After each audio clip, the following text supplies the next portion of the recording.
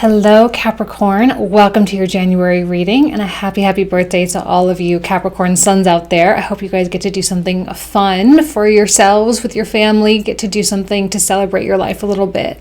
Let's go ahead and dive right into these cards. So for the very first card, okay, that signifies your energy specifically, we got the Knight of Cups. Okay, now I'm getting a lot of sort of follow your heart energy for Capricorn this month, but it's kind of coming from a scattered place. And I think we've got a lot of knights this month, and it's the knight energy that is especially both beautiful, but also needs to be understood, okay? Because knight energy is very,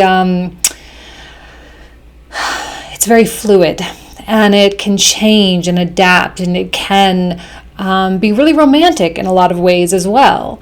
And when you're thinking about your life, you're thinking about your careers and your finances, especially because we've got Saturn and Jupiter coming through your second house this year, there will be an exceptional amount of focus on your finances here, how you earn money, what you do for work, that kind of thing. But I know that there's kind of this romantic energy coming out and saying, okay, well, what do I really want? How can I really fulfill my purpose? And how can I, sort of align my purpose and my passions and the things that I really love to do with my livelihood? Now, this is going to be a month where I think it's probably best to think about it rather than act on it, because of the amount of night energy that we're getting. It's just a little too ungrounded, and for a Capricorn, I would really prefer to see a lot more earthed energy. Now, of course, if this is something you've been thinking about for a long time and you're prepared, then by all means go for it, but expect kind of some erratic behavior kind of out of the gate. But if you're still in the brainstorming phase, now is a time to really sit back and think about really why you want to do what it is that you want to do. I think Capricorn might be tempted a little bit with doing for the sake of doing, building for the sake of building, earning for the sake of earning, as opposed to a real kind of a more spiritually inclined intention behind it. Now, I'm not saying that everything has to be so spiritual all the time, but I think that if you kind of start with a new endeavor or a new venture without that spiritual kind of touchstone, you might end up getting pretty lost pretty quickly. Let's go ahead and pull out the environment, which is the Lovers energy. Now, when we get the Knight of Cups and we get the Lovers, respectively, this is a Piscean energy and a Gemini energy. Very different from a Capricorn energy. Now, we have been living in Capricorn energy for at least like 2 years, right? Saturn through Capricorn in Western astrology. We've been living in this sort of kind of heavy, dense, ambitious kind of place. Things have been moving kind of slowly. There's been a lot of change. There's been a lot of healing. There's been a lot of consideration about our paths and our purpose and that kind of thing. And then boom, 2021 comes and we have all of this like kind of mutable, right? Gemini and Pisces are both mutable signs, this more mutable energy. Now, the Lovers is about communication. First and foremost, in its most basic sense, it's about communication. It's about balance, internal balance, external balance, with others. It's about abundance. There's a use of the intellect that comes through with the Lovers energy. There is a wholeness that the Lovers represents. Now, if you're not feeling whole, all right, it's time for you to really say, okay, maybe the external things can really wait, and let me focus on my internal wholeness. If you are feeling whole and it's time to integrate a new person, as in an actual lover or a business partner or a friend or something, into your path, then by all means go for it. But the warning, I guess, quote unquote, is to make sure that you're choosing the right person and the right path from a place of spiritual knowing, as opposed to a place of egoic desire. Okay, that's the warning. Because if you start choosing things from your ego, I'm telling you that Saturn through the second house is going to make things pretty tough. Because if you're not morally or aligned with values, it's very common to feel that kind of drudgery, so to speak. Okay, Saturn is a heavy energy coming into Aquarius. There can be great blessings that come from it, but it has to be from a good state of being, from a good state of mind, and from a good state of heart. Okay, and if you're associating or partnering with people that are not aligned, it's going to be really, really, really tough. Okay, just saying. Let's just put it out there from the very beginning. If you watched my Saturn video, I'll put maybe a little link to it somewhere around here. If you want to go back and watch that, where I talked about the Saturn through Aquarius transit for Capricorns. Okay. Alrighty, now let's go ahead and put the 9-card block up here so you guys can follow along with with the whole message. All right, the very first row really struck me is just we have all wands. Okay, so there is a passion trying to really break through here. There's a spiritual kind of yearning, but it's not a yearning to work hard, right? 10 of Wands reverse. This is not going to be the greatest time for Capricorn to keep with that. I'll use that same word, with the drudgery, right? That kind of like dragging yourself through the mud, pulling yourself up by the bootstraps, and just like work, and striving. We're making our way into a more relaxed time, hopefully.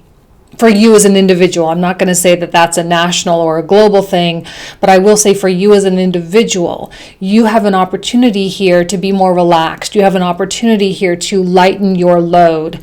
You don't have to work so hard. You don't have to put in so much time. You don't have to be the workaholic or whatever, okay? You get to surrender a little bit more, which is one of the things that I do like about the Knight of Cups and that Piscean energy, is it is a lot more surrendered, and it does promote that within your very being.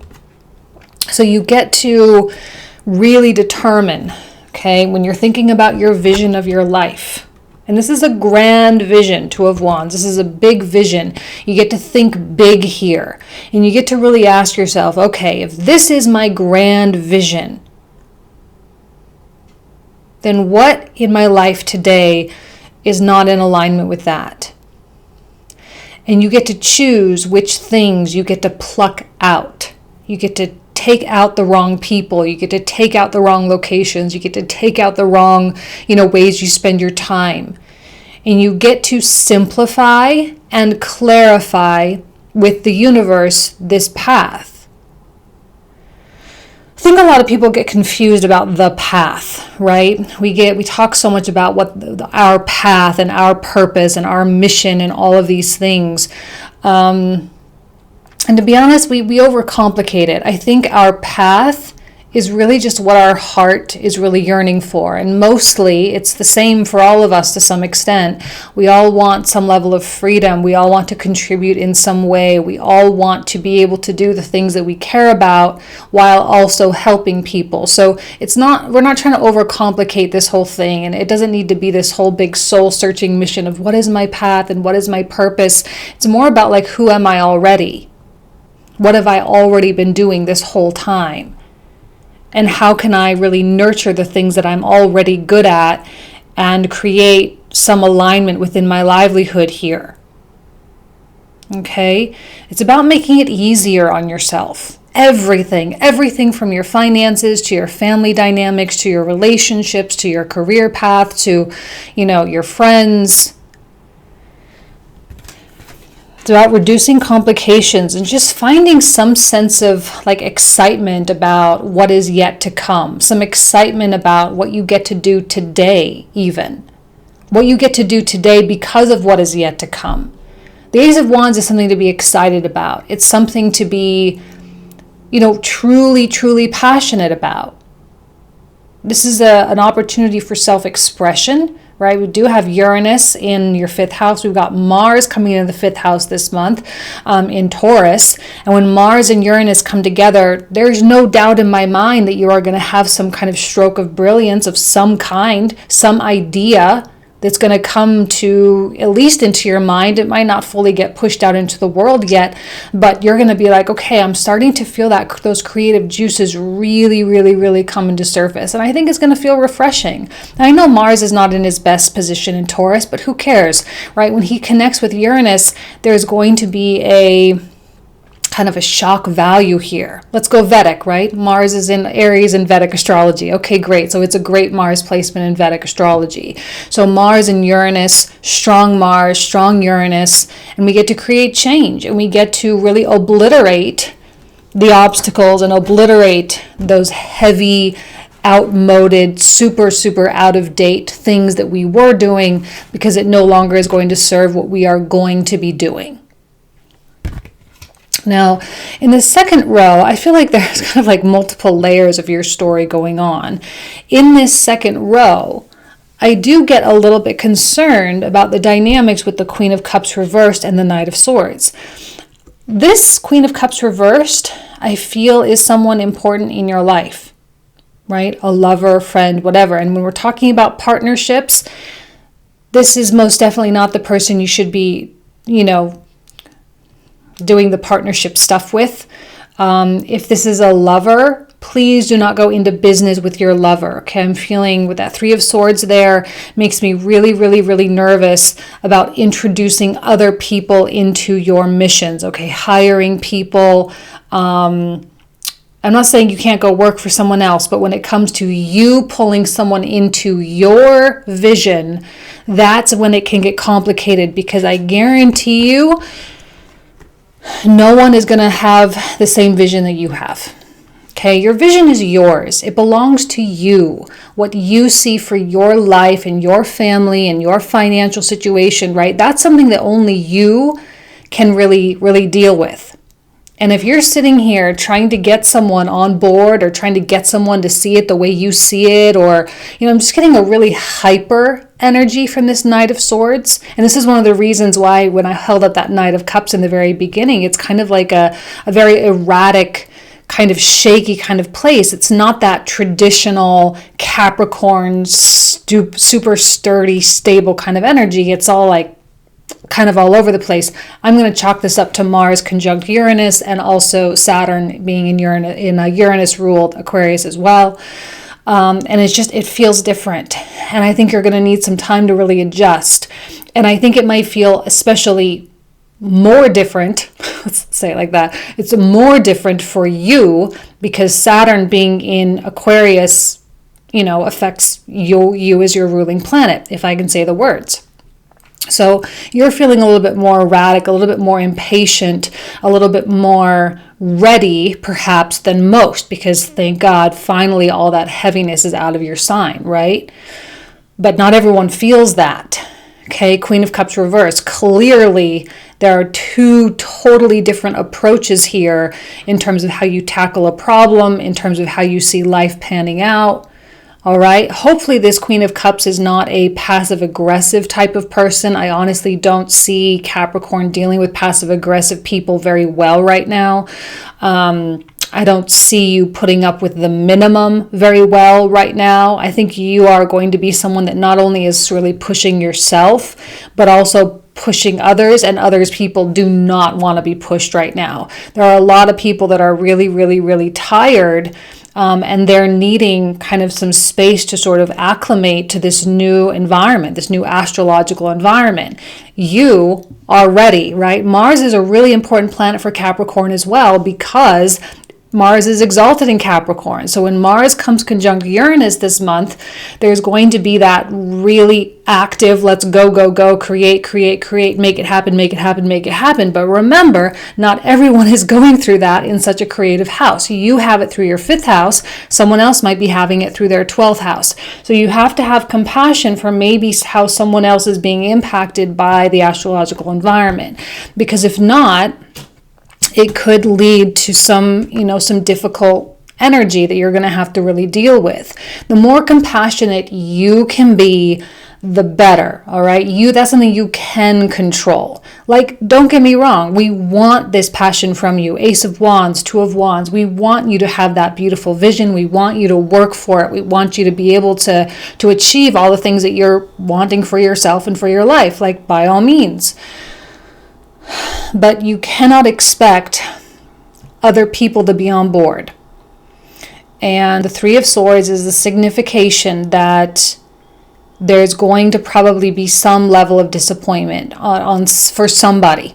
You might be disappointed that someone's not as excited as you are, or they might be disappointed that they can't really fulfill, the expectation that you have, right? Rules for the month: no expectations, communicate, and have as much compassion as you can possibly display, okay? Because this can, really put wedges. And when we have the lovers in the environment, when it comes to partnerships and whatnot, we don't necessarily have to allow that wedge to creep in. This is more by choice. This is more an effect of our own behavior and our own awareness. Okay? Couples specifically that are strong can withstand the Three of Swords no problem. You can just deal with it and move on. But if you're already kind of on shaky ground with somebody, if it's already kind of going weird or wonky, then this might be kind of a strange time. There might be some kind of a strange situation that arises that really tests how strong this relationship is going to be and if it's going to really last. As if the past 3 years haven't been enough, right? We knew coming into 2021 that January and February, we know that these are going to be kind of some strange months still yet to come. Just because it's now 2021 doesn't mean that everything is just gone automatically, right? No, we're still closing out a lot of the cycles. And when we have this Four of Cups reversed in the very bottom row, I do feel that this particular Queen of Cups is just, there's an indecisiveness here. And I think this is on the other person, whoever it is. You guys know I don't always do you versus them readings, but sometimes it comes out like that. And we do have other people in our lives. So, there's going to be someone else who just really maybe doesn't know how they feel about stuff, right? They just don't know how they feel. They can't commit. They can't figure it out. They don't really understand, or they just really don't want it. They don't want what you're offering. They don't want what you're selling. And it's going to be up to you, because what I'm seeing when I see this Knight of Swords, Knight of Wands, really kind of pushing in, because both of these knights are kind of running, right? The Knight of Swords is really running, and the Knight of Wands is kind of prancing in. There's so much attention on these reversed cups. And I'm just going to tell you right now that there's really not a lot that you can do to get someone else to turn their cups over. It just doesn't really work like that. You have to give them space. And the Knight of Wands, as much as, and look, I love the vision. I love the energy that Capricorn is exhibiting. Absolutely love it. And I think this is going to be a refreshing space for you to be in.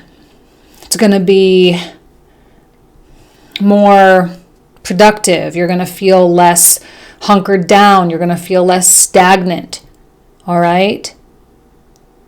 That Ten of Wands is, kind of releasing itself. So the heaviness and the burdensomeness of what was 2020 is starting to get less and less and less and less. And that Ace of Wands is really starting to open up. And that Knight of Wands is heck yes, let's freaking go for it. Look at what we got. We don't want to put this to waste. We don't want to just sit around and let this pass us by, typical Capricorn fashion. I'm not going to let this opportunity just pass. No, let's go.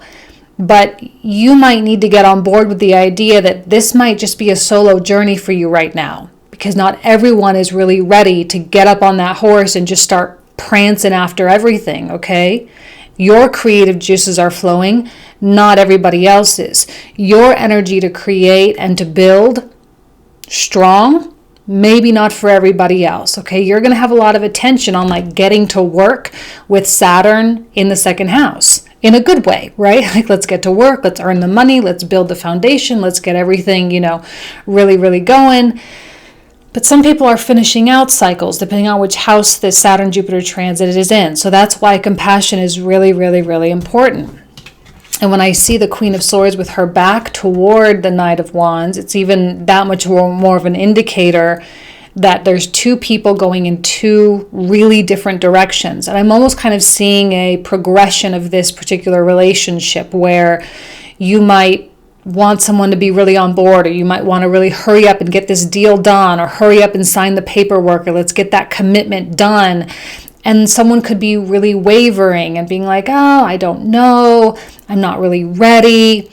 But the more and more you push, the more likely it is that they're going to kind of cop out altogether. All right, because I do see that like I say, a wedge being placed between two people. So there might be a deal that doesn't get done. There might be an opportunity that isn't harnessed by a second person.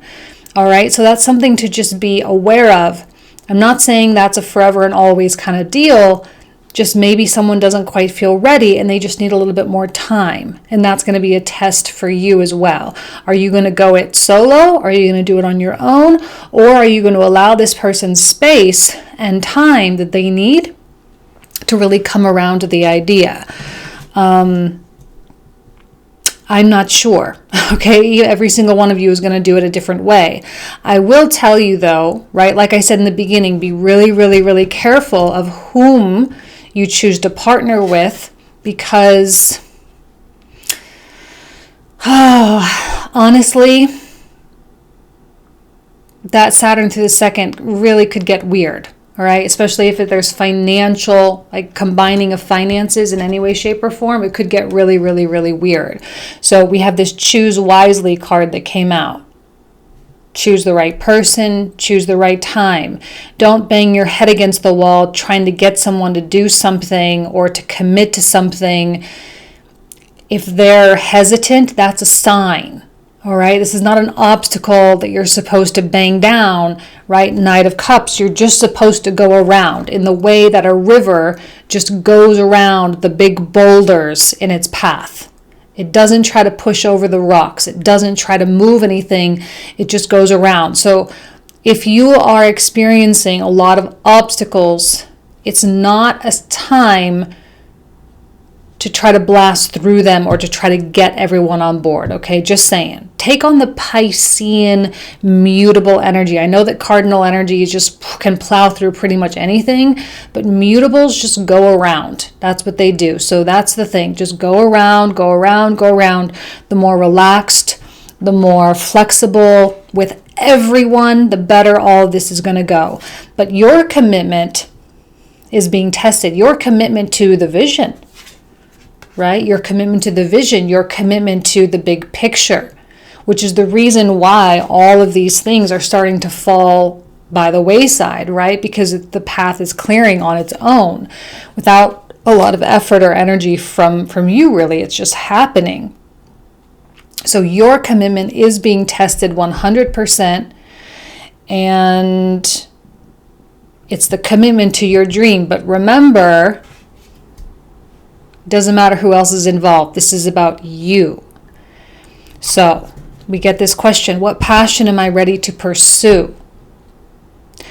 Your passions will continually lead you to your purpose. What passions have you put to the side, given up on, or buried? What passion is ready to come alive in you? And I love that with the Lovers card, because there is a passionate nature. I especially love that with the Ace of Wands, with the Mars conjunct Uranus through the 5th as well. Passion will be something that is in your mind and in your heart. That is without question. There will be a very consistent thought of what is my passion. Okay, and the more you kind of allow that channel to open within your mind and within your heart, the more clear it will become. That's why that Ace of Wands comes out. It's like there's going to be no doubt. By the end of the month, there's going to be no doubt what your passion really is, okay? It doesn't have to be some big gigantic thing. Some people are passionate about small things, and that's okay. Passionate about reading books. Passionate about, like, I love sleeping. Like, passionate about sleeping. Okay, give yourself time to sleep. Are you passionate about going for a walk? Okay, it doesn't need to be saving the earth type of stuff.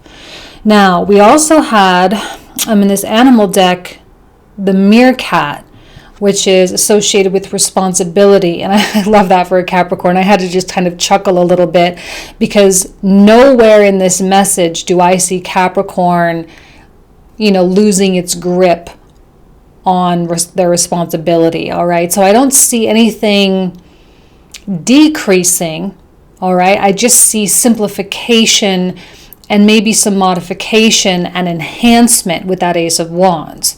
So it's not like anything is leaving your life, unless it's something like Ten of Wands is really out of date, outmoded, something that's really not helping you anymore.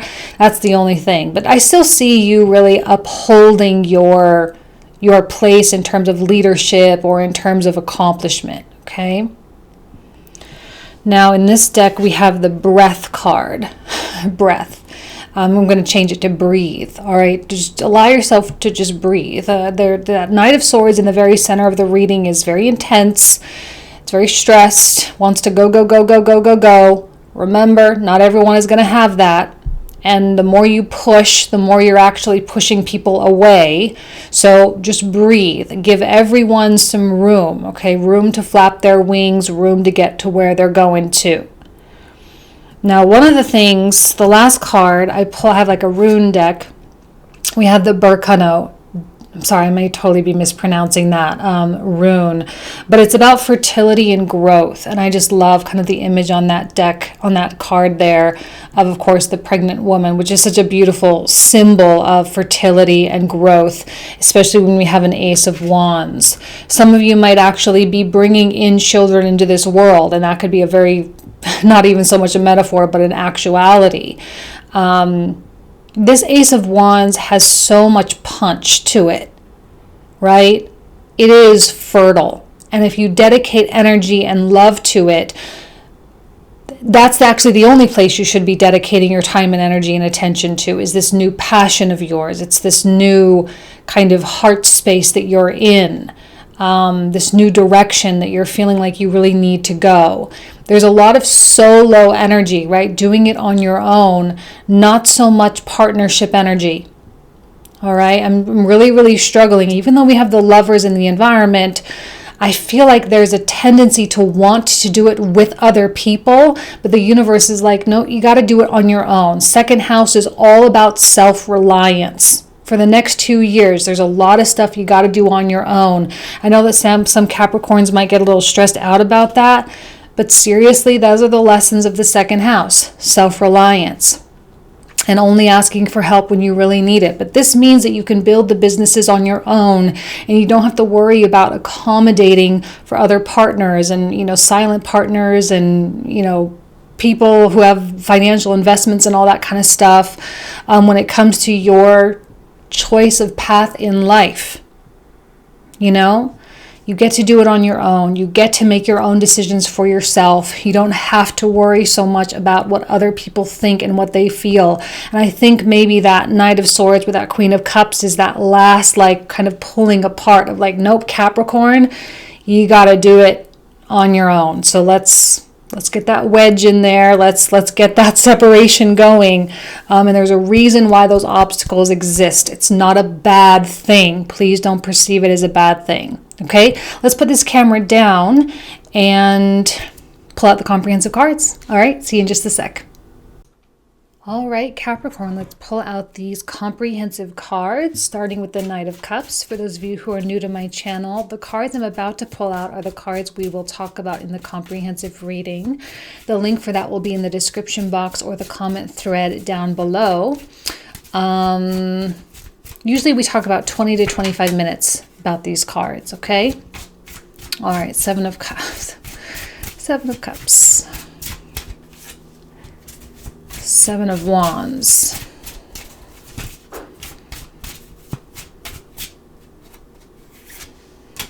Six of Wands. Excellent. Okay, we have the Lovers over here. Eight of Cups. Seven of Swords. A lot of sevens coming out here. And Four of Wands. Okay, interesting. Let's go ahead and start clarifying with the 10. Oops, sorry. Hold on. No, I'm not going to take those. That's too many. The 10 of Wands reversed.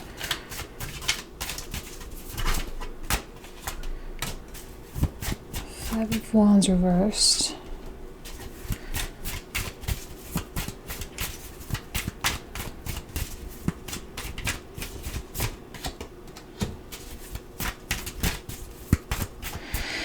Ten of Wands, there has to be a reduction in obligations, right? You have to simplify your life before I think this vision can really surface. But I think that's what the beginning of this year is going to be really, really good for. And I think you'll notice kind of a nice transition happening. The more you let go, the more clear this Ace of Wands becomes. And the Lover is beautiful. And I do like the internal unification that the Lovers represents. It represents a wholeness, like you coming back to yourself, coming back to your purest, most authentic version of self. You know, you've really given up on trying to be anybody for anybody else, right? It's all about you now, okay? Eight of Swords reversed. Upright, I'm sorry. And Five of Cups. And I think there have been dreams that you've been afraid to dream.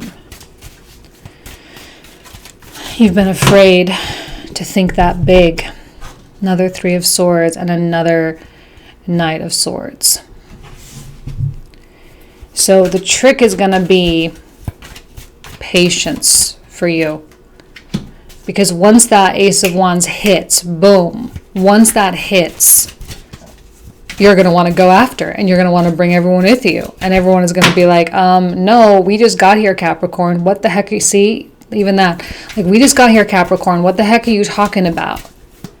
Not everyone switches directions as quickly as you can. Yeah, and I think that Queen, she's going to be super stubborn. Super stubborn. Unfortunately, I think she has a lot to teach you about yourself. Well, maybe that's fortunately, maybe not unfortunately, but fortunately. Yeah, see? Solo, on your own.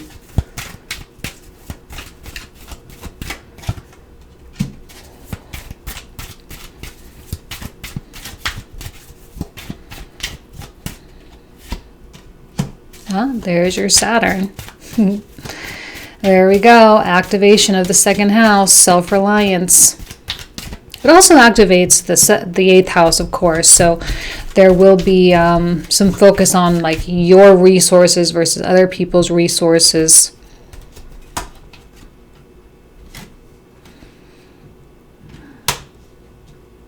What was this card? I forgot. Three of Swords. Okay, another Knight. We officially got all the Knights coming out.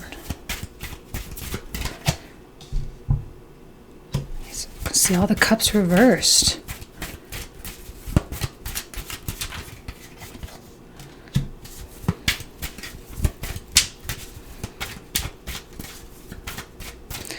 You're going to have to get psyched up about your own ideas.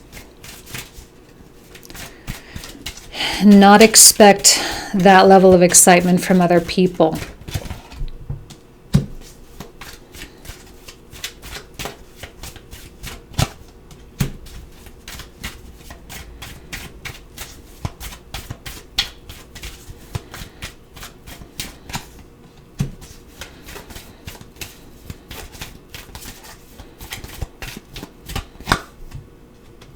Oh, there we go.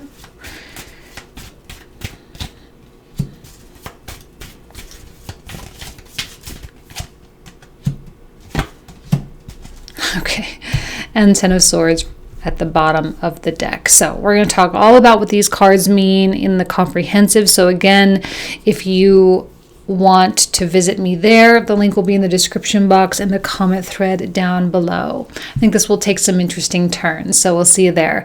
If not, I hope you guys have an amazing January. Again, happy birthday. You guys know I love you and I wish you absolutely nothing but the best. Take care. Bye-bye.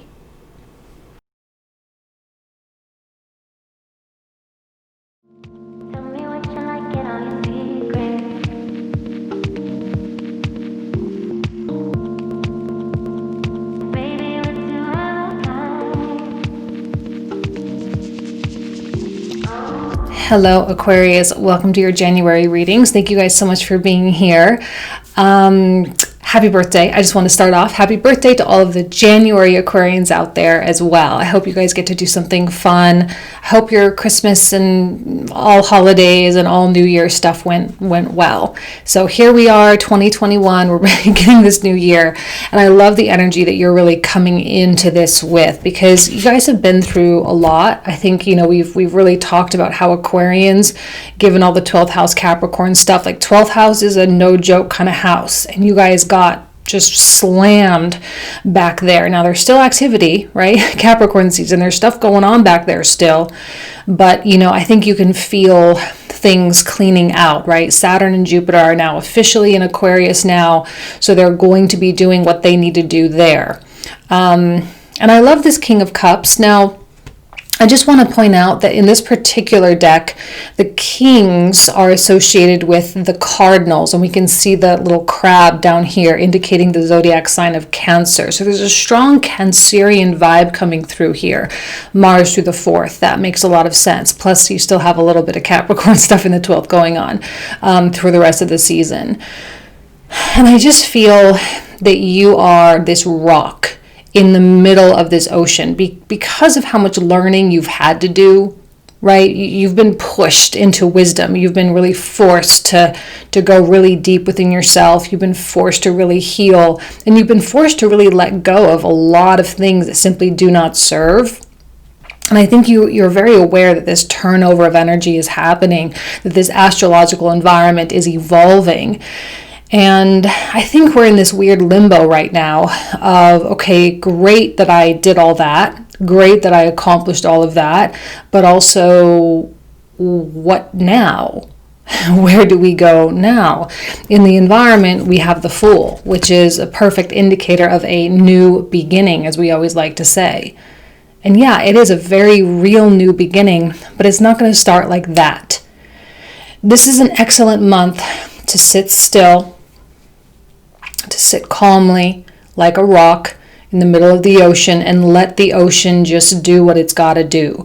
Remember that you are rooted within yourself and that no one can take that away from you, that you are strong because of who you are, you are strong because of the wisdom that you hold.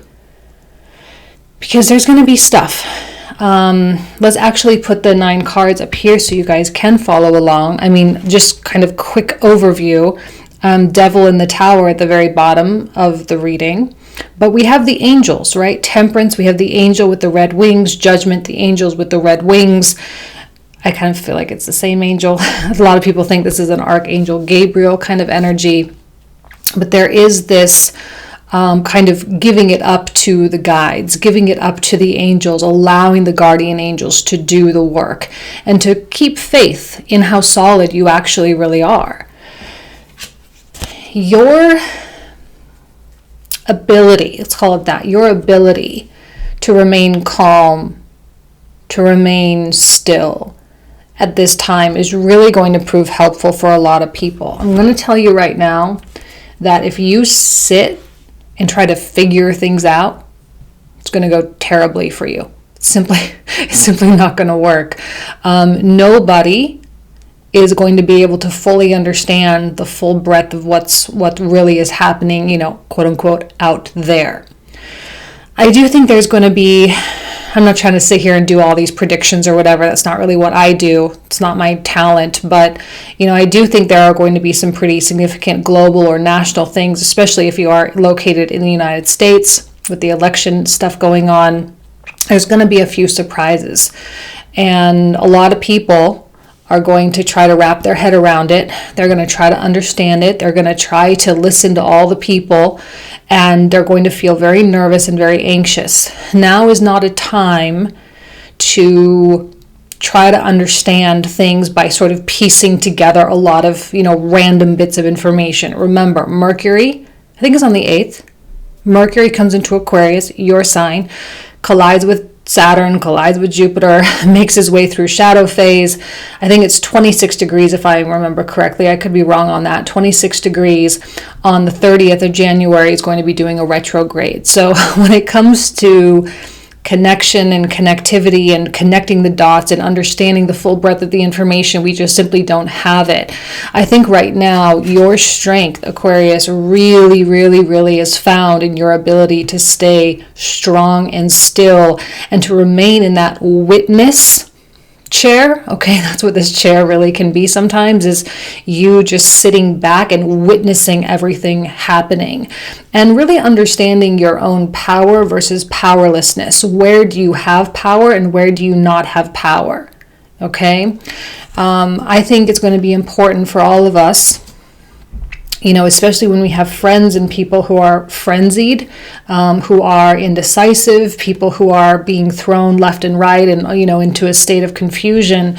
It's even that much more important that you maintain that sense of peace. That is really the universe channeling itself through you and saying, don't worry, the guides have this, the angels have this. Like, the goodness of the universe has control here, and there are a lot of really great things to come, even if there is a bout of chaos. And the reason why I'm using the word chaos is because we have the tower, okay? But remember, even still here, we have the sun. Don't remember, I haven't talked about it yet, but we have the sun. So people can be all confused all they want. And this might be an aspect of you as well. It may be the aspect of you that feels a sense of control, that feels a sense of power by understanding. Right? You're a really intellectual, you're an air sign. So yeah, there's a lot of intellectual stuff going on, but it's not the time to try to wrap your intellect around it, because it's too big and it's too beyond our understanding. Okay. The sun comes through as a reminder. You are a light being. You are a spiritual entity, that the pettiness, Queen of Swords reversed, the pettiness around you is now a thing of the past. And I think you're going to feel really, really, really separated from that stuff. You're going to be able to separate, to take a step back. You're going to be able to just watch other people going through their little stormy times. You're going to be watching other people, you know, going through their anxiety. And yet you remain cool, calm, and collected, and you remain in a state of faith. When the sun comes out, it's a reminder that really, really, really don't worry. Really, really, really, it's going to be okay. You are safe, you are guided, all is well, have faith. Okay? I'm not here trying to freak you guys all out or anything, but with the 12th house, 4th house stuff going on, there's going to be stuff that surfaces within you. But with this new wisdom that you have, that you've acquired, you're going to be able to handle it a lot better. And you're not going to be acting out emotionally or acting out of, a part of a pattern that, your whole life has been. You're in a much more emotionally and spiritually evolved place now. And the sun is a reminder of that. Don't not give yourself credit. Please give yourself credit for what you've learned. And when you lean into the lessons, all is going to be well. I also feel that there's a stirring happening inside of Aquarius as well, now that Jupiter and Saturn are kind of creeping through that sign now, right? There's a stirring. There's a desire for something more and something greater. I think you guys are really turning into master alchemists here, which is why you're not going to get caught up in the web of petty thoughts and petty emotions of just, reactionary type of stuff. This is high level, elevated, above the norm. And I love the judgment, because to me, whenever judgment comes out, it's that, again, reinforcement. Don't worry, you will understand. Don't worry, it will make sense. It's when we rack our brains trying to make sense of things, trying to connect dots, trying to, that is completely unnecessary stress. When that moment hits, that moment of understanding hits, there's nothing that you can do to bring that moment of understanding into your mind faster. It just simply doesn't work like that. It comes in when it's ready to come in. That stroke of brilliance or whatever it is will come in when it's ready to come in, plain and simple. The tendency, though, Queen of Swords reversed with the 5 of Swords, this is this is such has such a gravity to it because it's so comfortable and so familiar, right? This is how we've always really operated. From like, okay, so we're born, we're shaped and molded, and our parents had influence, and our brothers and sisters, and our communities, and our cultures, ages 5 through 10, we start to really become like a very true kind of independent self, and these patterns get reinforced over and over and over and over again. Well, we just went through a massive purging of those patterns, and just because we're aware of the patterns now doesn't mean that the temptation isn't going to be there still. I think it's going to be very real. A temptation will be very real. The temptation to revert back to past behavior. And this is why that King of Cups energy is so critical, because again, he's sitting in that witness chair. I even love the bold purple color that he's, really shown here with. Purple being the mixture of the red and the blue, which is often like our left brain, right brain kind of colors here. And he's just like that perfect balance, which means that when these patterns try to rear their ugly heads, they try to, come to surface, and they try to get us to do the things the way we've always done them before. This King of Cups comes in and says, nope, that's the ocean. That's the ocean of emotion, the ocean of chaos, the ocean of unhelpful things. And I think he just lets that stay in the ocean. He does not absorb in the way that a rock does not really absorb. He just lets the water do its thing, but he doesn't act upon it. But there are going to be people, Queen of Swords reversed, who's going to try to get you to play this game. Going to try to get you all, riled up, or trying to get you involved, or try to get you to be off center. And this is going to be that opportunity where you can say, you know what, I don't want this in my life. Close the door. Stop talking to me like this. Close the door. I don't want to be a part of it. And that's going to be your choice. And more than anything, this is a test for yourself of how much have you really learned? How much have you really grown? How much do you really want to grow? Because we have a new beginning here. We do. We have a Fool, right? We have a new beginning. But just because it's a new beginning doesn't mean we're going to write a different story. And there are going to be some Aquarians who don't. They're just recycling. That's it. They're just like, okay, we're at the beginning. Let's do it again. And they're just going to do it all again. But I think people who are doing the inner work, who are opening, who are deepening themselves, the possibility is slim to none that they're actually going to repeat. But this is a moment of strength. This is a moment where you get to exert your strength. And you get to say, universe, I no longer accept this anymore. The universe will listen. We have this Four of Swords. I kind of wish it was like this, because it would give me, that feeling of like, okay, Aquarius is going to be super good at, their mental stability or whatever. But when it's reversed, I'm kind of like, it's going to be a prominent theme.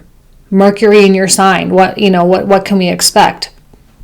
It's going to be a theme of paying attention to what your mind is doing, paying attention to how your thoughts are guiding you, what path it's kind of like, the word I was getting was like, there's a comfortable mental path, comfortable mental patterning that I think you're going to have to say, okay, this is the old way. And if there are events going on out there with other people that doesn't really have anything to do with you, it's going to take actual consciousness. It's going to take actual work to say, I don't want to get involved. And by not getting involved, I think that's going to be a real struggle, because normally that's something you would like to get involved in. Because yes, you have valid ideas, you have valid opinions, you have valid intelligence, you have valid a lot of other things. But just because you have valid input doesn't necessarily mean that's where you're supposed to be. 12th house, 4th house, it's a really, really, really good idea to pay attention to what's going on internally, but keep it internal. Because when Mars enters into the 5th house, Okay, in a couple of months, you're going to have a better opportunity to express all of the things, and it won't be so piecemeal. No, it won't be so scattered. It won't be so based in, emotion or reaction. And I think a lot of the control really does come from the Saturnian influence in your sign now. That ability to relax. I know that's not usually a word we use with Saturn, but he is one of our greatest. You have the two greatest teachers, right? We have the philosopher, we have Jupiter, and we have what I always call like the coach, Saturn. Saturn, who might push you really hard and say, do it again, do it again, do it again, push, push, push, go, go, go, better, better, better. But he's the one that gets you to the Olympics. You know what I mean? Like, he's not pushing you for no reason. And so this sort of test of inner control, this test of how well you're going to do with listening to yourself, with being connected, with really sitting in that seat of the soul. When I look at this King of Cups, that's what I feel that he is doing. He is sitting in the seat of the soul, right? He's so centered and so controlled. Absolutely nothing can rock him. Absolutely nothing. And because of that, the world is going to do what it's going to do. And it cannot touch you. This is a theme from 2019, the untouchable theme really coming through. And it's kind of like you get to really live it now. We learned all the lessons of how to become untouchable. Well, now you're really, really, really going to be untouchable. Which means that any area of your life, whether it's family or career, your creativity, relationships, your finances, whatever area of life you're concerned about, you actually are going to probably be able to be a lot more successful in those areas. Because now you're not really trodden down by the current circumstances. And you have that ability to detach emotionally from the current state and just keep going.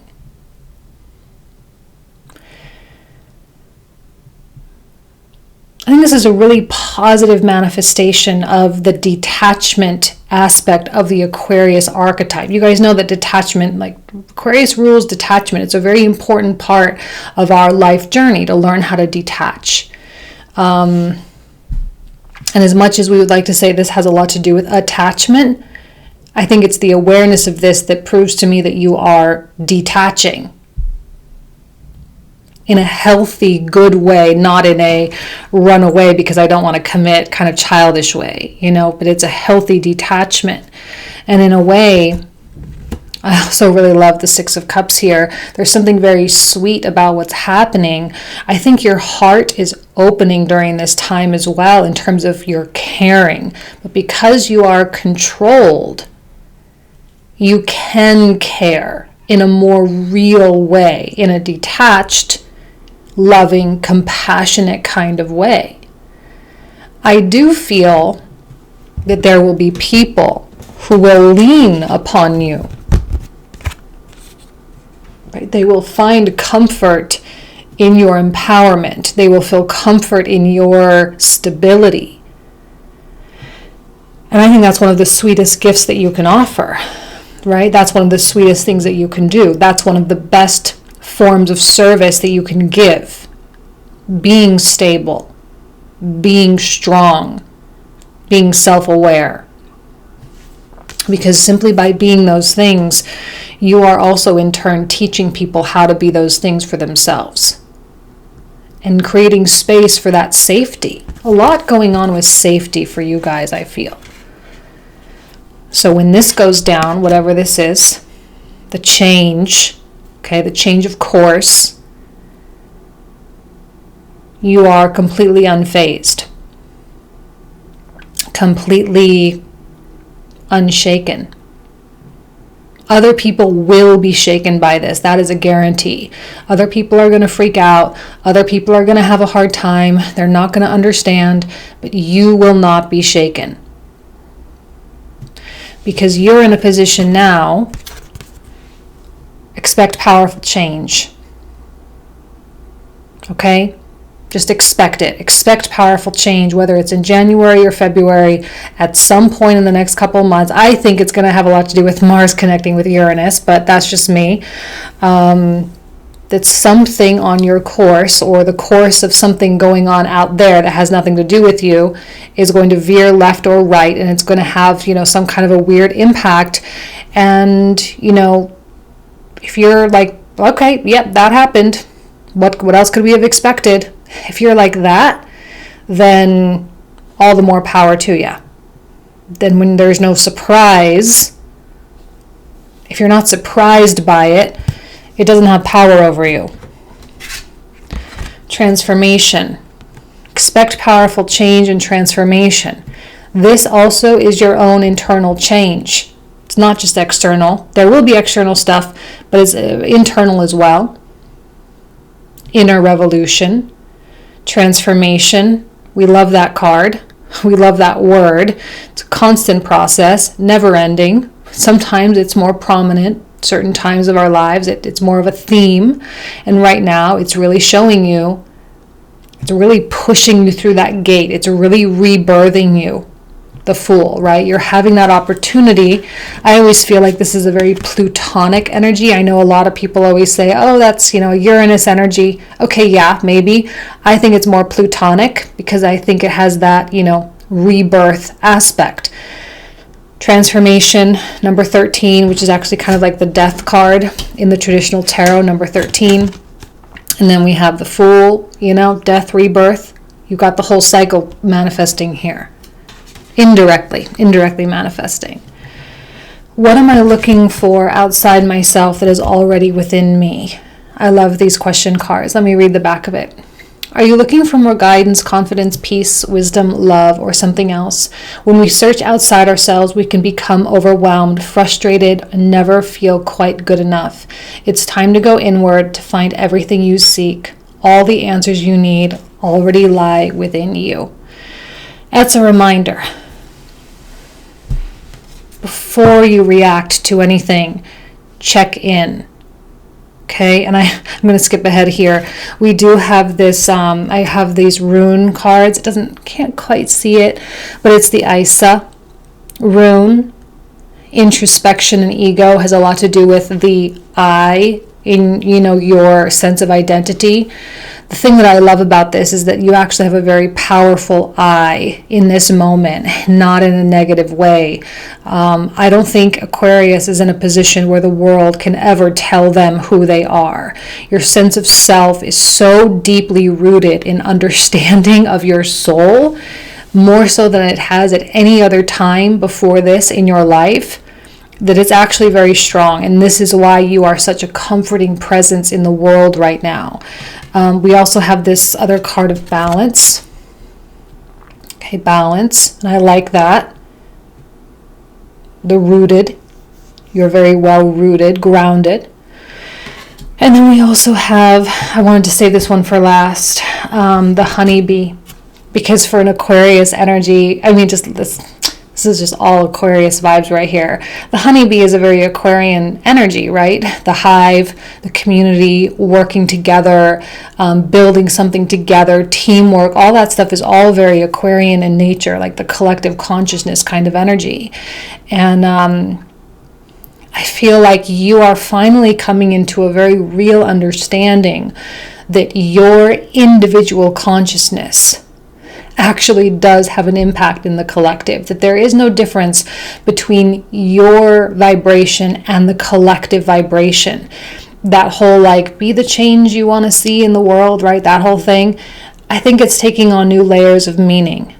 And you're starting to understand how to change your vibration, how to live more in a compassionate way, and understanding that your inner work is as valuable as anything that you can contribute in the external world.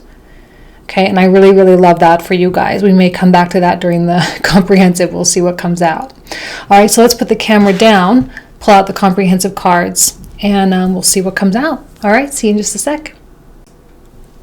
Alrighty, Aquarius. So let's pull out cards for the comprehensive reading. So if you're new to my channel, okay, the cards I'm about to pull out, we usually talk about for about like 20 to 25 minutes in the comprehensive. So if you want to join me, the link will be in the description box or the comment thread down below. Clarifying the Six of Cups. Ooh, like another king in a purple robe. Six of Coins. There's definitely something about your gift that you are giving. And it's not like what you do so much as it is just who you are. Okay, we've got Nine of Cups, Ace of Wands.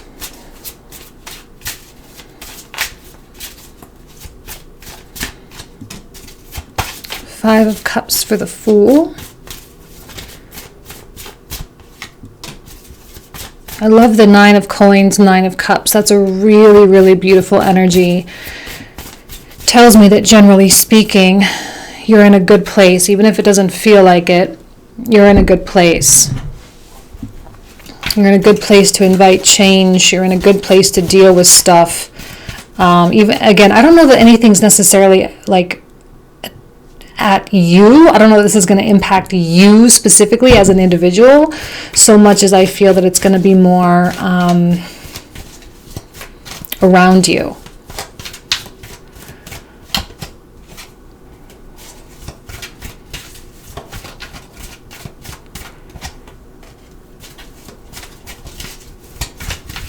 Really protecting your peace at all costs.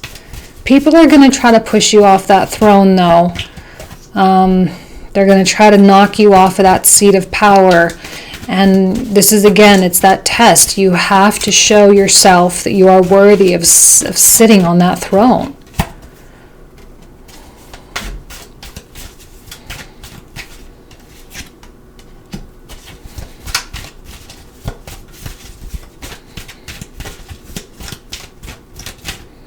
I feel like that Queen of Swords is very susceptible to gossip. They might be guilty of spreading lies, spreading information, like spreading rumors, that kind of thing. Absolutely 100% stay away from that. It's probably not even true. What was this card? The Sun. Yeah. Now you get to walk in truth. And you get to do it on purpose. You get to say, yep, I'm walking in truth and no one can stop me. Oh, I love it. Temperance, yes.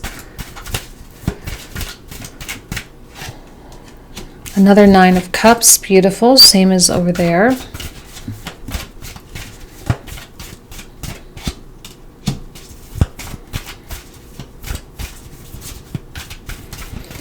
So normally, oh, another Fool. I'm going to pull one more out.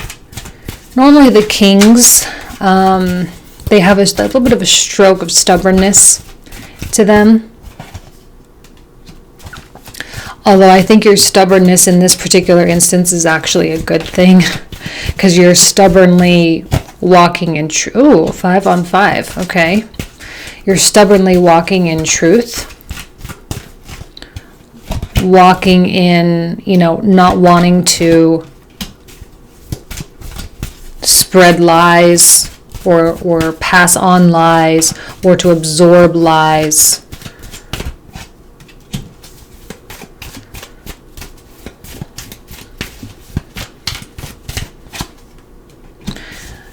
I really think you guys are going to be a great example to a lot of people. You're not going to really understand what that means right away. You're not going to see the change right away. You're going to be really happy. Another Tower. What was this card again? I can't ever remember. You're going to be really happy that you didn't get emotional. I'm not saying emotions are bad. Oh, there's the Death card, of course.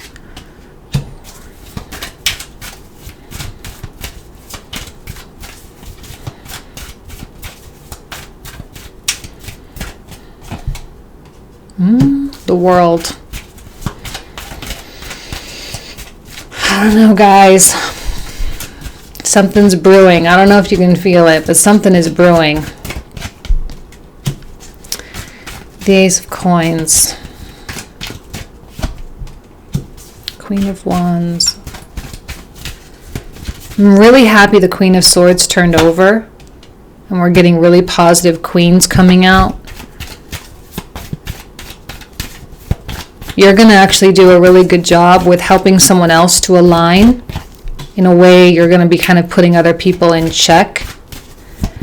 And because you're strong in that way, you're only going to be attracting the more positive-minded people and the deep-spirited people. Star, oh beautiful. Oh, and the Ace of Cups, excellent. So there's a lot of, like extremes coming out in this reading, but it won't feel extreme for you as long as you sit in that seat of power. Okay, so this is where we're going to pick up in the comprehensive. So if you want to join, of course, you are more than welcome. Link in the description box or comment thread down below. If not, I will leave you there. Thank you guys so much. You guys know I love you like crazy. I wish you absolutely nothing but the best. All right, take care. Bye-bye.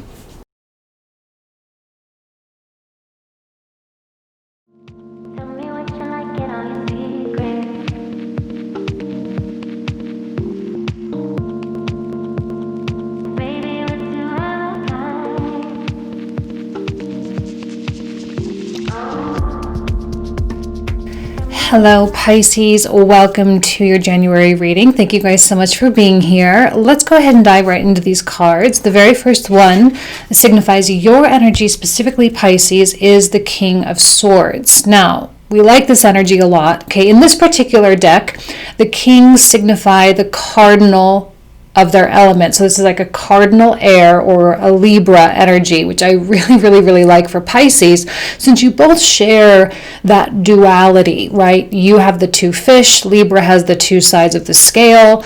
And to me, this signifies an energy of really finding balance. Now, I'm also feeling very strongly for this reading, the power of the mind right now. And I don't necessarily mean that in either a good or a bad way. It's just that the mind is without a doubt going to be some kind of a theme.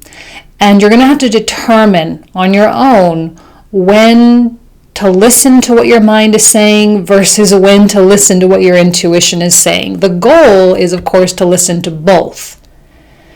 But I do feel that the mind is trying to trap you a little bit. I get that sense that the mind is playing some games. It is trying to define things that at this time are undefinable. And there might be a little bit of cognitive dissonance going on for some of us this month, okay? The High Priestess is the environment, which means that there's going to be a lot of intuitive messagings, all right, or messages rather, being delivered to Pisces right now that cannot be defined by thought, okay? There's thought and feeling, and sometimes they don't always mesh, okay? The goal is to mesh them, the goal is to unify them, but sometimes I feel like they operate in totally different spheres, in totally different spaces, and in totally different ways. I'm getting that feeling this month. The goal is, and I'm going to skip ahead a little bit, I also pulled out this rune card, and the one that we got for you was, I'm sorry, I'm totally going to butcher this. I don't know how to pronounce these. The Laguz, L-A-G-U-Z, it's the intuition and evolution energy, okay? Intuition is the key word. There's just a feeling. Just a feeling.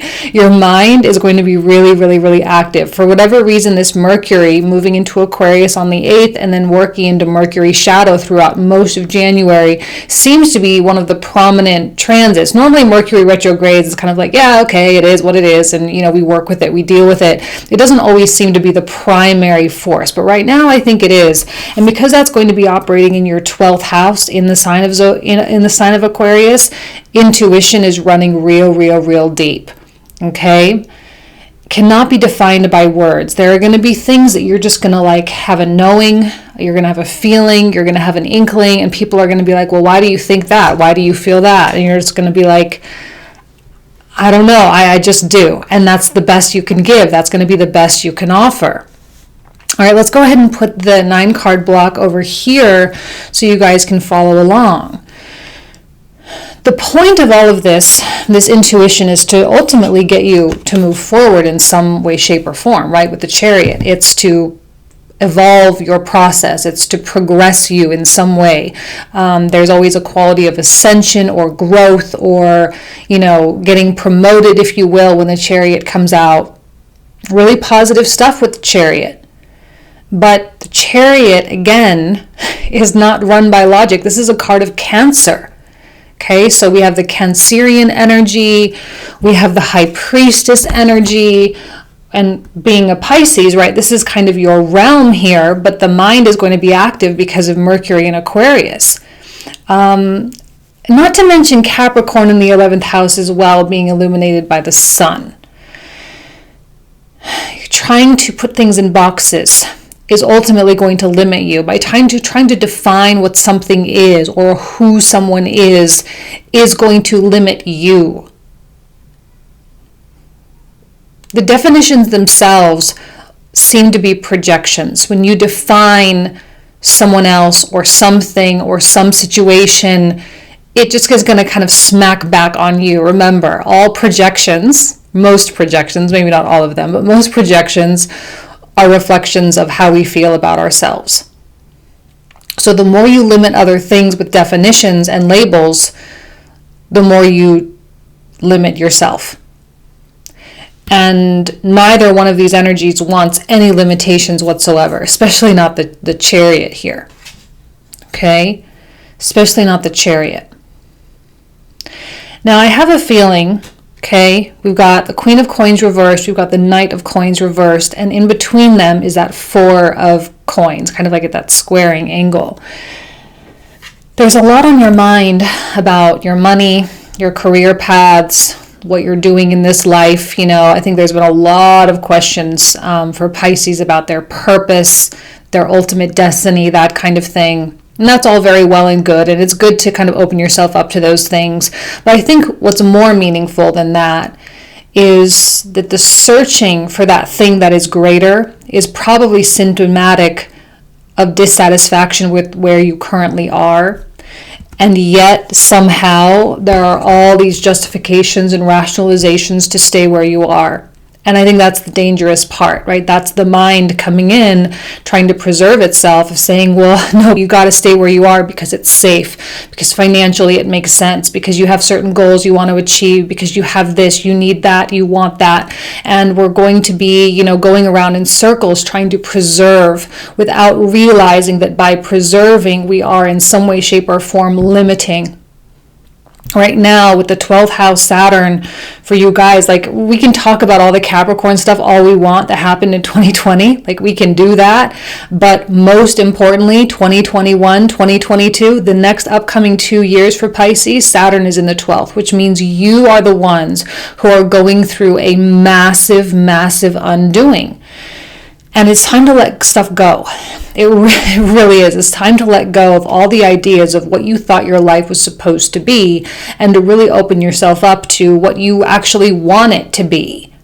Because I think there's a voice inside, an intuitive voice that has been speaking quietly the way the High Priestess energy speaks quietly, but is now starting to find some oomph. Okay, because as the structures fall apart with the 12th house Saturnian transit, the structures fall apart, the understanding expands, the spiritual understanding expands with Jupiter through the 12th, and now all of a sudden there is room for that intuitive voice to become very, very, very clear.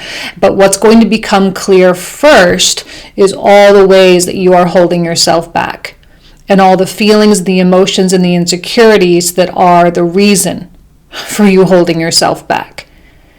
And this applies in all ways, but I think more specifically it's more career and livelihood. And, I don't necessarily know that this applies to family. It may or may not apply to relationships. It might, but it could just be all symptomatic of all the same thing, of just you're tired.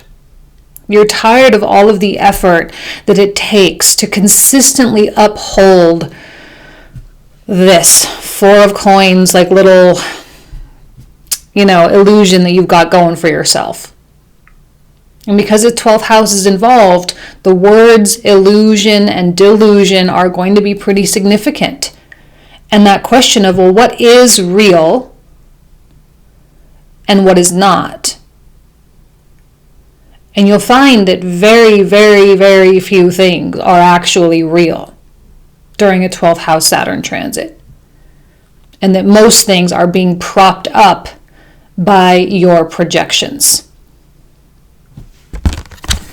So as we move into the second row, we have this opening that I feel strongly is associated with the Jupiter 12th house transit with the Nine of Wands reversed. It's a process of learning how to let your guard down. It's a process of learning how to listen to your intuition. Because she's going down, right? She's going down. Here's kind of like this downward staircase. She's going down into the underworld here, right? Persephone with her pomegranate. She's going down into the underworld. She's in her descent. She's going into the space of truth. And this is where you are. And you are detaching from things. You are detaching from your self-preservation, detaching from your illusions, and yet sometimes it is the detachment itself that is the most scary. Nine of Swords. The opening up itself is the most scary. That's why, you're going to be very aware, keenly aware of when that self-preservation mechanism kicks in and your mind starts going. When your mind takes over, Nine of Swords, you know that you're in that safety mode.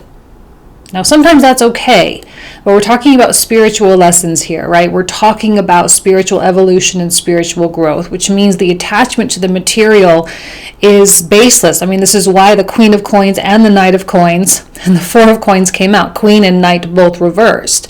This is not about attachment to the material. It's not about attachment to the idea so much as it is about detachment from all of those things to open yourself up to even more possibility. But because we don't know what more possibility means, we get scared.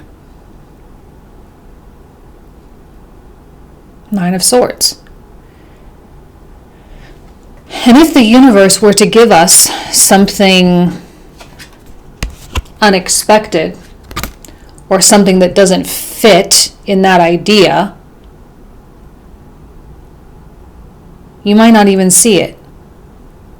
You might not even recognize it for what it actually is, a blessing. Sometimes the universe gives us things and we think it's, this is the meaning of that thing in my life. This is the meaning of that person or this event in my life. But in reality, the meaning is something completely different. But because whatever reason you try to fit this into a box because you're trying to fit yourself into a box, so you fit this other person or the situation or this event into a box, it doesn't want to go there, it doesn't want to fit, therefore creating pain and stress and anxiety, right? Why do we do this? Humans are so weird. Why do we do this? And I do feel like there's going to be a person, event, or a thing, or a situation that's not going to fit your mold. It's not going to fit your fantasy of what you think it was, what that meant, it's just not going to fit. It's not going to go. So when that mechanism kicks in and says, Pisces, all right, we need to preserve ourselves. We need to find safety. We need to, figure out where we're comfortable. I think the conscious Piscean is going to say, no, I want to be uncomfortable now. I'm tired of being comfortable. I'm tired of things, I'm tired of the expectations. I'm tired of trying to figure out the meaning of what all these things are. I'm just going to give up. And I don't think that giving up is a bad thing here with 12th house Saturn. That's the point. It's the Pisceans that don't give up that are going to have a real hard time. They're going to get lost in this Nine of Swords for the next 2 years.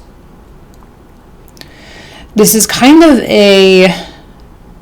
I'm not saying don't take, responsibility for things. I'm not trying to tell you to like be all like la-di-da or whatever and hide in your spirituality and all that and not take accountability and responsibility for things. But there is a very que sera energy, right? What it is, it is. Whatever it will be, it will be.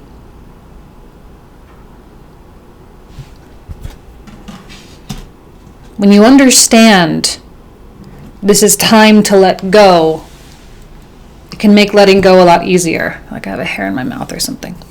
Okay, now we go into this bottom row. Another Jupiterian energy. I know that a lot of people say this is very Uranian, and it certainly can be. I find it more Plutonic, more about the rebirth after a death, okay? Death of an ego, rebirth of a new identity, of a new self. And I love this with a Nine of Wands reversed, because to me this is a highly evolved Piscean will embrace the Fool energy and embrace this I know nothing, right? I know nothing. As wise as I am, as old as my soul is, I still know nothing. And there's kind of this, humility that comes through that says, teach me, teach me, teach me. And because you are open to being taught, not by people probably, but probably by, ascended masters, the universe, God, spirit, source, however you identify with it, it will appear. A hermit, it will appear. Your teacher will appear. I know nothing, it will appear. It is in this place that I think most of your success, as we come back to the Chariot from the beginning of the reading, will be found. All right? When you are truly open in this way, your livelihoods will change, your career paths will change, your relationships, your family dynamics, all these things will change and improve. Let's not just say change, let's say improve.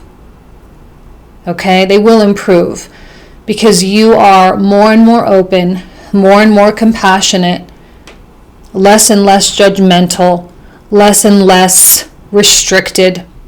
You're projecting a lot less. And because of that, no one and no thing can disappoint you. And when you're kind of in that mode, which is very Piscean, right, going just around the obstacles of like, okay, there's an obstacle, fine, I'll just go a different way, you actually find a great deal of peace there. That's the point of the 12th house. I'm not always going to say that. That's not always going to be the message. But as someone with 3 planets in the 12th house, like, okay, that's the point. Okay?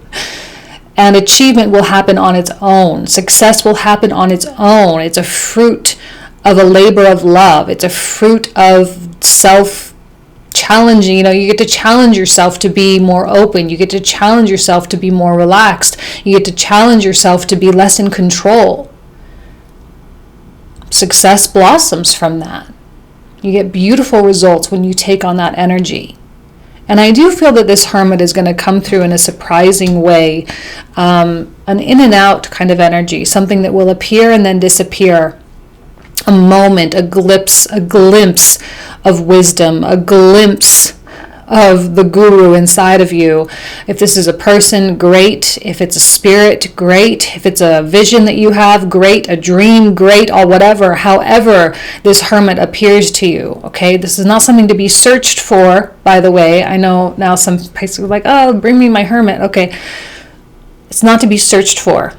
It will appear when you are ready, right? That famous adage, when the student is ready, the master will appear. And when the student is truly ready, the master will disappear. Okay, it will appear. And it will help to provide clarity. What's actually happening is what you may perceive as to be a foggy place or a confused place, what you may perceive as being lost in a current of some kind is actually the opposite. In fact, you are not in a foggy space at all. You are not trapped in a current at all. You are absolutely 100% balanced. How strange it is that we don't even recognize balance when we have it. That we don't even recognize being solid and stable when we have it. That's how used to being thrown about we are. And so I feel like you're thinking that something is when in reality it is the opposite.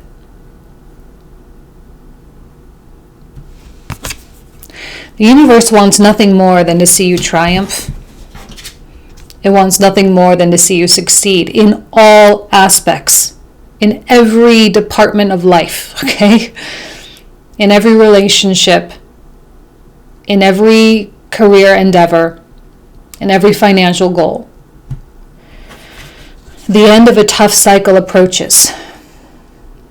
Some of you are going to feel really happy about that. Others of you, maybe 2020 wasn't really that bad. I think for some of us, it was just kind of a weird year, sure, but it was also kind of normal too. It's like, okay, fine, weird year. All right, we move on. But either way, all of this growth that Saturn has really put you through the past 14 years, okay, all of this growth is now starting to come into a period of absolute understanding. And it will take time for that to normalize. It will take time for you to familiarize yourself with the process of coming into wisdom. And that wisdom is going to save your life in a lot of ways. It will make your life a lot easier. Now, this card comes out all the time. And I don't know why I'm like trying to check, like, is it bent a certain way that it keeps falling out? I don't know. Or maybe just as a collective we need to keep hearing this. But when was the last time I danced freely? All right, the basic of this card is like move your body, okay? Whether it's working out or actual dancing, however you can, in whatever way, small or great, that you can. Because for whatever reason, there's a need to really shed a lot of karma, and dancing is a fantastic way to do that. I would say dancing and also singing is a really great way to do that as well. Whatever way you can shed energy is going to be a fantastic modality for you, all right? Sorry, didn't mean to knock the microphone there. Okay, now we also have this links. I love this links card. And the kind of other separate word is secrets here. And I do find that there's something very, again, sly, very much on the DL. Remember, the high priestess. Like you can never tell what a cat is thinking, right? You can never tell. There's something going on beneath the surface. It's probably in your best interest to not really talk a lot. I know that sounds kind of like a weird thing to say, but with Mercury doing a retrograde in the 12th, I guarantee you don't have all the information, okay? You don't have all the facts. You don't have what you really need to have in order to really wrap your head around stuff. Remember what I said at the beginning, King of Swords, this is not about thoughts so much as it is about your intuition. Remember, I also pulled out this card at the very beginning as well. It's about your intuition. And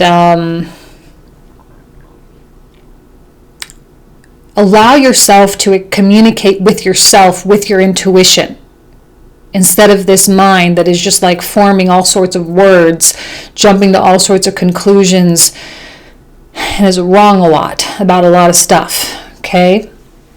I love that kind of cat instinct kind of energy that's coming through, because when you operate from that level of instinct, usually you're right, especially for Pisces, okay?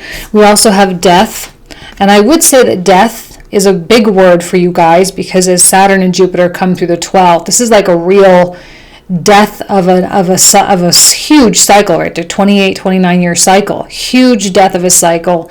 You're coming into a close of something pretty magnificent. You've learned a lot, you've gone through it all, and now it is time to just let it go, okay? So you're really, really, really letting go. You're truly allowing spirit to guide you. And I think a big part of that is stop letting your mind create so much unnecessary stuff. Okay, let's go ahead and put this camera down and pull out the cards for the comprehensive. All right, see you in just a sec. Okay, Pisces, let's go ahead and pull these comprehensive cards for you. So for those of you who are totally new to my channel, the cards I'm about to pull out are the cards we talk about in the comprehensive reading. We usually talk for about 20 to 25 minutes about these cards. The link for that will be in both the description box and the comment thread down below. All right, so let's go ahead and start with this King of Swords. Start clarifying this King of Swords energy. 5 of Cups. Ace of Coins. And 9 of Swords. Oh, another 9 of Swords. Jeez. Okay. Take a look at the High Priestess. 5 of Wands.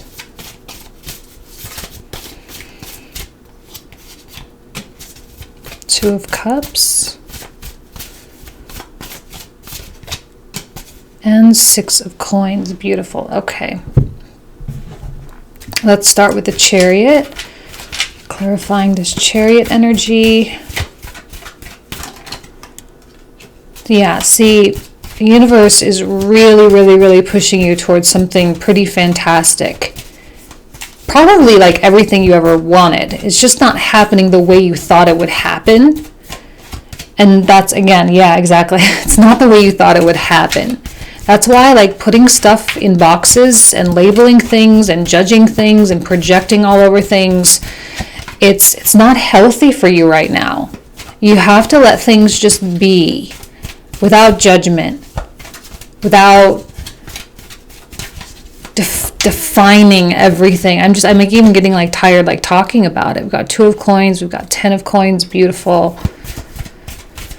We've got 10 of Cups and 10 of Coins, which means your future, and the basis of this 2-year transit is to get you pretty much everything you wanted. Okay, and I know you guys are falling away from your careers. You're starting to lose interest in the thing that you've probably been doing for like 20 years, right? You're starting to let go of that. And it's okay. A new thing will present itself in the same way that the Hermit will present himself.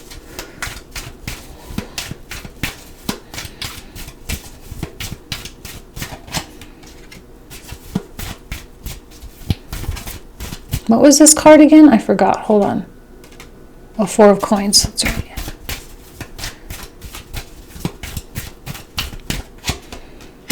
Another 5 of Wands. We got that over here too. I'm going to pull out one more for that 4 of Coins. For some reason, that 4 of Coins seems pretty important to me. Okay. Whoops. Hold on. I'm making a bit of a mess. Okay. Clearly, that card wants to come out, so we'll let it come out. 9 of Cups.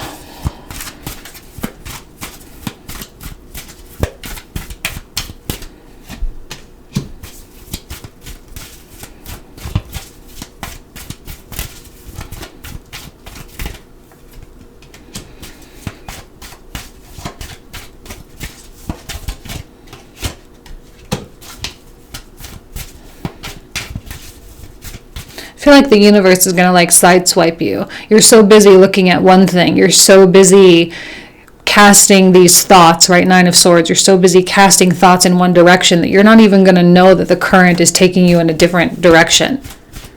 Like you don't even know that it's happening, and it's happening right out from under you. Another 2 of Cups coming out again. And I love that with the kind of King of Swords, Libra energy with his scales there in his hand. There's this quality of balance.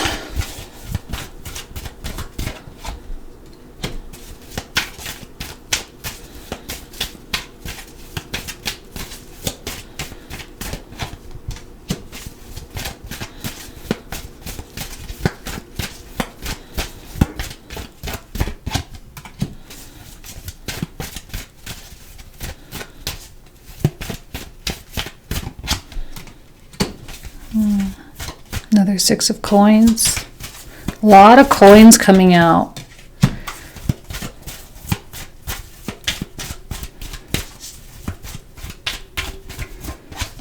I think maybe one of the hardest things for Pisces right now is going to be the willingness to leave.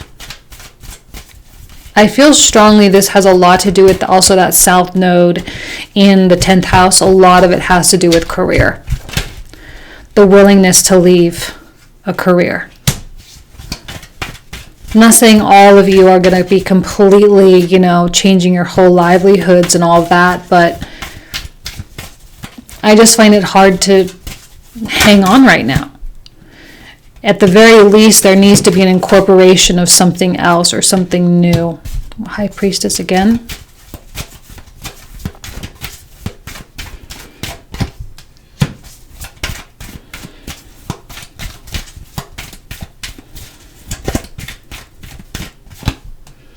Seven of Wands and Magician reversed. Okay, so this is where we're going to pick up in the comprehensive. So if you want to join me, of course, you are more than welcome. Again, link in the description box or the comment thread down below. If not, then I wish you guys an amazing January. I hope you have an amazing month, and I'll see you guys very, very soon. Take care. Bye-bye.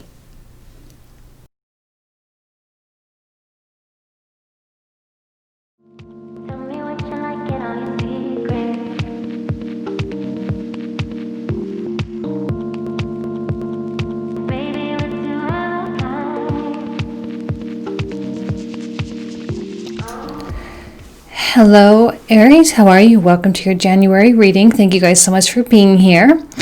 I know that I normally show my face during this particular portion of the reading, but I am honestly not feeling super great, so I didn't feel like doing makeup and hair and all that kind of stuff. Pretty much been in bed all day, so I wanted to at least get this done though for you guys. So let's just dive into it. Okay, so you guys know that I always start the reading off with your energy, right? The card that signifies your energy, which is the Page of Wands. I actually really love this card for you guys because the page is literally on a ram, right? Running. And there's a quality of adventure, a free-spiritedness, kind of like being set loose, if you will. And for whatever reason, I feel like you have a very real new adventure placed in front of you. And I think it's going to be different this time. I don't know exactly what that means, but when I was pulling these cards, I was like, you know what? Aries has something really different. It's a whole completely new way of life, a whole completely new mindset. When we have so much 11th house activation, right? We've got Saturn and Jupiter in Aquarius in your 11th house.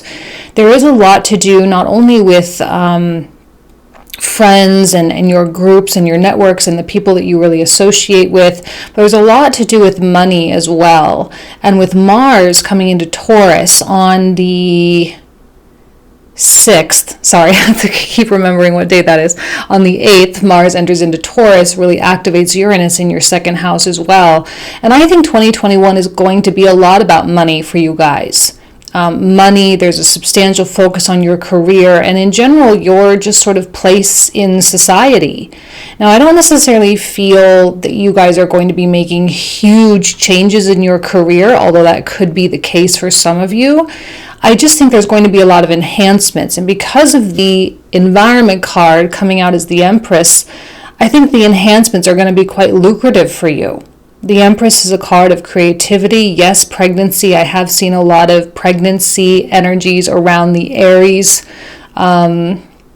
themes lately. And I think there's actually going to be an added focus on that as well with the 11th house, Jupiter, Saturn, as it aspects the 5th house, which is the house of children. And, you know, your efforts, your hard work, all of the things, excuse me, all of the things that you have been, you know, really dedicating a lot of time and energy and effort to, this is a quality of really reaping the harvest. And I know you have worked hard, and I know you have prepared, and I know, you know, you've acquired all of the skills that you need to really take your life or your ventures, whatever that is, to the next level. And I do see a strong next level kind of energy. I want to skip ahead here at this particular moment to one of the oracles that I pulled out. Well, it's not really an oracle card. It's like a rune card. And this is I know you can't really see it, sorry. There's supposed to be like a shimmeriness to it, but it's the Fehu rune, which is all about wealth and abundance. And I just thought, I kind of got chills with that actually. When I pulled that out with the Empress, because I feel that that's exactly what she represents, wealth and abundance. And we're talking actual wealth. We're talking actual money. And if you play your cards right, you know, if you're smart, right? 11th house, speculative markets. This is about gains. This is not about money that you have to work for. This is about investing well and producing income streams that don't require your time. Okay, so this is going to be the moment for you, Aries, to really think about how you can change your life, improve your quality of life through the value of your previous hard work. Okay, so I love this energy for you coming into the new year. Let's go ahead and get started with the 9-card block the way we do. We're going to start with the 3 of Cups, right? It's a card of celebration. And again, I always kind of look at these pumpkins and squash down here, and I always see a harvest energy. That word is coming through so hot and heavy for you guys. Harvest, harvest, harvest, harvest. I know it's not stuff you can really see per se, like right in front of your eyes, and I think there's still going to be a lot of, questioning and a lot of uncertainty, especially because we have this 8 of Swords right next to it. There's definitely going to be things that you cannot, predict coming through for you in your life. There are going to be unknown challenges, unknown things, but I think you're okay with that. And that's the beauty of this, the spirit of the Page of Wands, who is just very motivated, right? He's clearly on the run. I mean, he's actually like taking a leap here on his ram. It's such a great Aries card. I just love it. I got chills when I got that. Because that's what you do. You just take leaps. And this we all have. Right? We all have our doubts, and we all have our insecurities, and we all have our fears that things aren't going to work out in a specific way. But what I love is I feel a loosening of these sort of bondage, these ropes that are sort of tying you. I feel a loosening, especially when we have the Fool right next to it. What's happening is you are no longer I don't know, I feel like you're kind of coming out of time a little bit. And the way that the world has shown you or projected onto you or expected of you, okay, you need to have such and such things done and accomplished by a certain period of time, or you need to, have this weird schedule. I don't know like what this is that we do to ourselves. It's like prison that we put ourselves in. But I feel that there's a very keen awareness that up to this point you have been operating on some kind of a schedule or some kind of a predetermined timeline that you set for yourself. And I suspect that has not been entirely successful for you. And now, probably as of 2020, I think we all learned a lot about time.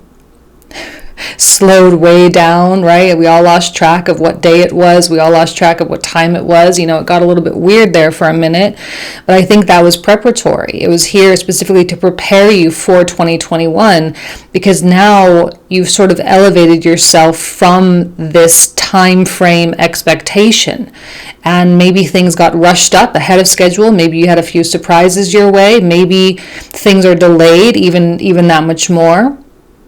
What I love is you don't see it, I don't see it bothering you. You're kind of stepping into this realm of freedom from that kind of bondage. And that Page of Wands is just like, screw time, screw expectations, screw what everybody else thinks, screw it all. Kind of a big middle finger to all the things that you were taught about the way it was supposed to be, and you find this freedom. And I'm going to skip ahead here again to this Wilderness card. It says, or actually it's wildness, if you will.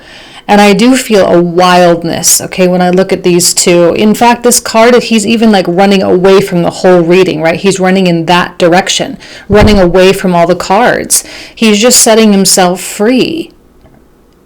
And the way I'm going to tie this into the money thing is you're not going to hold back with the money thing. You're not going to hold back with investing. You're not going to hold back with educating yourself. You're not going to hold back with fears about, well, what if I lose?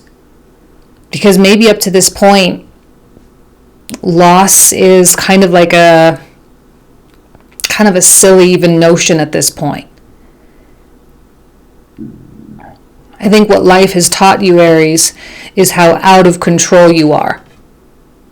And so there's kind of this like, well, if I'm going to be out of control, then let's just be out of control, and let's, let loose a little bit and have more freedom and really enjoy things a little bit more.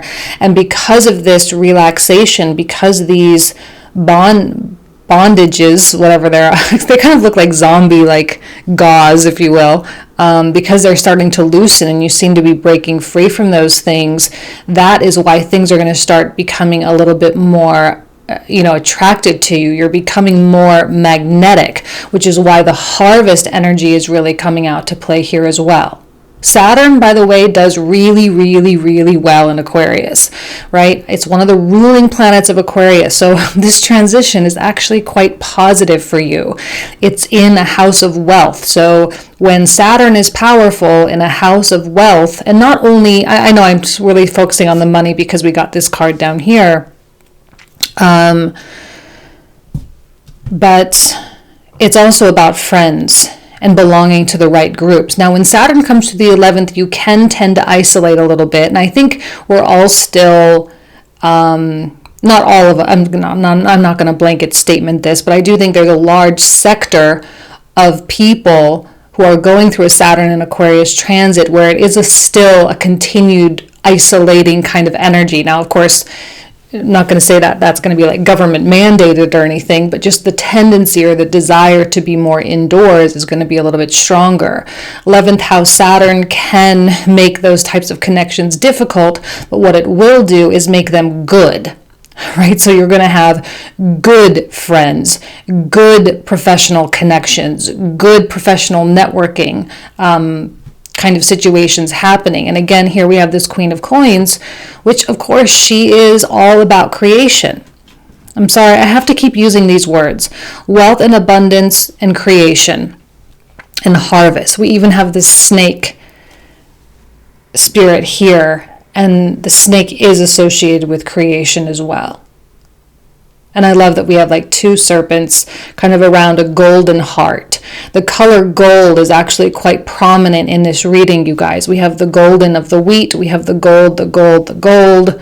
We have the golden mane of the lion, the golden of the flame. So please don't lose sight of possibilities here. I think a lot of people get discouraged when they look around at their current state. Again, that's the Eight of Swords really talking. You get discouraged when you look at your current state, not understanding that these swords are really losing their power this year, right? We're moving into a 5-year.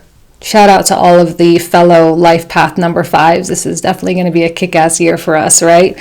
But yeah, there's a more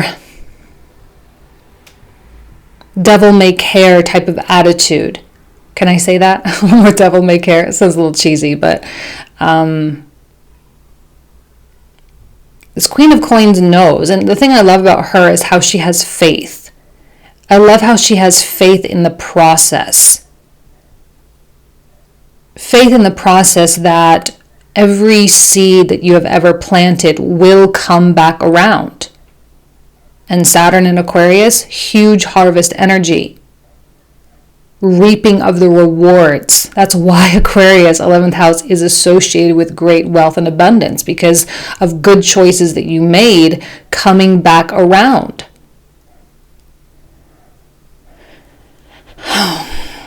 Sorry, definitely something going on with my lungs here.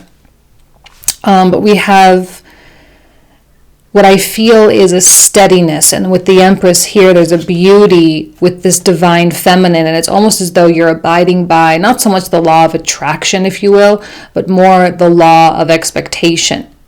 The expectation that because you have done good things and you are a good person and you have made good choices and you have invested in certain ways, the expectation that it will work out for you. I remember, this is you specific. This doesn't mean your spouse. It doesn't mean your partner. It doesn't mean anybody else. This is you specific, Aries. It is going to work out for you. And there does seem to be a pretty substantial focus on yourself with Mars coming through Taurus. for the next up couple months of like, okay, I'm going to take care of me, take care of my choices, and probably those that are closest to you, of course. You know, if you do have children or if you are married, of course you are going to look out for them. But a lot of the decisions are going to be good for you and therefore good for everybody else. Queen of Coins knows, and she does have that sense of faith, that the blossoms will blossom. Because of how carefree this Page of Wands continues to pull my eye, it continues to draw me in, because he is running fast. I do think there will be some fast changes in the beginning part of the year, like starting right now. Somehow, like when the world pushes you to a place of having no control, and you're like, okay, fine, I get it. I guess that I have no control. It's like the minute that you fully embrace that and you fully accept that, all the things start turning over. Your relationship life, your financial life, you know, your current job, career path, your sense of purpose, all of those things. I think this wheel has been waiting to turn over for a very long time. And in a way, I'm almost getting a sense that you were waiting for the wheel to turn over without realizing that you were the one in command of the wheel. This wheel turns over based on your choices. It turns over based on your own direction. This Page of Wands, he might be a page, but man, he's got some guts on him. He's got some conviction there. Like he knows where he's going for sure. And this is a place that I don't think you've ever reached, Aries. It's a place of freedom that you've never really operated in before. Like I say, it's kind of a big screw you to the whole system, a big screw you to all the expectations that were put on you. And this is a moment where you get to say, this is how I'm going to create my world. And the world, I'm kind of even getting the audible sound of like an old creaky wheel. Like in one of those old kind of weird movies where they're like in some attic or something and they have this, I don't know, like a wheel of some sort, and it's kind of like creaky and there's like spider webs all over it. It's like finally this wheel gets to start turning over for Aries. And you start to really understand what it means to be a co-creator in your life, what it means to be empowered, what it means to feel deserving. And let's jump over here. We have this moon card that says you are good enough. And I think that's something that's probably going to really sink in for you this month. You are good enough to have the wealth and abundance. You are good enough to create. You are good enough to live in the wildness of life. You don't have to abide by the rules. And what happens is you start to align more succinctly. Happens faster. The right people start coming in your life. The right romantic connections begin. The right conversations begin to happen. Contracts come through sooner. Agreements are made faster. That Mars coming conjunct with Uranus, I think, is really going to shake a lot of things up. Now, I've been saying, for a few weeks now, in a lot of my weekly bumps, that, we can still expect stuff globally, nationally, especially if you're in the United States with this election. We can still expect stuff to happen. But this is about you and your choices. And I love this Ace of Wands, of course, for a fire sign. This is absolutely beautiful. But there's a quality here of inspiration. So there's nothing directionless. But because you are giving up on these Eight of Swords, because clearly they do not serve you and they have not served you. And there might be a little bit of a temper tantrum with that of you almost feel betrayed a little bit by the things that the world told you were supposed to want. Betrayed by the way that everyone said you were supposed to do it. But now you have this sort of seed of hope, this seed of joy, this seed of, passion. And of course, the creation aspect keeps coming out over and over and over. And there's even a heart here as well, right? There's like a golden heart.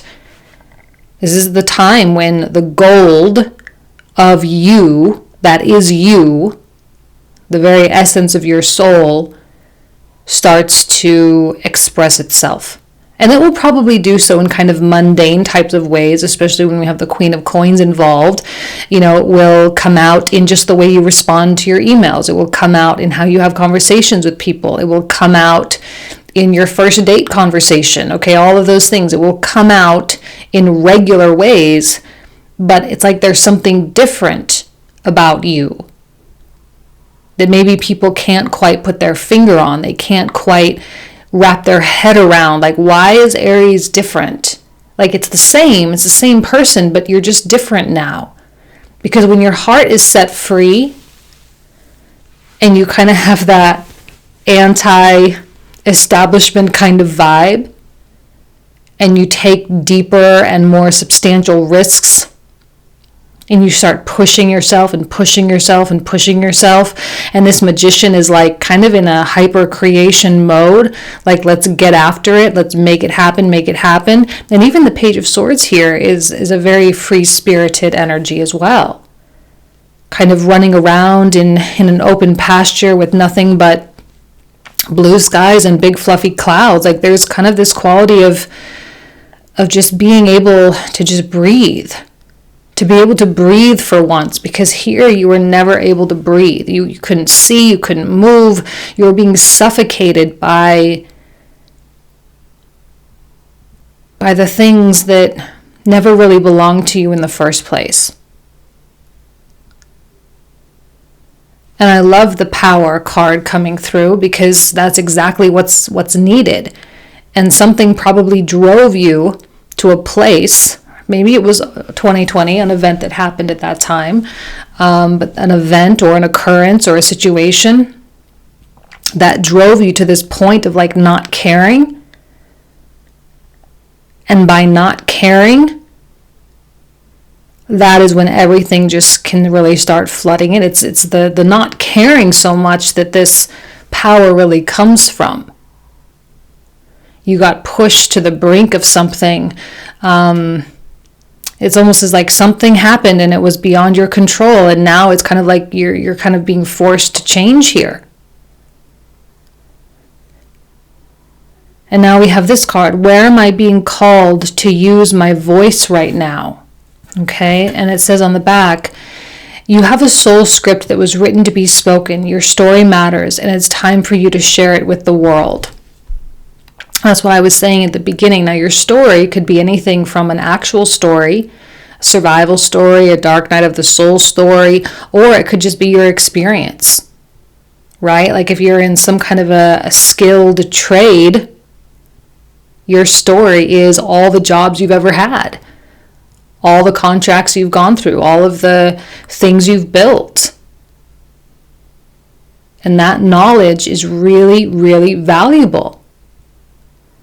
So wherever you thought, like, oh, I'm just a regular person, or oh, I'm just little old me, whatever it was, the story you were telling yourself there, I think it's time for you to start seeing value in what makes you, you.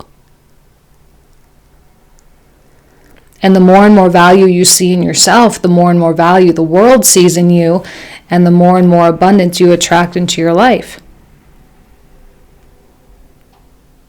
Okay. Normally I will turn the camera off and switch cameras, but since we're already here, I just want to put some reversals in this deck. Give me just 1 second here. Of course.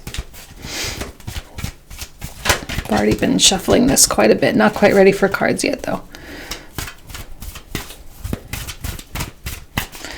Okay, hold on.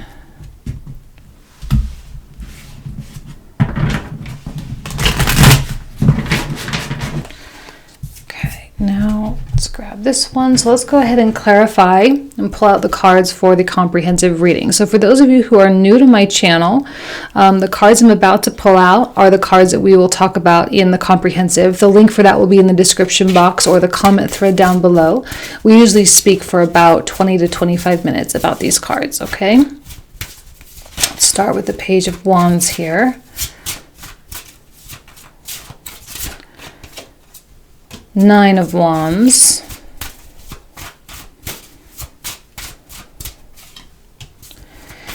Seven of Wands, seeing a lot of fire come out. I don't know, maybe some of you got pushed to some level of anger of some kind.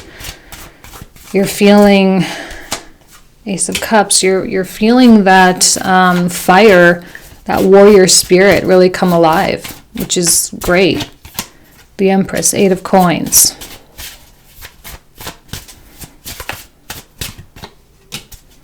Three of Cups. Another Three of Cups. I love that. Again, a harvest energy. And we have, ooh, the Two of Cups. Wow, Ace of Cups, Two of Cups, Three of Cups. Interesting. A lot of emotional energy coming through. Okay, so take a look at this Three of Cups here.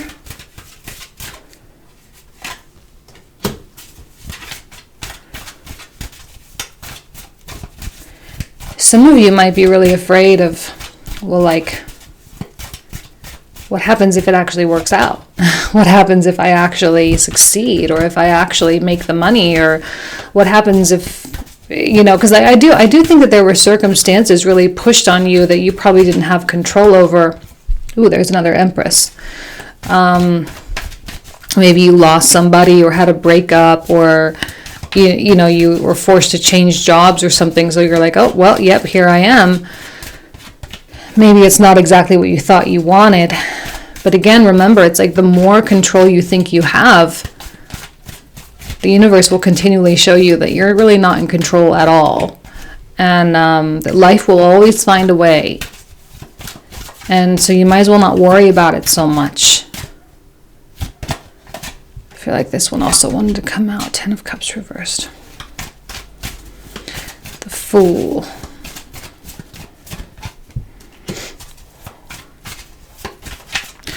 So whatever happened, whether you perceive it to be a good thing or a bad thing, doesn't matter, but whatever happened, I feel quite strongly that it was a gift. It was the universe's way of giving you exactly what you needed. Oh, another Three of Cups, officially the most prominent card in the reading. Page of Coins and the Knight of Wands.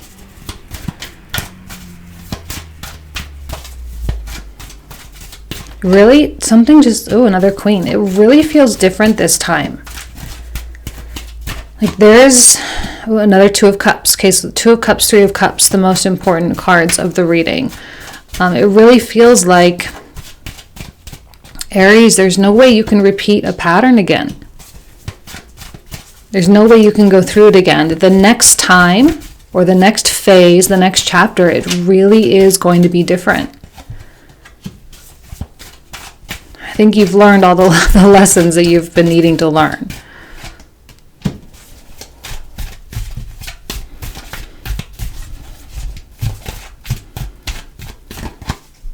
And all this time where you thought you were pushing that world over and you were in control and you were in the driver's seat, turns out you never were.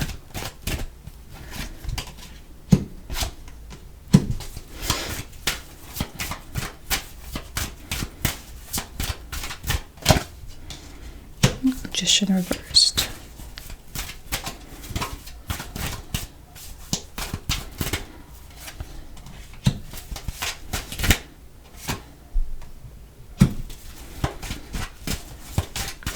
There will be certain partnerships, clients, things like that come through for you this year. Probably not as many as you would like, but the caliber is going to be better than you could imagine. Ooh, another Ace of Wands, interesting. Ace of Cups, love it.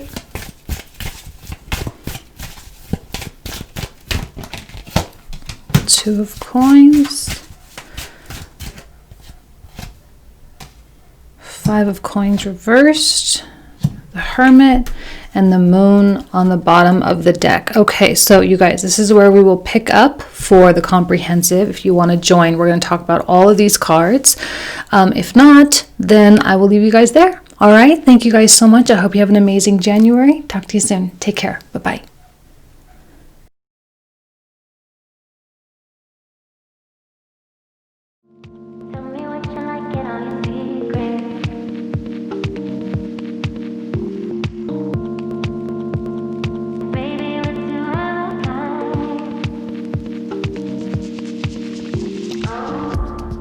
Hello, Taurus. Welcome to your January reading. Thank you guys so much for being here. I am not feeling super great, so that's why we're going to keep the focus on the cards today. I have no willpower to do hair and makeup at all, so we're just going to keep the camera down, and we're going to be focusing on, we're going to do the same thing we always do, though. We're going to start off with the very first card that signifies your energy, which is the Page of Coins. Now, I love the page energy for Taurus in this moment because it's innocent and it's non-judgmental toward itself. And I think that's a really, really important note, okay? That judging yourself at this time is just really not a great way to go. The winds are changing. The course of your life is evolving. Some of you might be reaping rewards of your career with Jupiter and Saturn in the 10th. Others of you might be completely starting over, completely starting fresh. I don't know that I can blanket statement how exactly Jupiter and Saturn is going to impact you as an individual, because everyone is going to be at a different place. Some people are reaching a point of maturity. Other people are beginning again. And honestly, the page, it doesn't really matter either way. The page is ready for whatever is really meant to come. But I also know that there's going to be a change of heart as Mars enters into Taurus, connects with Uranus, and squares with Jupiter, Saturn. There's going to be a change of heart. And as we prepare for Mercury Retrograde in Aquarius, your 10th house, okay, throughout most of January, Mercury will be in shadow. There are going to be things that you're not going to be able to really figure out. That we're not going to have all of this foresight. And the page is willing to go with the wind. Okay, the page is willing to change course at a moment's notice. It's a very mutable kind of energy, okay? When we have the Hanged Man in the environment, all right, boom, here's the Hanged Man. There is a quality of surrender, for sure. And it's important to know, maybe this is something to know, right? It's important to know that there is an element of destiny coming forward for you. There's an element of faith, that this is going to be a time where you're going to have to exercise your faith. And whatever happens, whether it's within your own individual life, maybe not a lot happens individually, maybe it's more stuff that's going on externally with other people. But maybe it is, maybe it is with you too. It's going to depend on what you have going on. But no matter whether it's with you or out there, just to know that this is all kind of destined. And that it's merely a dot that is meant to connect you to somewhere else. Like I say, the wind is changing for Taurus. And there's not a lot you can do to really stop it. Sometimes when the wind comes, it just comes without permission. It's not like we're granting the wind permission to come into our lives. It just starts blowing. And that's kind of what's happening. The wind is just starting to blow. And when I say don't judge yourself, it means don't judge yourself for stopping wanting something that you always wanted for so long. And now all of a sudden, maybe you don't want it anymore. Don't judge yourself for hanging on to something if you don't feel quite secure enough to let go of it either. You don't have to jump and take all these big risks just because you feel like you have to. When the moment comes, when the moment is right, the moment will appear and you will take that leap. Like I say, it's destined. So wherever you're at, some people will hang on for a couple more years. Other people will be like, nope, I'm cutting this cord today. Boom, cut the cord. but you're not going to be able to escape Mars coming through Taurus, through Gemini, through Cancer, through Leo, through Virgo, through Libra. Okay, the first 6 houses of the Zodiac this year for you guys. You're not going to be able to escape that. And there's a lot of self-development that takes place there. And because Saturn is in a sign of change, Aquarius, and you have the planet of change, Uranus, in your sign, I find it hard to believe that, a lot of you are going to keep going down this particular path. I do feel that most of you will change in some way, shape, or form, probably in a big way. Okay? Now, the one thing I love about the Hanged Man is that it does indicate a period of stagnation or forced surrender or forced delay for the sake of coming into awakening. And we do have this rune, okay?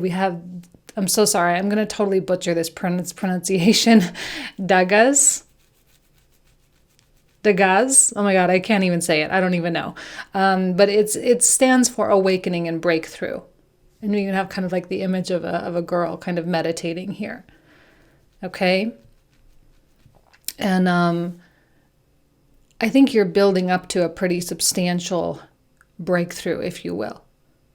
A pretty substantial awakening is currently in the works for Taurus, in that the things that used to be important for you absolutely will no longer be important unless it's, like family or something like that, right? But financial goals no longer really matter. I'm not saying you can't still continue on to make money, because of course, obviously you can, but it's not going to be about that.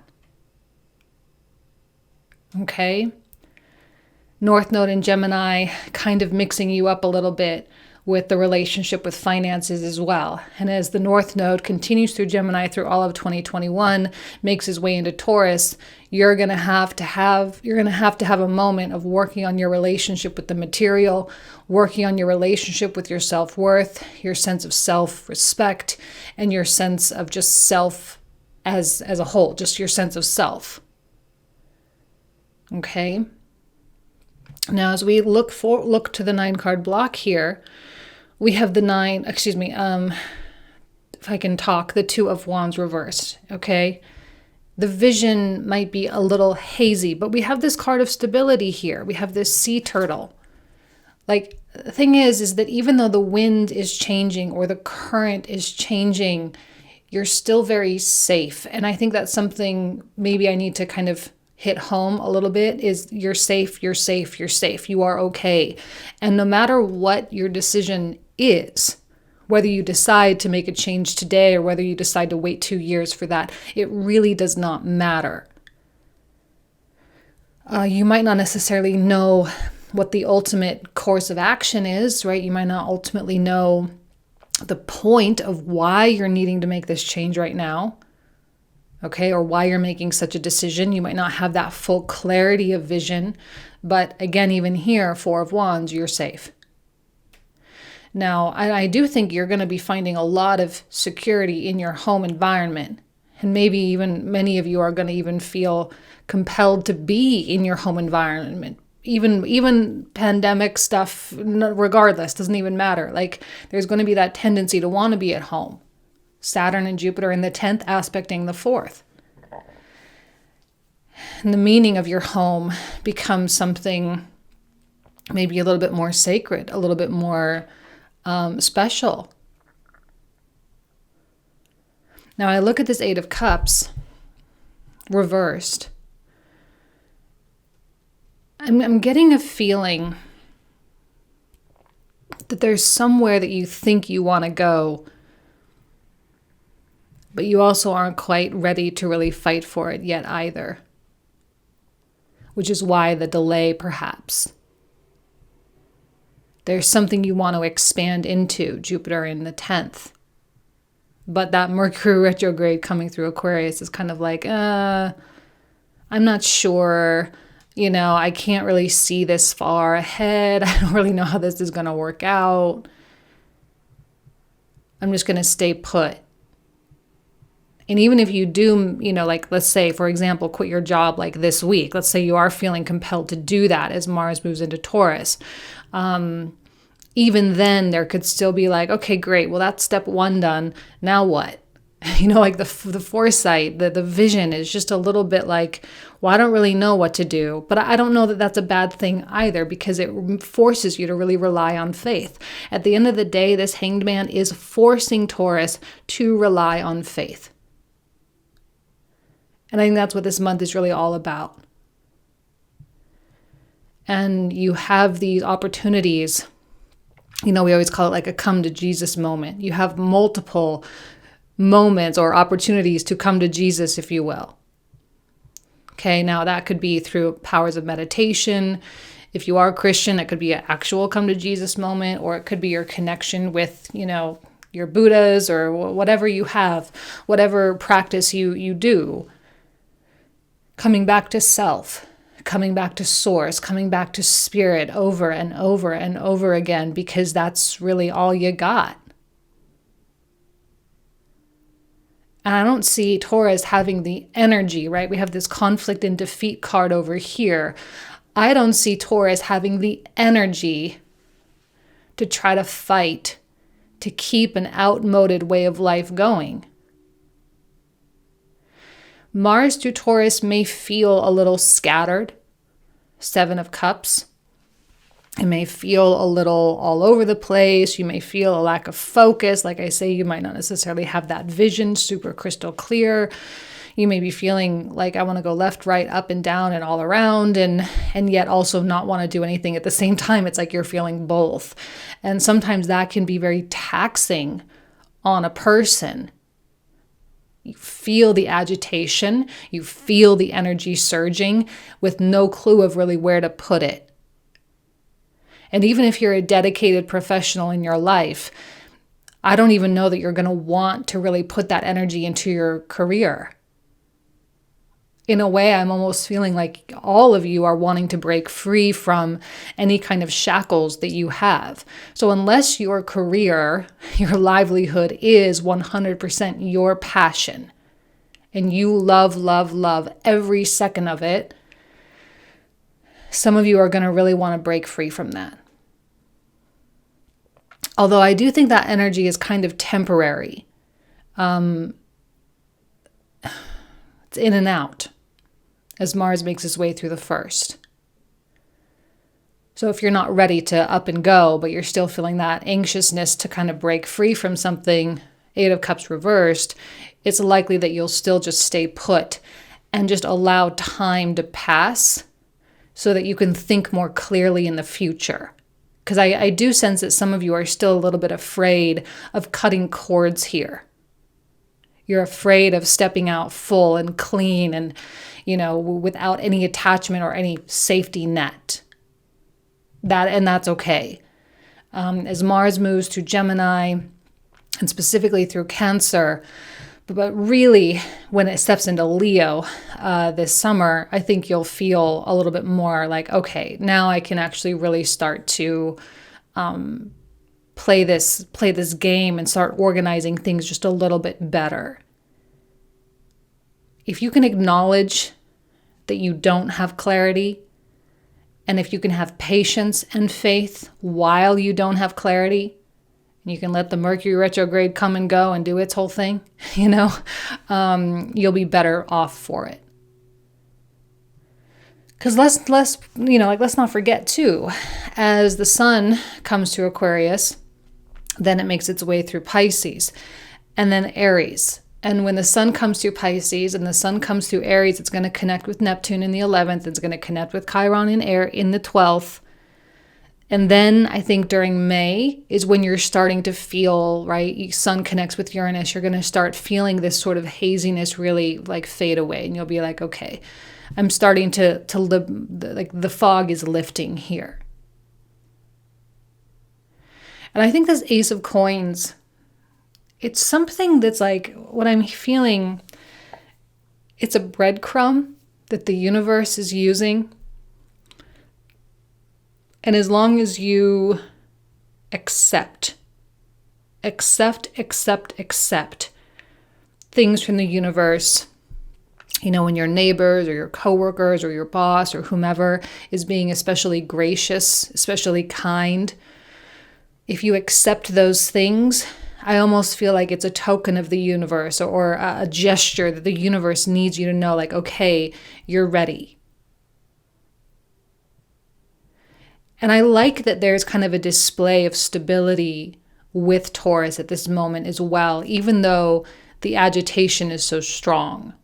I don't think it's fear-based. I really don't. A lot of times I might do a reading like this and be like, oh my God, you guys are so scared, but I don't see fear. I see spiritual intelligence. I see you not being shaken or rattled because you understand the environment.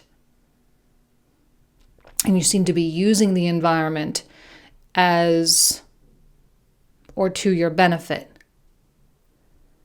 You can get shaken up without completely shaking up your whole life and say, I know that clarity is coming. And wait until the moment of clarity. And because you'll have been practicing accepting things from others, that when the big idea comes, right? This Page of Coins, always ready.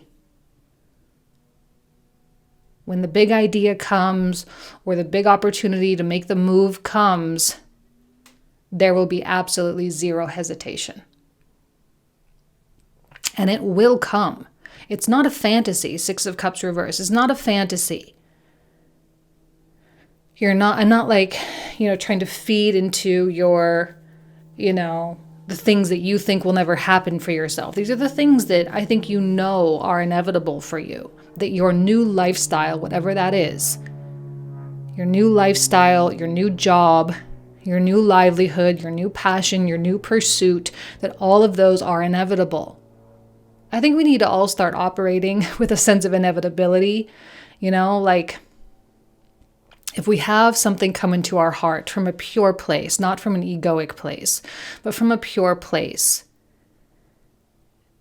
and we let it sort of, the word that's coming into my mind is fester, but maybe that's not the best word, but we let it incubate, okay? We let it grow slowly.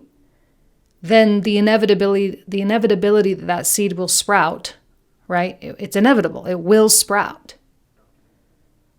And even though the stirrings will be there between the time you plant the seed and the time it sprouts, doesn't mean that it's always time to act. Okay? But there is something inevitable about the growth of this desire in your heart.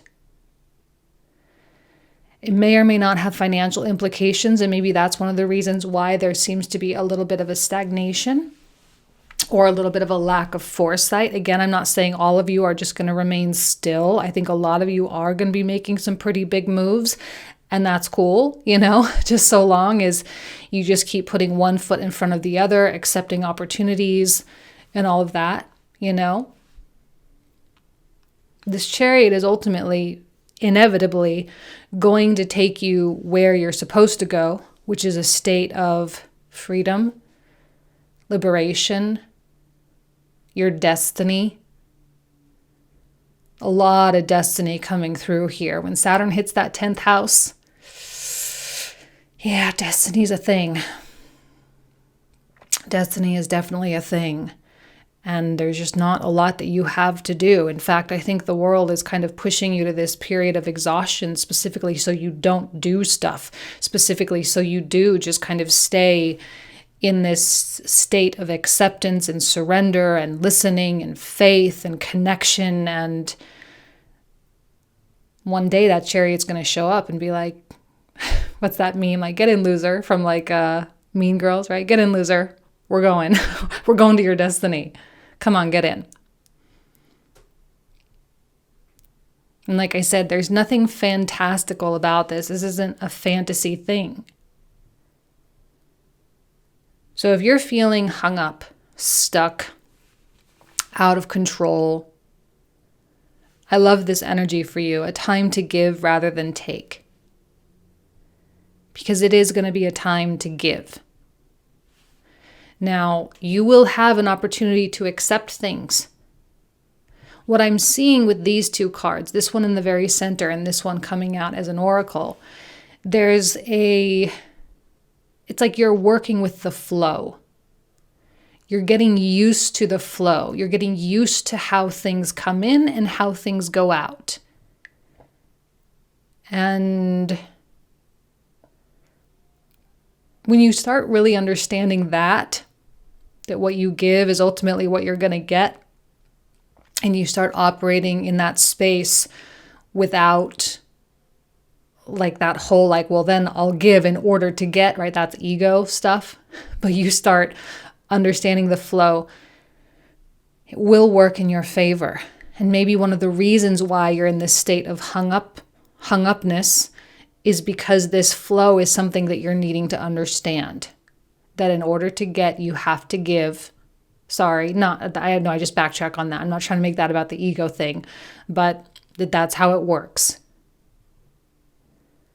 And that your energy and talent and skill and knowledge and wisdom and love and all the things that you can give, you should be giving. And if you don't know where to direct your energy, you can step in the role of the giver. And just watch what happens.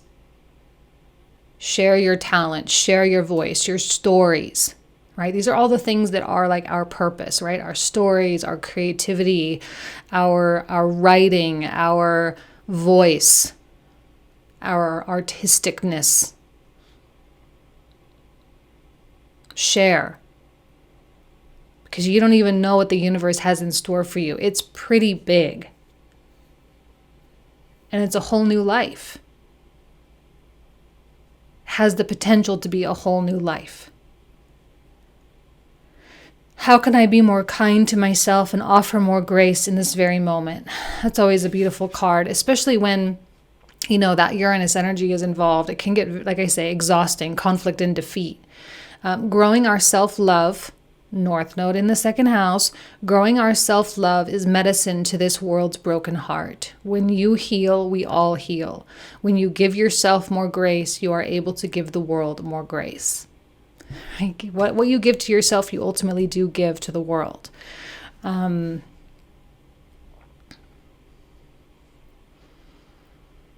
had something I was going to say and I completely forgot what I was going to say. That's all right. It must not have been important or relevant for you guys. We talked about the sea turtle already. I love the image on this card, how there's like a child on the back, safe and sound, going with the current, completely carefree. If you can be carefree in this moment, you will be better off. We have this night, and I do feel that this is a very nighttime energy. When we don't have the foresight, when we don't have the vision, when it is a little bit cloudy, when we are forced to surrender here, there is no brilliance. There's no illuminated point that we know we need to get to. Ultimately, what that means is that we have infinite possibilities here. And I think on some level, the universe is wanting just to make sure that we're sure. We're sure that we're ready. We're sure that we're truly prepared. Spiritually, energetically, those that can take it day by day, I think are ultimately going to be better off. There are going to be some Taurians that feel out of control and they feel stressed about it and they make big changes in their life, and they're going to probably really struggle a lot because of that. Because they're trying to get on top of things that the stars are just like, nah. Like, this is not, okay, well, I'm not ready to shuffle yet, but we did get these two cards. So we got another Chariot and a Fool. Not ready to pull cards yet, but I just got to get some reversals in here. All right, now, let's go ahead and pull out the comprehensive cards. All right, so for those of you who are new to my channel, the cards I'm about to pull out are cards that we'll talk about in the comprehensive reading for about 20 to 25 minutes. And the link for that will be found in the description box or the comment thread down below. I'm going to clarify all of these. So we're going to start with the Page of Coins, which is your energy, Taurus. Two of Coins.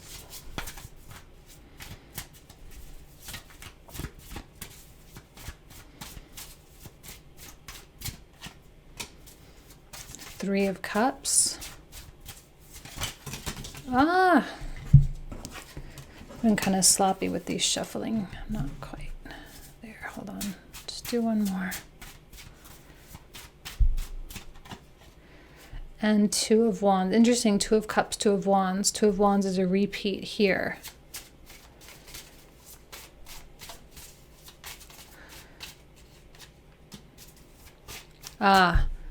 The giving.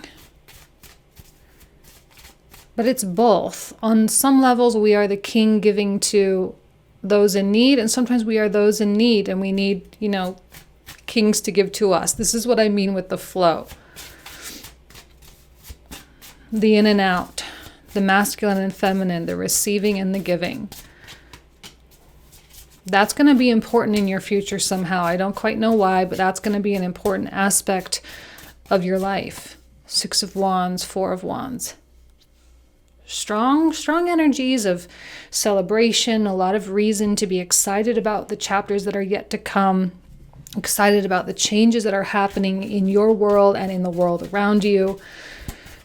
A lot of energy of victory and success, and overall just winning, okay, which is great. Let's focus on this Two of Wands reversed here. Okay, yeah, now the sun's reversed. Yeah, so that kind of vision, that clarity still, I think we're still more operating under starlight right now. Mercury retrograde in the 10th can create some, I don't know, he's like our prankster, right, Mercury? He's our prankster. We don't want to be falling for any of Mercury's jokes right now.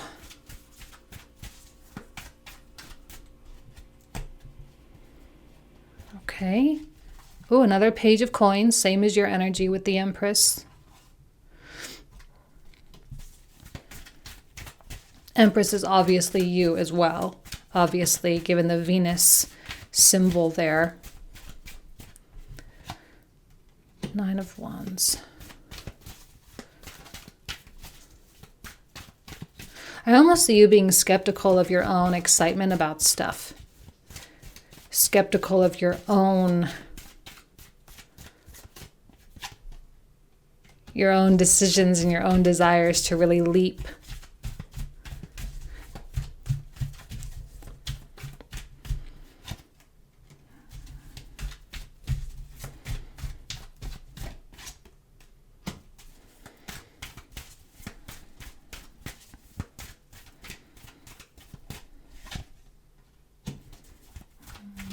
I like the King energy because it's very that stability that's coming through here. And there's even your King. I'm going to pull out two more cards for that.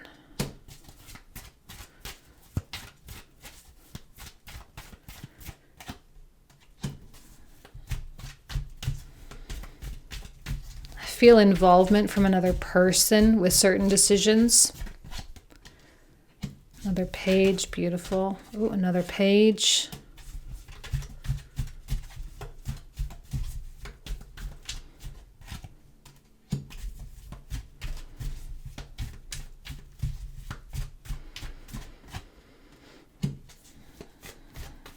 I feel like you're getting cross signals. The universe is sending you cross signals. And that's a time when, right, cross signals, it's a time when you're not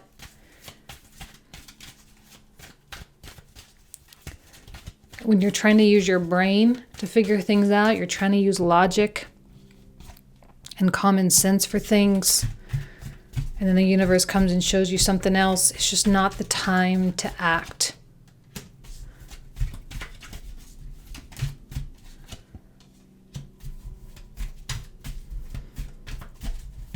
Or maybe not time to act. It's not the time for you to think you know what's going on. Let's say it like that. Because some of you will be acting and doing things.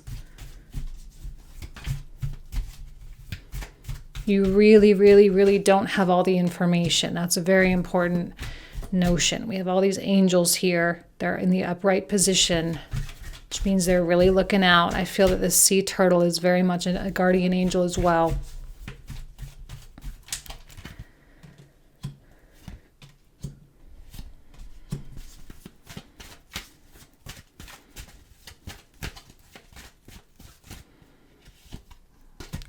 Okay, oh, there's a Knight. I had a feeling a Knight was going to come out, and of course it's the Knight of Swords.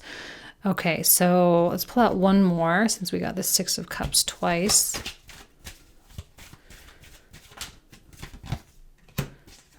And Four of Swords at the bottom. Okay. So this is where we're going to pick up in the comprehensive reading if you guys want to join. Again, that link will be in the description box down below. If not, I wish you guys an amazing January. I hope you have a great season, and I will talk to you very, very soon. Take care. Bye-bye.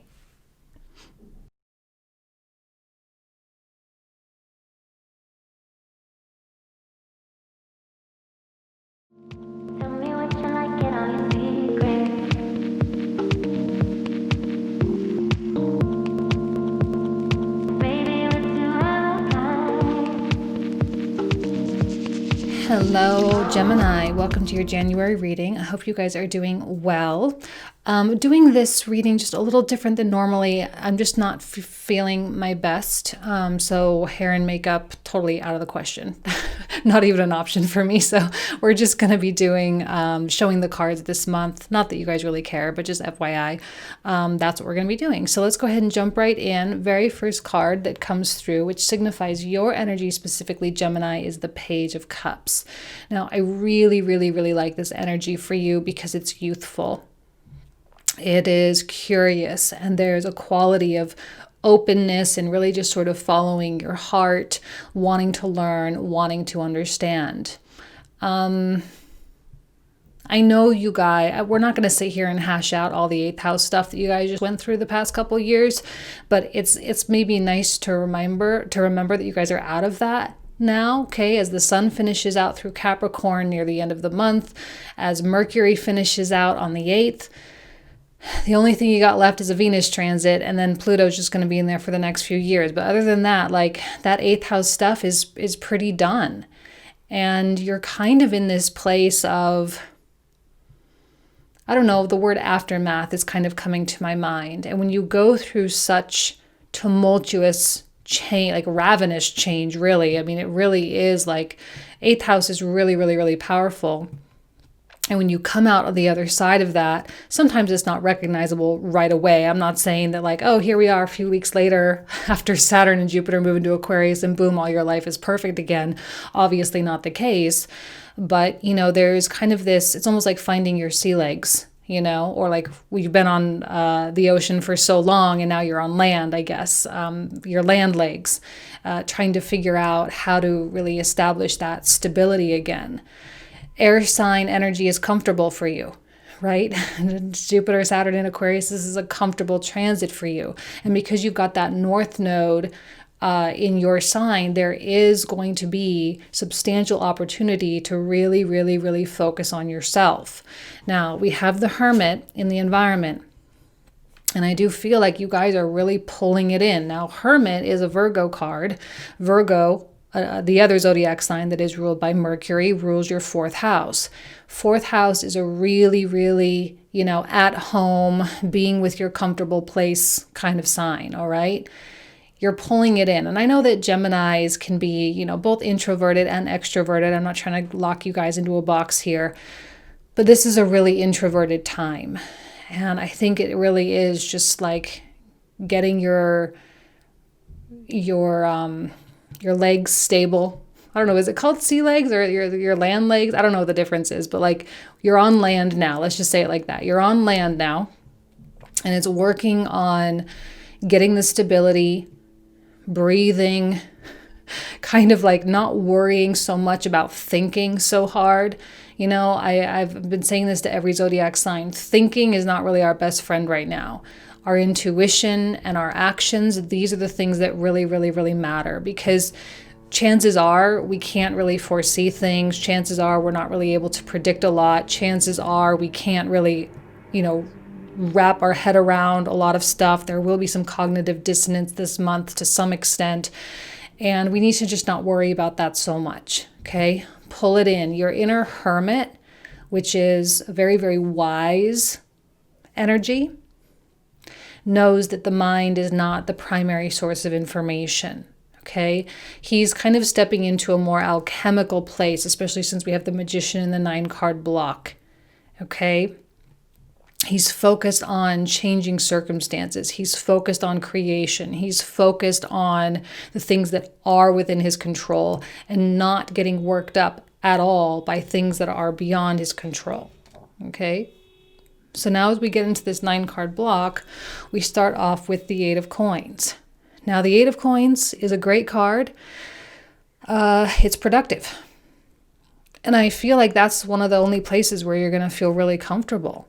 Is just really putting, you're like, I don't know how to control the other stuff, but I can control how I spend my time. And I'm going to sit down, I'm going to do my work, and I'm going to spend extra time at the office or working from home, and I'm going to spend some extra time getting caught up on X, Y, and Z. I'm going to do this, I'm going to do that. And I'm not even going to really set goals even. Maybe that's what it is. Like, I don't even want to set goals. I just want to do stuff, And I don't see you holding yourself captive by all these expectations, right? The Hermit is beyond that, okay? He's not about putting himself in prison because he, wants to get the work done in time. No, it's just like, I'm just going to do it because I'm feeling the desire to really do it. I'm feeling inspired. I'm feeling comfortable. I'm feeling productive. So I'm just going to do it. And that's what all it is. I feel like a lot of your past life experiences over the past couple of months are going to start really converting. There's something very, very magical about what's happening for Gemini right now. It's going to start converting into something good. I have this hard work is paying off card over here. And it's been a long time of hard work, and it is time for you to start truly reaping the rewards, whether it's financial or just a sense of fulfillment. Maybe that's really all you guys care about, is actually feeling fulfilled by the things that you're capable of doing. And because this North Node is really drawing in all of your energy in toward yourself, not in a selfish way, in a hermit kind of way, okay? And you're going to feel that energy. North Node has energy. It's I don't know, it's kind of this undeniable force that when it comes in through our sign, we can't help put our energy there. So it's within your first house, yourself and your body. You're going to want to move your body. You're going to want to create with your body. You're going to want to be magical. I don't know, just to be magical. Doing for the sake of doing because you love it, doing because it's important to you, doing because it just feels right now. I also don't see you offering a lot of excuses for people. I don't see you sitting around and trying to explain yourself or your choices to anybody. And if anyone is trying to get you to do that, you're like, you know what, just kind of screw off, because I don't want to waste my time or my life trying to justify my life to you. There's a little bit of an edge coming through with Gemini, but it's in a good way. I know that you've worked really, really hard at getting the toxicity out of your life. You've worked really hard at changing patterns that don't serve you anymore. And with Chiron coming through the 11th, I know there's going to be adjustments being made in your friends groups. South Node in the 7th, adjustments being made in your relationships. And with Mars coming in through Taurus in the 12th, connecting with Uranus, there's probably going to be some pretty significant burst of inspiration in a highly creative way. So, where does this leave you? It leaves you alone with yourself, left to create, left to your own devices. And of course, we have 10 of Coins, and I love the 8 and 10. Because these two cards signify that it's growing, that it's going somewhere. We know that Jupiter loves to be in the 9th house, and he's no longer under the Saturnian restrictions, right? He's in the separating aspect. He's moving away from Saturn. He's moving a lot faster than Saturn does. So he's starting to find his freedom here. And with the brilliance of Aquarius, fellow air sign energy, in a trine with that North Node, there's going to be some expansion of some kind, and it may as well be your wallet. It might be your wallet. It might be that your business ideas kind of start working. It might be that you can finally take that chance. You can finally take that risk, and financially you're okay to do that. And maybe for the first time, you can actually really commit to something because you're out of the tumultuous 8th house waters. You can finally commit to a path. You can finally commit to an idea. and you can finally commit to the time that it's going to take to get it done. And maybe that feels like a real breath of fresh air, because when I look at this Knight of Wands, I see, of course, this is a Sagittarian energy. It's Jupiterian. All right. So you are, in a lot of ways, kind of letting yourself loose a little bit. You're setting yourself free. Now, I'm going to speak to this in a different kind of way now. I'm going to change gears because I do see that also as someone else. This Page of Cups and the King of Cups are linked. This being in the very center of the card, strong suggestion that that is your energy. Sitting on a throne of stone amongst the tumultuous waters. Pretty much going to tell you that, nothing can really break you down now. I think you've been through enough. Okay, when you go through such heavy 8th house stuff, you change a lot, you become extraordinarily wise. There's significant levels of self-searching, self-analysis, going deep. Like you can't help it. That's what the 8th house does. It takes you really deep within your own psyche. A lot of psychoanalysis goes on there. And I think you feel more sure of who you are now than you've probably ever felt. And maybe not that. Maybe you feel more sure of who you are not. Maybe that's more what it is. You feel more and more sure of who you are not. Because essentially the 8th house is more of a death of an ego type of place.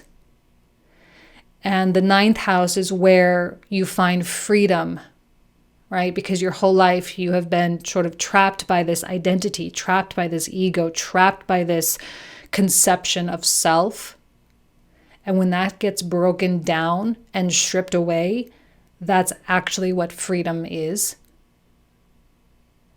And because of that, because you're not clinging to false identities, because you are now clinging to a sense of truth and a strong, unshakable sense of self, any and all things become possible. In fact, I actually think you guys are going to take life a whole heck of a lot less seriously.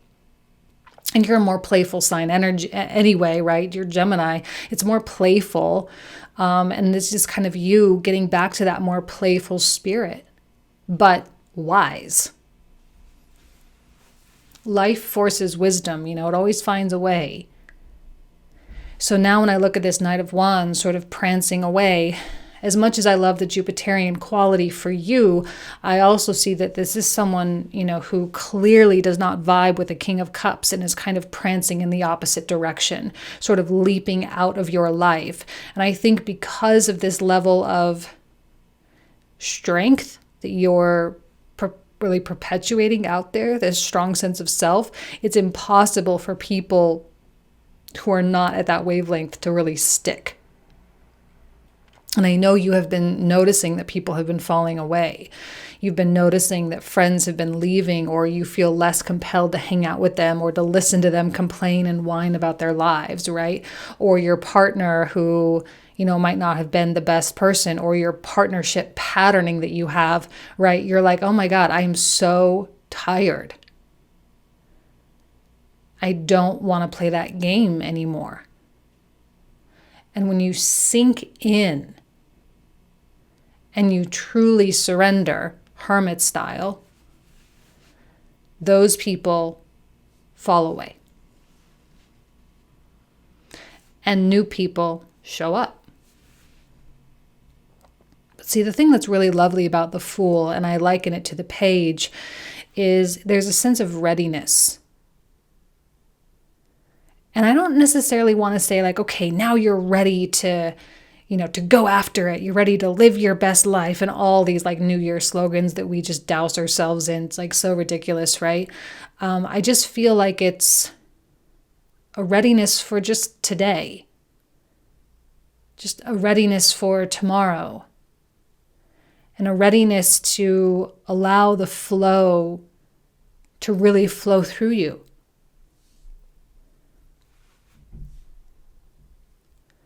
Now, this Saturn, by the way, has been in a trine with your zodiac sign, right? It's like a 9th house, 1st house trine. And when Saturn crossed over near the end of December, It may have brought through with you a real somber tone. I know it did for me as a Libra ascendant. For me, it's entering into my 5th, and I just had to pay attention to that. I was like, how is this Saturn in a trine, which is a really harmonious aspect, going to impact me? And it was real somber, not going to lie. It was real somber. But a few days after, as Saturn was getting a little bit more comfortable in Aquarius, it did start to lighten up. So hopefully it isn't somber for you anymore. If it even was, maybe it wasn't even for you at all, but hopefully it's not somber. Hopefully it's not heavy and dense the way it might have been for others. Okay. But just know that heaviness and that density is going to, it will lift. And I think your optimism, right? We have this card over here, the card of hope. Your optimism is going to start getting better. And I don't necessarily see Geminis as people who lose optimism per se.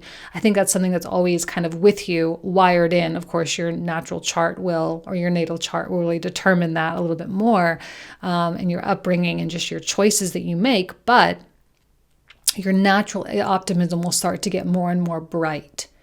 And I think you'll just find so much joy in this 8 of Coins. You'll just find this joy in building and producing and creating and writing and singing and like all the beautiful things that you do.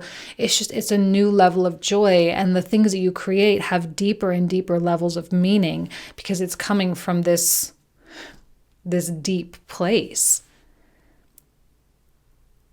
Now, the thing that I've been telling everybody, and you're getting the same cards here that a lot of this 7 of Cups has been making an appearance. Okay, this is kind of becoming a theme now.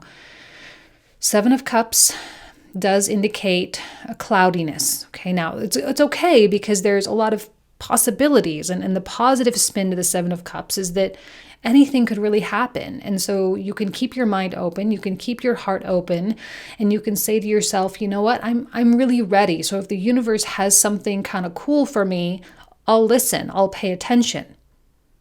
Kind of the darker side of the 7 of Cups is that sometimes, we feel lost. And we don't feel sure in our path so much. But I don't know how much that really matters when you're caught in this kind of a frenzy. I'm almost kind of feeling like an obsessiveness here of like, I'm going to create, I'm going to work, I'm going to do this, I'm going to do that. And I sense that the ideas are flowing, but you have no idea where it's going. Now, for a Gemini, I think that's okay. I think I would be a little bit more worried if I was talking to like a Capricorn or a Virgo right now, who always kind of wants that concrete detail or proof of success kind of thing. Because you're an air sign, you're mutable, you're a lot more fluid and more flexible. So you're like, oh, it didn't work out. Okay, great. We'll go on to the next thing. So I'm not too worried. I don't think that it has too much of a negative tone. But just so you know, with this Mercury retrograde in the 9th in Aquarius, our vision of where things are going is going to be impaired. And we're not going to be able to make high quality predictions for ourselves. We're not going to be able to say, okay, if I do X, then Y and Z are going to happen. It's not going to be a guarantee like that. So you have to be kind of okay with getting trapped in the wind a little bit, especially because Mars is coming conjunct Uranus. There's likely to be some unpredictable stuff that happens. Very likely. And seven of Wands down here in the reversal, to me, is a suggestion of how tired you must be. How tired you must be of like fighting and defending your ideas and defending your choices and defending your desires. And I see kind of this, almost like this being sucked back into the void kind of energy. Maybe this is Mars coming through the 12th, but being sucked back into the void energy for Gemini. Even though you're doing high quality material things and you are producing a lot, I also don't see you attaching so much meaning to those things, which is probably one of the reasons why you actually end up succeeding, is because there's not a lot of pressure on the things you're creating. Like the relationship with the material is very different now. The relationship with relationships, the relationships with money, with your career, your livelihood, your life path, and all of these things. Sometimes it gets really, really, really exhausting trying to continually define those things. And the Five of Coins to me is like, in a way, I see it's quite positive because you're stepping into this hermit mindset of like the material means nothing. And you can do for the sake of doing without attaching meaning. And in a way, this is a source of freedom.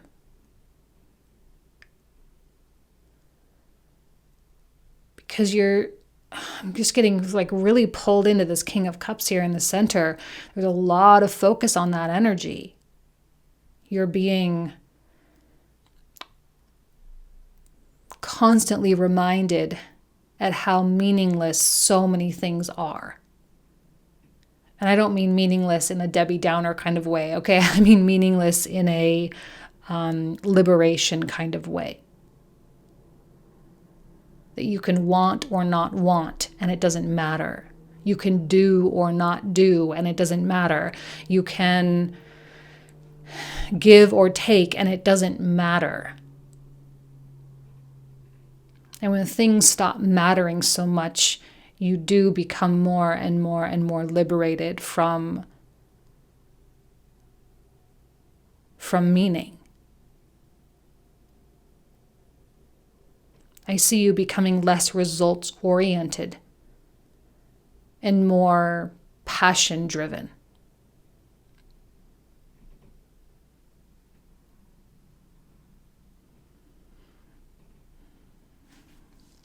Hope. I love it. We also have your hard work is paying off. New moon in Capricorn energy. There will be rewards, even though I don't see you caring that much about rewards. We have what are the dominant emotions that run your life? That's a really good question for someone coming out of such heavy 8th house stuff. What are the dominant emotions that run your life? How do you fill your day? Stress or joy, trust or anger, anxiety or peace? We have only today, right now, the journey. What did I say with that? No goal, no destination will bring us the feeling we seek. But when we begin filling every day with that which we value most, we will attract more of it. This is fulfillment. And that being matched with gratitude is a really beautiful message for you, you guys. Okay, now I didn't talk about the rune. I was normally I've been talking about this in the beginning, but the rune card that we got was, you guys, I totally butcher the pronunciation of these. I'm so sorry. Raido. Oh my God, please don't make fun of me. But it's movement and travel. And we have the kind of the image of a ship in the background there. Not sure if you guys can see it. I know that travel is not necessarily like a huge option for a lot of people right now. But travel and movement can absolutely be metaphorical as well. And I feel that it's taking on a more metaphorical context where you are traversing a major milestone in your life. You have traversed. Okay, the Capricorn stuff was the journey, and now again you're on land now. It's important that you acknowledge the end of that journey. Now, I know it doesn't always feel like, okay, boom, that's the end. Okay, now everything is great. I know it doesn't always feel like that, but some of you might be like really dealing with some kind of a vulnerability hangover type of energy, But I think if you know that you're well on your way into the next cycle, and we have the hair energy. Okay, we've got all these hairs here, and it's a little word up top, it says cycles. Okay, if you know that time is cyclical, then I think we can all agree that a massive cycle has just closed out and a new one has opened. Not to say we'll never have to revisit stuff from this past cycle, because it's very likely that we will have to visit stuff. But you'll be able to revisit it from a wiser place to close out any remaining unopened, unexamined anythings. Okay? All right, let's pull out the clarifiers for you guys. For those of you who are new to my channel, the cards I'm about to pull out are the cards that we will talk about in the comprehensive reading. The link for that will be in the description box or the comment thread down below. Let's go ahead here and just get started. We're going to start with the Page of Cups. We usually talk for about 20 to 25 minutes about these cards, in case you're wondering. Okay. Seven of Wands again. See what I mean? It keeps coming out. I think we're going to see some stuff in like world events, global events. Probably would be in your best interest not to get super involved unless you truly, truly, truly believe in some kind of a cause, okay? So we have Seven of Wands, Four of Cups, and 10 of Cups.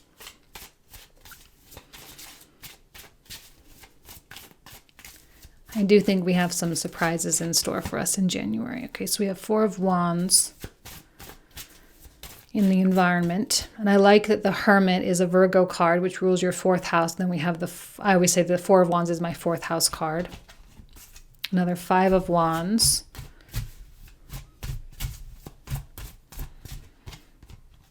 An Ace of Wands. Okay, beautiful. Beautiful, beautiful. Now let's start clarifying the 9-card block, starting with the Eight of Coins.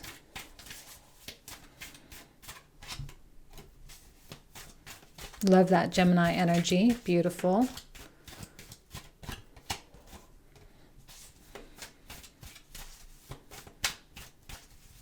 As optimistic and positive as this reading is, I'm feeling a sense of being like totally neutral about stuff. I don't see Gemini getting super emotionally involved in stuff right now. Another Four of Wands. A lot of stability. What was this card? I forgot. Magician. Okay. I'm loving the yellow. For whatever reason this month, the yellow is really, really speaking to me a lot. Ooh, and another Fool.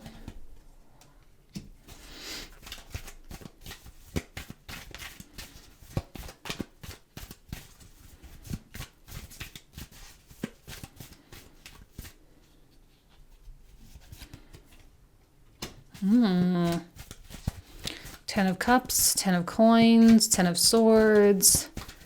A lot of cycles ending for you guys.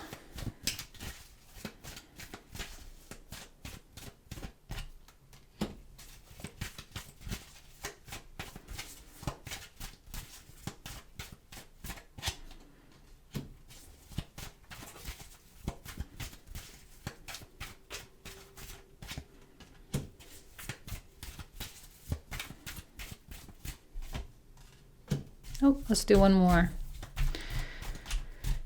Strong Knight of Wands presence in your life, whoever that may be.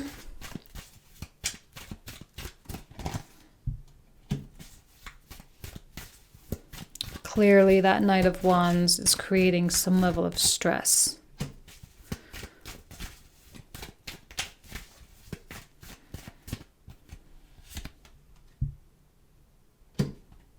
We'll do one more for that. Okay. And the Fool.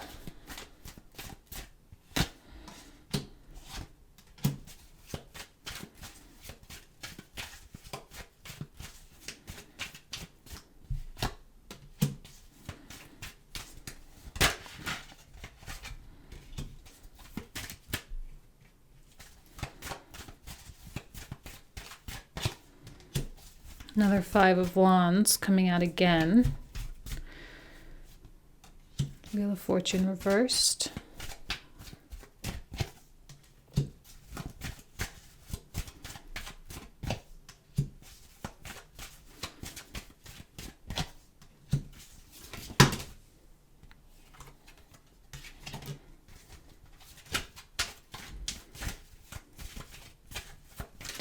I think this is a month where you just really, really have to leave that old sense of self behind. Sun with hope. Amazing. Okay, so this is where we're going to begin the comprehensive reading. So if you want to join me, again, link will be in the description box or the comment thread down below. All right, you guys, I'm going to leave you with that. Thank you so much. You guys know I love you. I wish you an amazing January, and I'll talk to you guys soon. Bye-bye.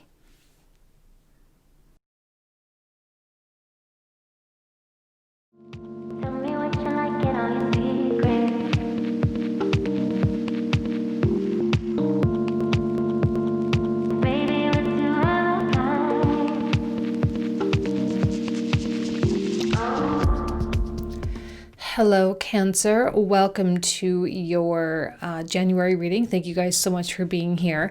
Not showing my face this month, just really not feeling so well. So I want to just keep the focus on the cards this month, okay? So let's go ahead and get started with the card that signifies your energy specifically, which is the Knight of Swords. Now, I kind of like this energy because it seems to be very focused.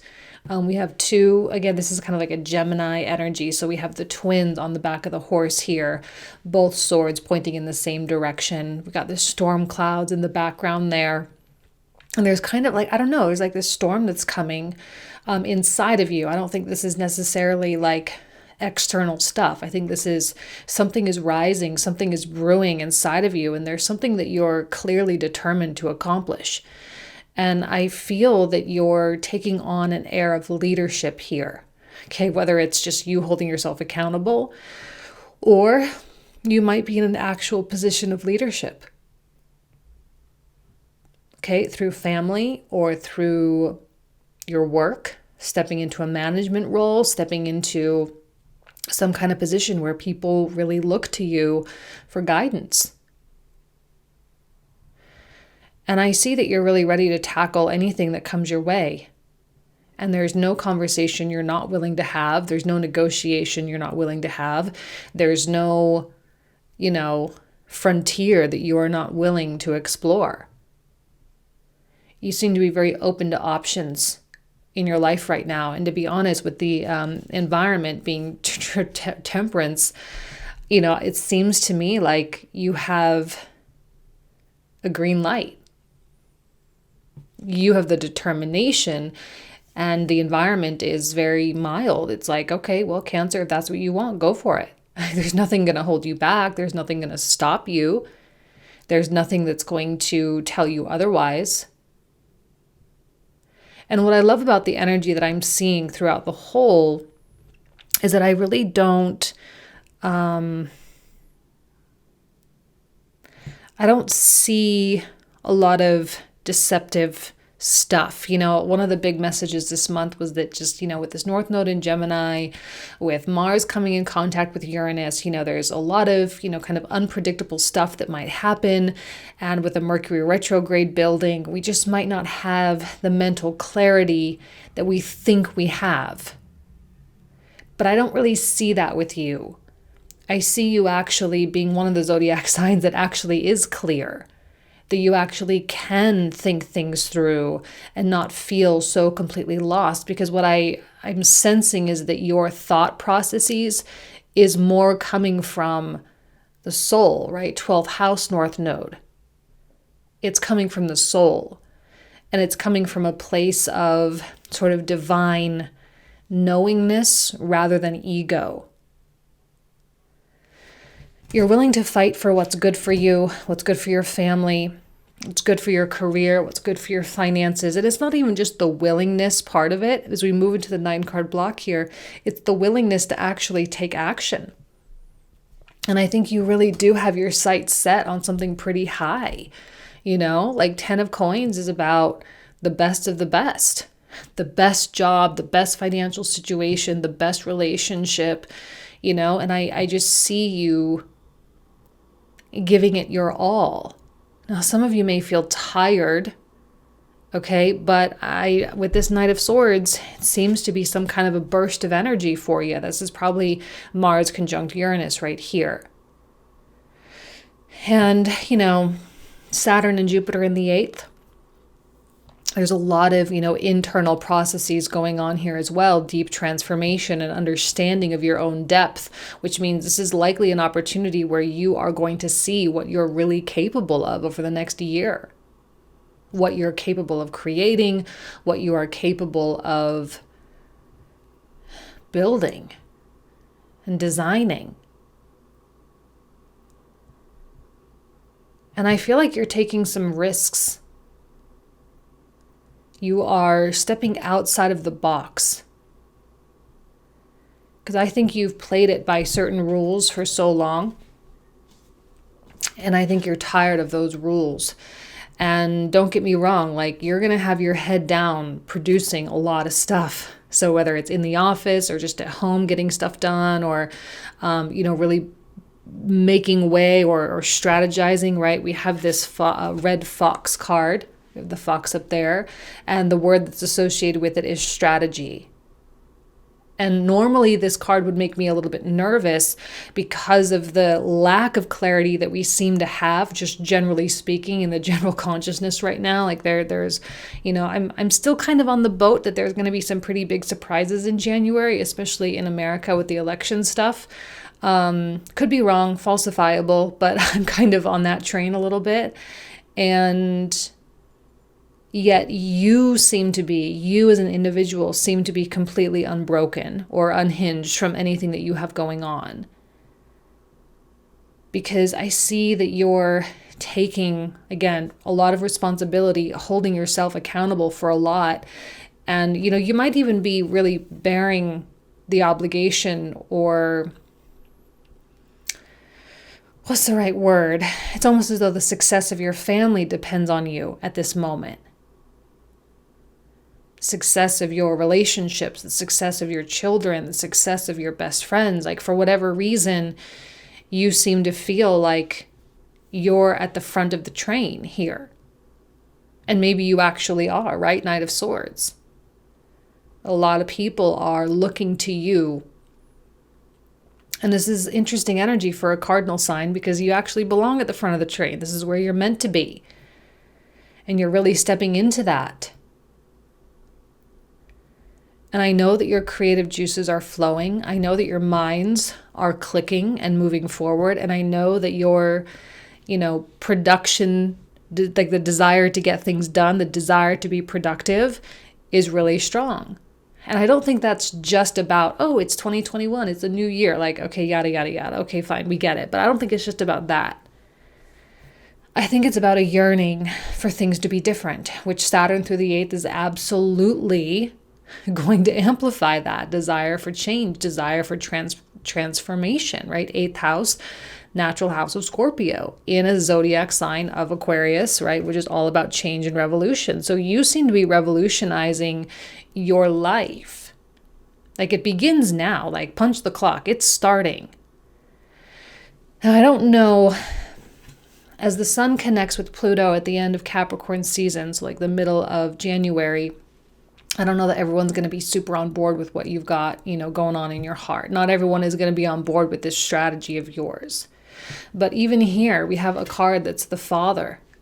There's again, leadership or patriarchal energy. I know you're Cancer, and I know that that's the matriarchal energy, but here we have a father card. So there's the leadership there that I see.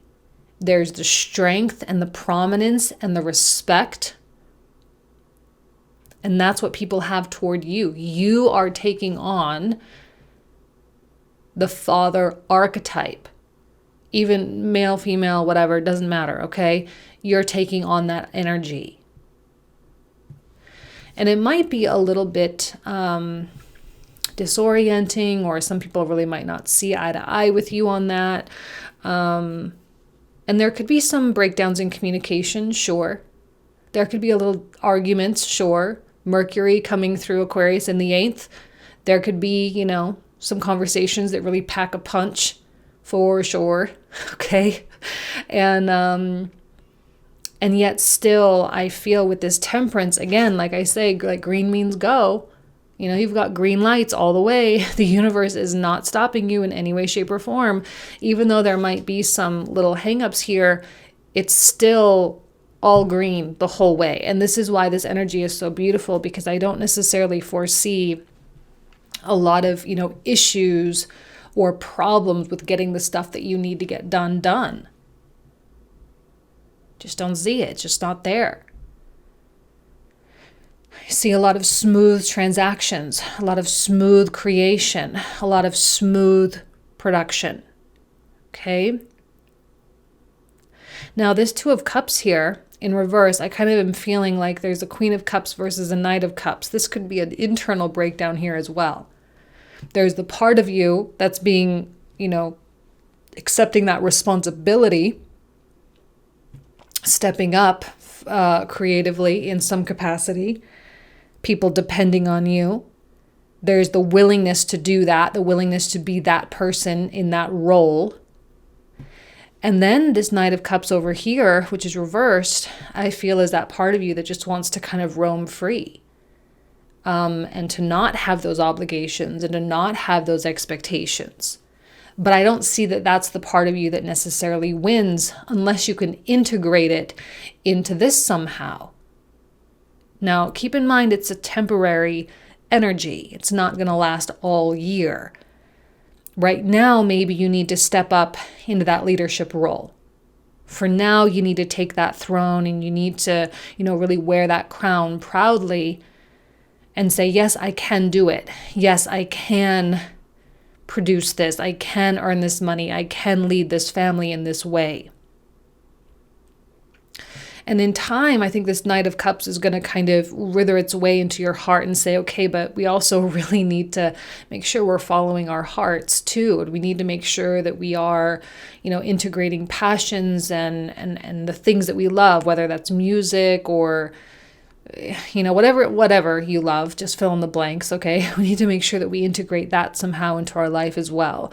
Although I almost am feeling like a purposeful misbalance. And I'm even seeing this, angel here pouring all the water from one cup into the other. I know you guys, I know this camera sucks, you guys. I'm so sorry. I spent all this money on a 4K webcam and it's like terrible. But anyway, hopefully you can still see that there's like an angel pouring water into a cup. And I'm almost seeing that there's purposeful pouring all the energy into one side of your life for now. It's a temporary lack of balance that is necessary to help get you a little bit further down the line, because at some point balance will be demanded and you'll let this Knight of Cups out a little bit and you'll be able to really tap into that, more playful spirit of yours. But right now, I just think you're taking your path really seriously. And things are going to be out of balance. Yep, you're going to be in the office a little bit more. Yep, you're going to be working a little bit harder than normal. You're not going to be able to spend as much time with people, but you're still taking care of stuff. The one hang up is in the very center. Seven of Swords is the fear and the doubt that you can do it. So here you have the warrior energy, right? The energy of like, yep, hop on, let's go, let's get after it with those storm clouds in the back. Let's freaking do this. And then there's that little voice, this freaking Seven of Swords. Whenever it comes out, I'm always like, oh man, but because it's like we would love to just start this whole year off with a whole fresh slate, but we're still the same people that we were 2 weeks ago, right? To an extent, we're still working on our things and we're still healing from things and we're still, normalizing the new Aquarian energy with Jupiter and Saturn. We're still getting comfortable with how things are unfolding. And there's that thing in the back of our minds. It's like, yeah, but maybe you can't do it, or maybe this isn't the right thing for you, or maybe you shouldn't. Maybe you should do something else, or whatever it is. And I think the consciousness of that voice is the most important thing. As long as you know that it is just a voice that is in self-preservation mode, as I see often with that Four of Coins, especially right below the Seven of Coins. As long as you know that that's your ego preserving itself and saying, no, but I don't want to work, and no, but I don't want to do it like this, and no, I don't want to put myself out there, and no, I don't want to go out there and, fight, and I don't want to, it just wants to stay safe, it just wants to stay in its like little hole and, play the game as quietly as it possibly can. But I really don't think that voice is going to win. Why do I think that? I think that because of this Queen of Swords. She's the queen of the Seven of Swords, right? She's like one of the rulers here. And she seems to be commanding that Seven of Swords be banished, so to speak. It's okay. You can banish your negative thoughts. You can do that. You can allow a negative thought to creep into your mind. You can acknowledge it, honor it, and you can send it packing and say, you know what, get the heck out of here. I'm not going to be dealing with this. And I honestly feel that you guys are going to be getting really lost in your work. You're going to be getting lost in your creations. And you're going to say, I'm just going to do it anyway. Like if you know that you have this environment that is like green lit the whole way, just boom, green lights through the whole street, you know, if you know that, the Eight of Coins is easy. And it's okay to use this place of productivity as a means to not get pulled back by your own thoughts, pulled back by your own fears. You can lean on this as kind of a saving grace. Because maybe this Seven of Swords has a lot to do with your sense of value, your sense of self-value, which can be a big thing, you know, with Chiron in the 10th. You know, sometimes when Chiron creeps in, there can be a lot of questioning of like, am I good enough? Who would ever listen to me? Why would anyone take me seriously? You know, those types of things that are always back there, always present. But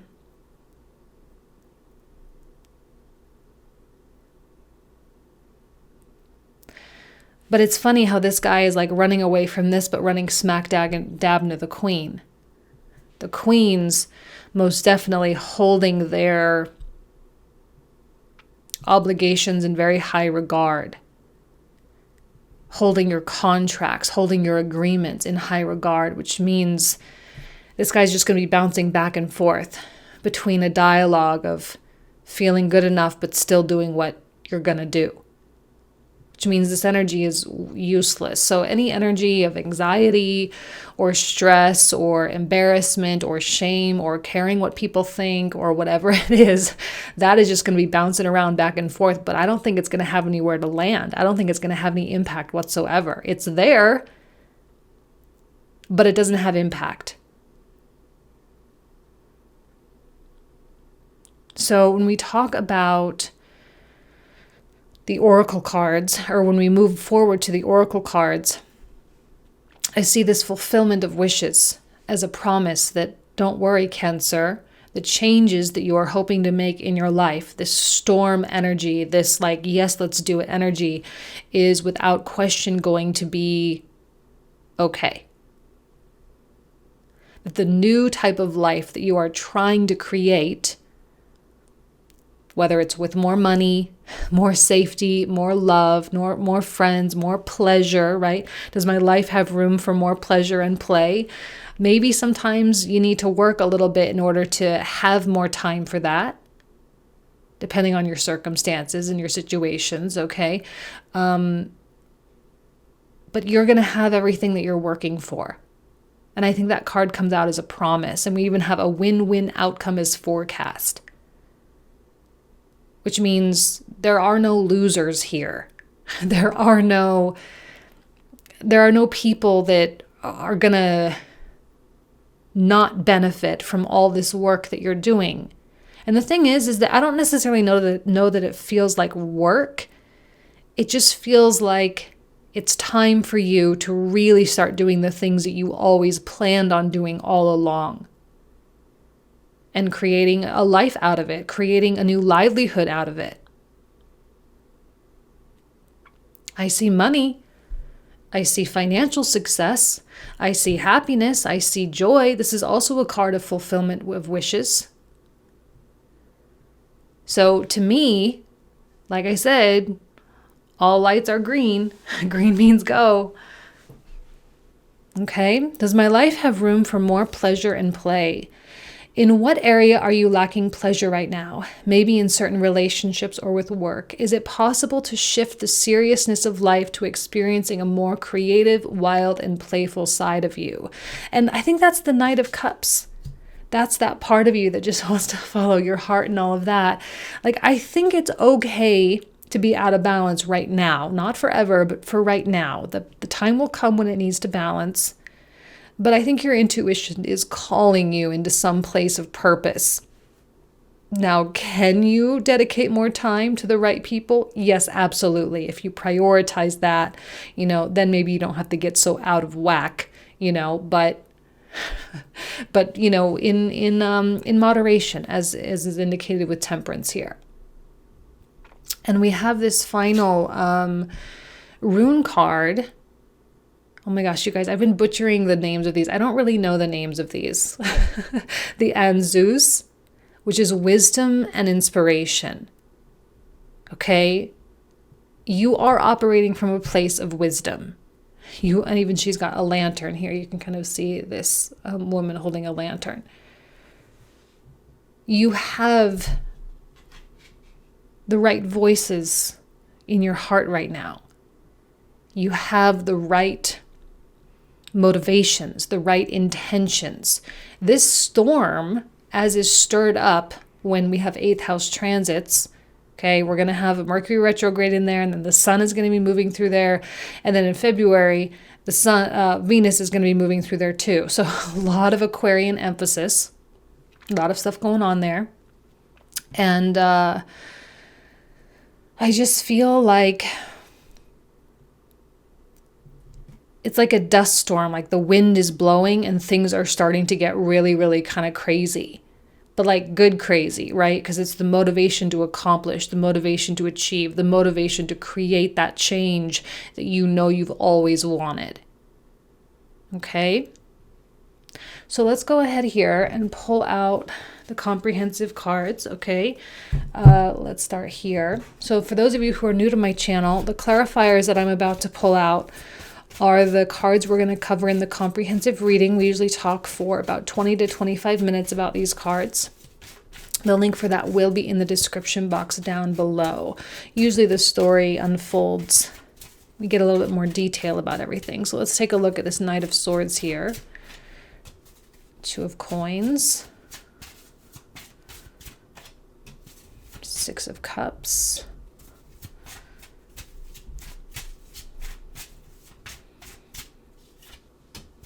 8 of Wands. Yeah, there's a lot of motion for you guys. That's not the case for everybody. This is a very unique message, okay? Not all the zodiac signs are all like, yeah, let's go. There's a strong emphasis with Mars coming through Taurus on self-reliance.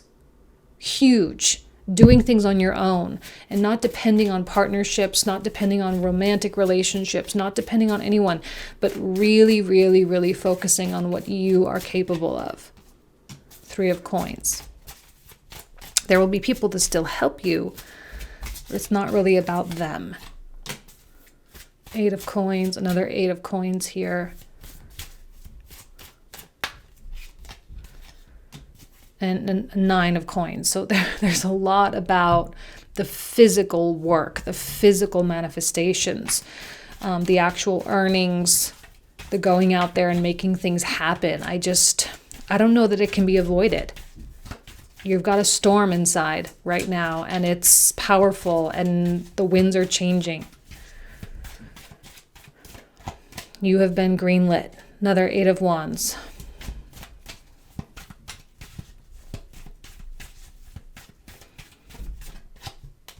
Ooh, a 10 of Coins on top of 10 of Coins. I don't know. Seems pretty good to me. Let's do one more for that. Okay. And yet still there's doubt. Here's literally everything you could ever possibly want, just literally laid out on the table here, literally in the cards. And you still have questions about it. We'll talk about it more. Ooh, another 8 of Coins. So that's officially come out in all 3 decks, which means that's the most important card. I'll do 2 more here.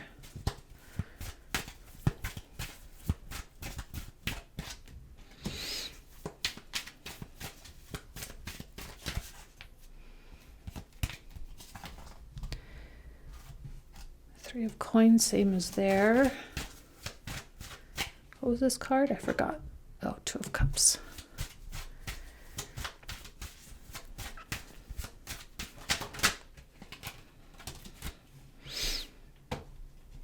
Yeah, I'm not seeing a lot of super positive things in terms of working with someone, okay? Especially if it's a professional collaboration. A lot of emphasis on what you can do for yourself. Oh, let's do one more here. What the heck is going on there? Okay.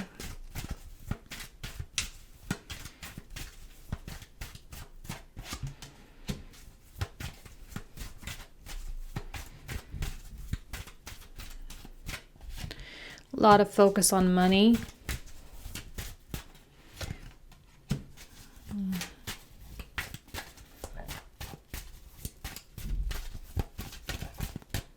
That scarcity mindset is making itself known for sure.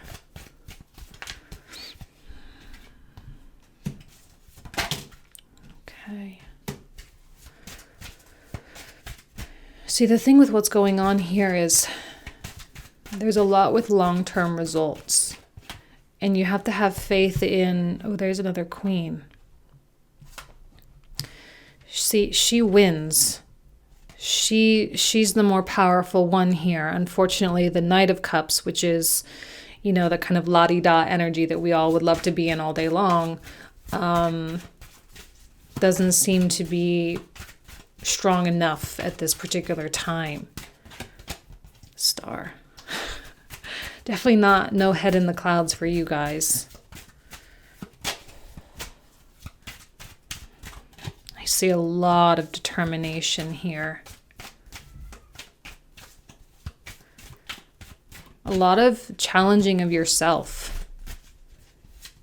Ready to sort of stretch to your limits to see what you're able to create for your families.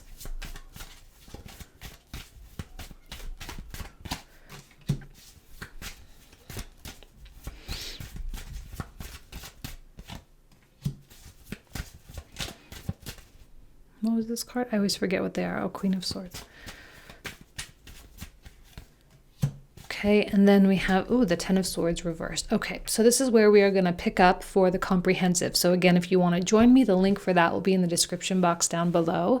Thank you guys so much for everything. You know, I love you. I wish you absolutely nothing but the best this month, and I will see you very, very soon. Take care. Bye-bye.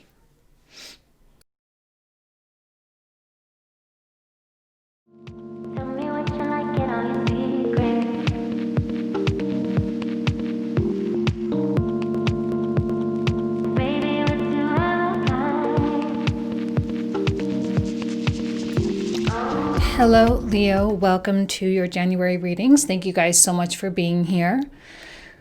I'm doing things just a little differently this month. Have not been feeling my best, so I didn't want to do the whole hair and makeup thing. So we're just going to go ahead and keep all the focus on the cards this month. Starting with hold on. There's something I wanted to point out before we get into these cards, because I kind of sat here astonished after I pulled these cards out. Jupiter and Saturn moving into the 7th house really, really has a lot to do with balance, okay? We have a Justice card in the environment, balanced scales. We have a 6 of Coins, which has balanced scales. We have a card of balance. And here we have the Jackal, which is a card of truth. You know, very Anubis-like. And we have this High Priestess energy with the 2 pillars. We even have the devil with the kind of Adam and Eve figure here. There's something going on about the way your life is aligning. Look, I'm not going to lie, okay? That Saturn moving over that descendant is a tough, tough, tough transit. Okay, it's really somber and melancholy. Hopefully you guys didn't feel it so much, but I mean, that's a really big, cardinal axis activation, all right? Activating pretty much the most prominent areas of your life. There's a quality of taking things more seriously with that kind of a transit as well, and really, really focusing on expansion, and how to do it better, how to do it right. And because you're in this state of mind, and because the 7th house is now activated, everything is coming through of okay, are you ready for balance in your life?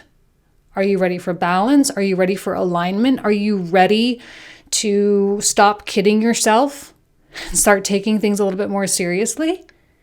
Not to say that Jupiter in Aquarius can't be super fun, okay? Not saying that, there can't still be good things going on in your life. Of course, yes, there can be, but there's going to be a tone with everything of bringing it back to the truest and purest essence of who you really are. And that will be mirrored back to you through relationships with others. So now let's get into the cards with the Knight of Coins coming out as your energy. I mean, this is a really humble kind of vibe. I mean, his head is down. He kind of has this offering here. So not only do you have a lot of cards of balance, but you have a lot of cards of offering. There's a lot of giving here. And for whatever reason, I feel like a part of the balance, a part of the alignment that you're going through really has a lot to do with give and take. What you give into the world being primary focus. What you give to others being of primary focus. The Knight of Coins is a very humbled energy. Okay, he's not a king, he's not a queen, he's a knight. There's growth or room for growth here. He's also very flexible. This is actually a Virgo kind of energy. There's a component of being of service. And when your mind starts shifting, because inevitably it has to with justice in the environment, right? Everything is balancing out. The quality of give versus take, everything is evening. So everywhere where you gave in the past, you can expect to receive. Everywhere that you have received, you can expect to give. And I feel kind of this energy of a flip-flop happening in your life. Not only now is the upper hemisphere activated, houses 7 through 12, right? Doing the flip-flop from lower hemisphere to upper hemisphere, the flip-flop from focus on self to focus on others. And this is going to start manifesting in, it doesn't have to be huge ways. It doesn't mean all y'all are going to go quit your job and go join a nonprofit or something. That's not really what we're talking about here.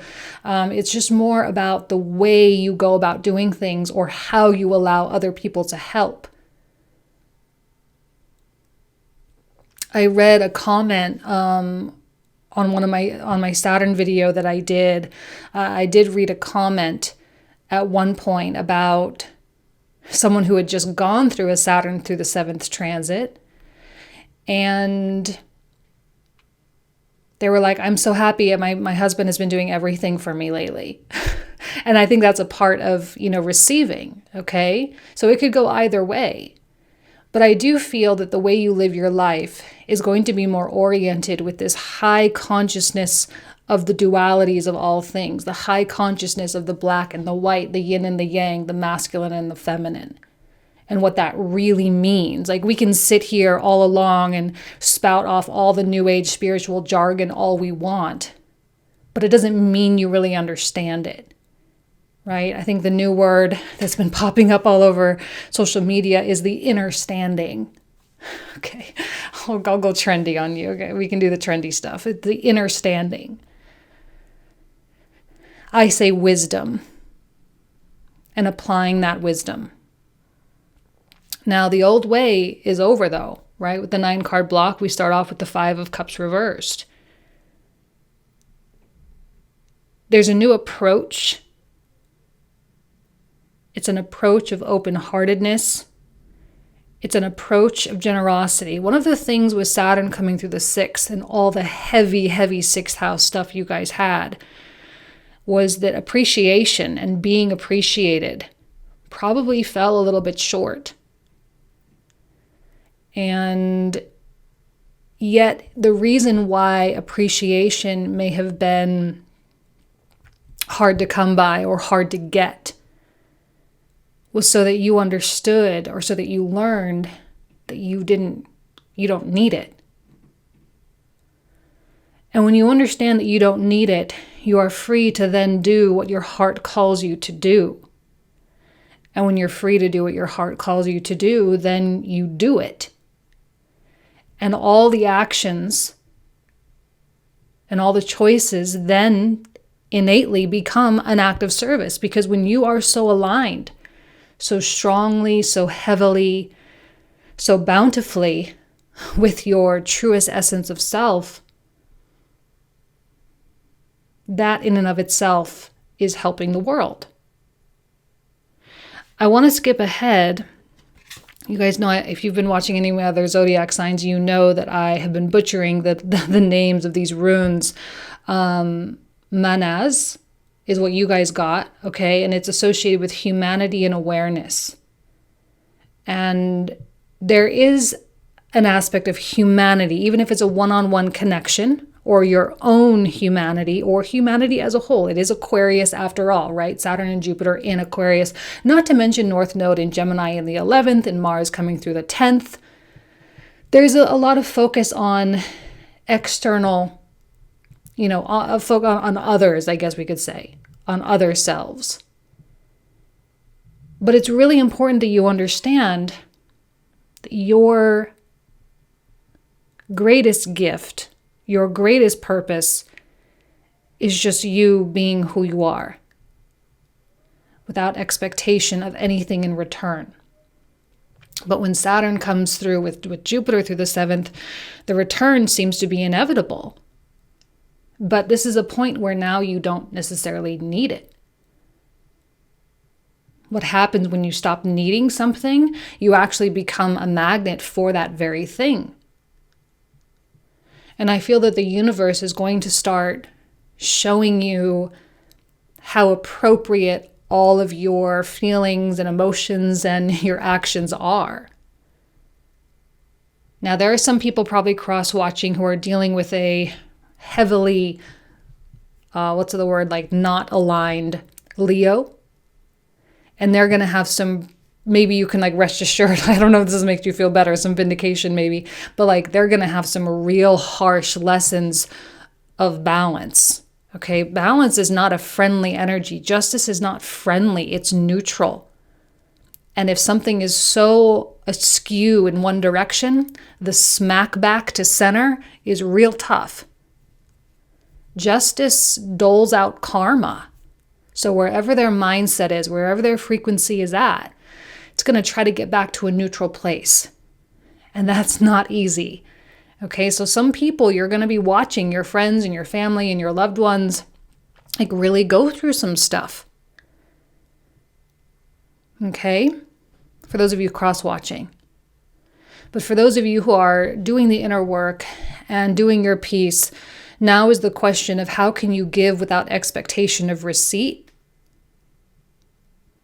but also with a sense of knowing that you are going to receive. A little different, right? To give without expectation of receiving, but knowing that you will receive. I know that sounds a little bit like we're kind of well, aren't you just saying the same thing? A little different. Okay, expectation versus faith. That the universe has to reciprocate, as is the laws of justice, which are very much in play for you right now with 7th house activation. And you'll probably get your first dose of what is to come with the Mercury Retrograde in the 7th. When it comes to partnerships, when it comes to relationships, instead of arguing, it's probably going to be best to say, well, how can I help? I suspect most people are going to be like, well, there's nothing you can do to help me. And then you're like, okay, fine. But instead of arguing back, right? Because I see this devil kind of being released here, kind of an untethering. It's an opportunity for you to distance yourself, to detangle your energy from certain things and certain people. This is an inevitability. In the same way that justice is an inevitability. These things operate like gravity, right? It's just that if you walk off the side of a building, you're going to fall down. That's just what's going to happen.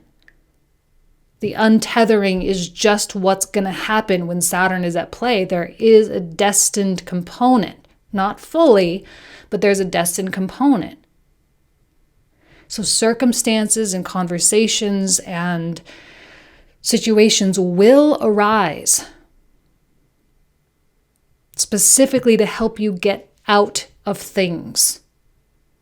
And I feel that the more you offer to give, the more out of things you become.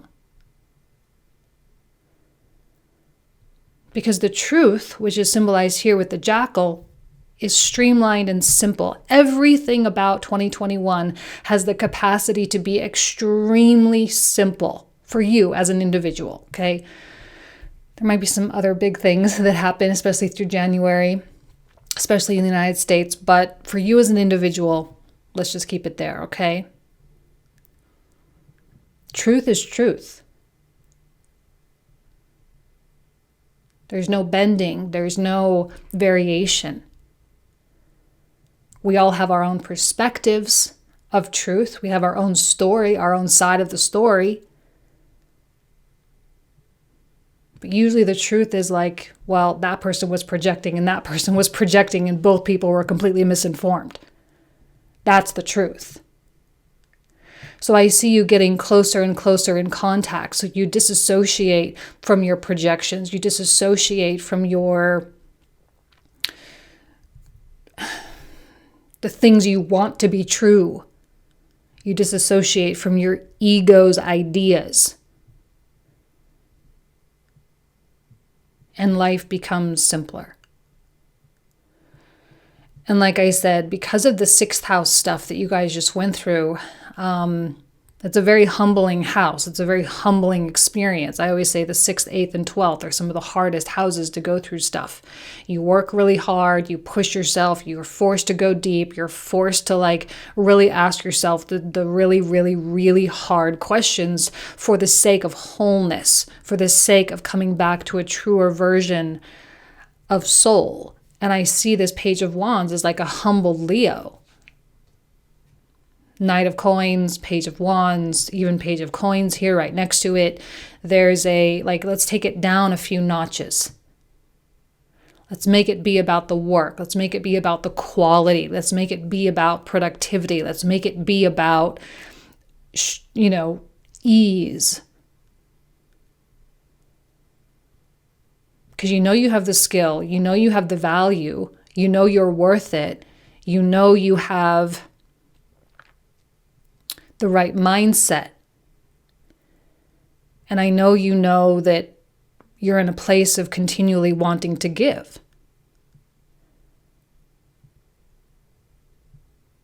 And I know that your soul is calling you in a very specific direction with that High Priestess. The one thing that worries me is this Knight of Swords. I feel that this Knight of Swords is an external person who's going to try to tell you what's going on inside of you because they're not willing to go inside of them. Sometimes these kinds of voices can really get into our head. They can mess with us a little bit and we can start to doubt ourselves. We can say, well, wait a second, I thought I was pretty sure of what I felt. I thought I was pretty sure of where I wanted to go. I thought I was pretty sure, that I was doing this whole devil reverse thing and really letting go. But now I might be questioning myself because so-and-so has some kind of their own projection. They have their own opinions, their own ideas about what's going on inside of me. And well, maybe they're right. This whole North Node in Gemini thing, look, I don't think we talk enough about the deceptive nature of the North Node. Okay? In Vedic astrology, the North Node is really closely linked with like a Neptunian and Uranian energy. Sometimes also Saturn. Mostly Saturn, Neptune, and Uranus, these kind of aspects kind of come out through the North Node in Vedic astrology. And I've found a lot in doing readings we deceive ourselves. And at this moment in time, we're deceiving ourselves with information. And I think we can all agree that there's a lot of misinformation out there on all sides of all things. I see misinformation about politics, misinformation about health, are eggs good for you or are they bad for you, right? We can find information on both. You know what I mean? And this is someone who is grossly misinformed, who has fooled themselves into thinking that they are super, super smart. And in a way, and on the surface, they probably appear smart. They probably appear like they know what they're talking about, and they probably make some good points. But at the end of the day, the devil reversed is about disassociating from that. And when you start seeing people's ideas and thoughts and opinions as projections, everywhere, you start to find that truest source of truth, which isn't even you, right? It's source or spirit or God. And when you're in touch with that place, you will never, ever, ever question yourself. And that's the whole point of being a Leo, right? That South Node in Sagittarius, in the 5th house for you guys, which is your natural house of self-expression, can cause a lot of doubt.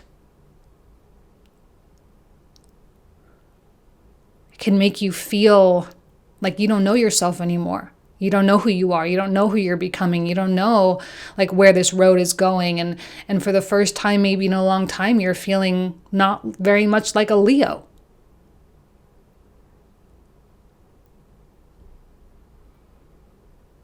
And yet the most Leo thing you can be is just authentic,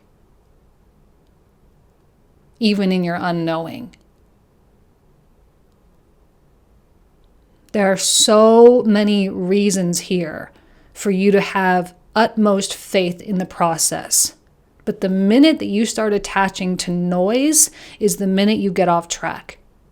This is not a friendly energy. Look, this guy has been coming out almost in every reading. And I do think we're going to have a ton of noise this month, especially in America, especially with politics, okay? And I just don't want to see you getting caught in the web. Okay? Hold your vision over here, right? Hold your vision. Your vision is a lot more clear than you realize. And I know, again, now Saturn coming into Aquarius might not have hit all of you super hard. I'm not saying that's definitely the case. But I think for those of you who felt like you got hit by a Mack truck when that came over the descendant line, I think your vision of what you want in your life is very, very important, even if it feels like it's pretty far off. And instead of trying to get the thing that is your vision, try to give the thing that is your vision. Right? If you want solitude, offer solitude for people, right? Stop bugging them. If you want peace, start being peaceful. If you want money, start contributing and supporting local artists and people that you respect. Start buying from local people. That's usually not a very hard thing for Leo to do. But in this particular instance, Saturn probably came through and confused things just a little bit. Am I communicating my needs? That's a big one, especially for a Mercury retrograde in the 7th house. First of all, hold your vision. What do you need? Let's get clear on what you need. Let's get clear now, today, in this moment, so that you can express it to humanity. But your awareness is needed in order to communicate. And what's the real need anyway? Get clear on what that is. Because I do feel like with this Two of Coins that there's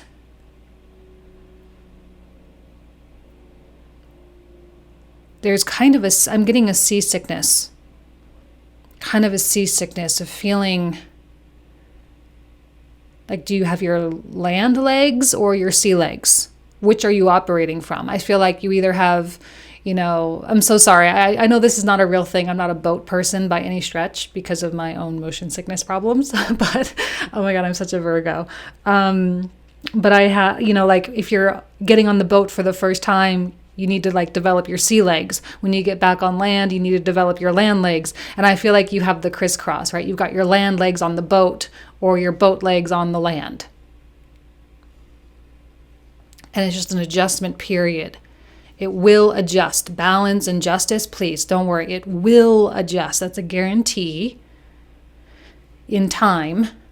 But right now you might just feel a little bit torn between worlds a little bit here. Now the last card we got was potential. We've got a seed of potential. We have a lot of people, who seem to be interested in giving. Remember, there's a give and receive on all of this. All of these are both about giving and receiving for you. So there's a receiving component. People are going to want to be a part of what you have. They're going to want to give you their money. They're going to want to support your new change in career. They're going to want to listen to you. Only in as much as you listen to them, though. There's a time for talking. There's a time for listening. There's a time for paying. There's a time for getting paid. Make sure both are happening. And make sure both are happening with gratitude. I always say, like, even something simple like paying your electric bill. Thank you, electric company or energy company. I'm so happy I can turn on my lights when I walk into a room. Like, gladly will I pay that. You know what I mean? Or like, thank you, cell phone company, for connecting me to the entire world at the touch of a button. Like, thank you, just say thank you. Okay. Let's get into the clarifiers here. So for those of you who are new to my channel, all right, the cards I'm about to pull out are the cards that we will talk about in the comprehensive reading.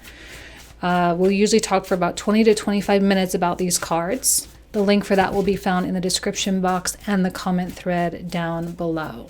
Okay, so let's clarify this Knight of Coins. What else do you need to know about this Knight? Oh, another Six of Coins. And you need to decide at any moment, you're either the person with the resources giving or the person in need of resources. It's okay to be either or. There's no pride here. Okay, there should be no pride at all. The bad kind of pride, the arrogant pride. You can still have dignity, okay, but not like negative pride. 10 of Cups. Beautiful. I love all the gold that's been showing up. Ooh, and 6 of Wands. That's a card of Leo. It's a very victory and success-oriented card.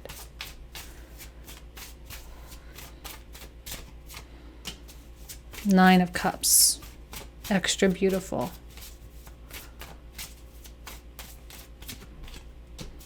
Three of Coins.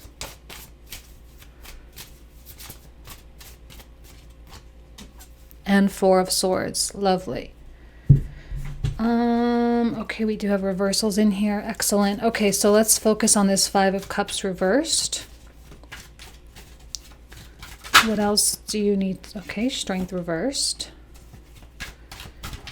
Perhaps Saturn coming over the descendant drained you a bit. It's coming off now. It's not a forever thing, and you don't have to go through a retrograde over that, which is great. So it's just a one-time kind of deal. But I know that it can be a harsh energy. Especially if you have major planets in the beginning degrees of Leo. Queen of Swords reversed.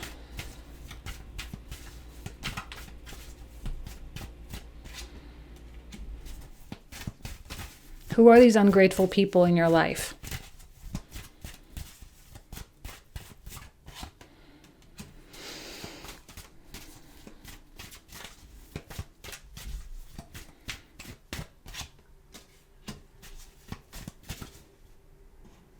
Give 6, get 10.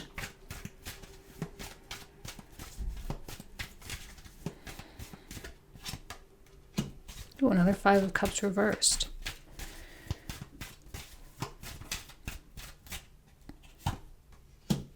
Oh, and there you are. King of Wands.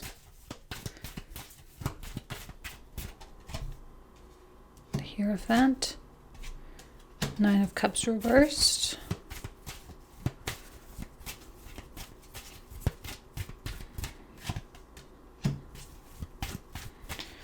Page of Wands.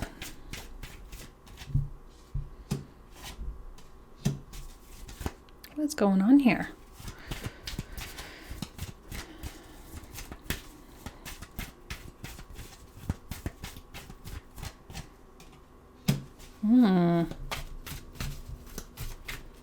Tower in the very center of the reading, huh? Yeah. Once you start untethering, changes happen really fast. You start seeing things really different, really quick. When you start, or when you stop projecting and casting judgments, and when you start recognizing those things in others, life changes quickly. You become less restricted.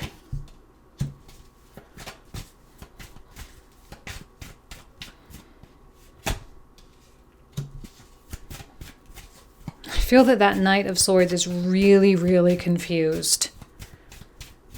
I think that's going to be the majority of people. It's better to be the silent, wise person than it is to be the loud, misinformed person.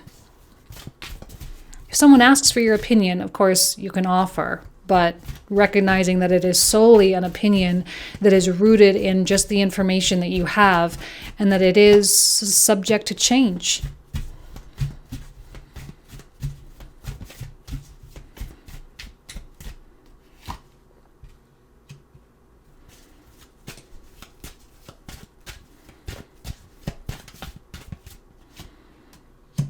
Sun and Moon coming out. Ooh, King of Cups. Love it. Okay, so this is where we're going to pick up in the comprehensive reading. All right, so if you guys want to join me, that link will be in the description box down below. Thank you guys so much for everything. I wish you nothing but the best. Have an amazing January. Talk to you soon. Bye-bye.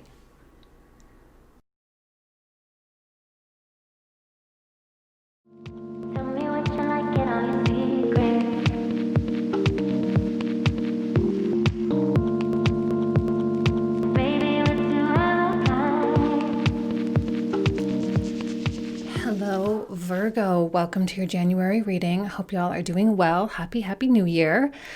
Just doing things just a little bit different this month. I'm just really going to keep the focus on the cards just since I haven't been feeling well, haven't wanted to do the hair and makeup thing. So we're just going to go ahead and dive right in, focusing first on the card that signifies your energy, specifically Virgo, which is the Queen of Cups. Now, when I look at these cards as a whole, I get a sense of how much you've really changed. And I get a sense of how secure in yourself you are. I get a feeling that you are proud of all of the hard work that you have done. You're happy for things that you've let go and for the things that are yet to come. And I do sense optimism, but it's not blind optimism. I feel like it's more peaceful, knowing optimism for yourself and for your families. And the environment is the Star.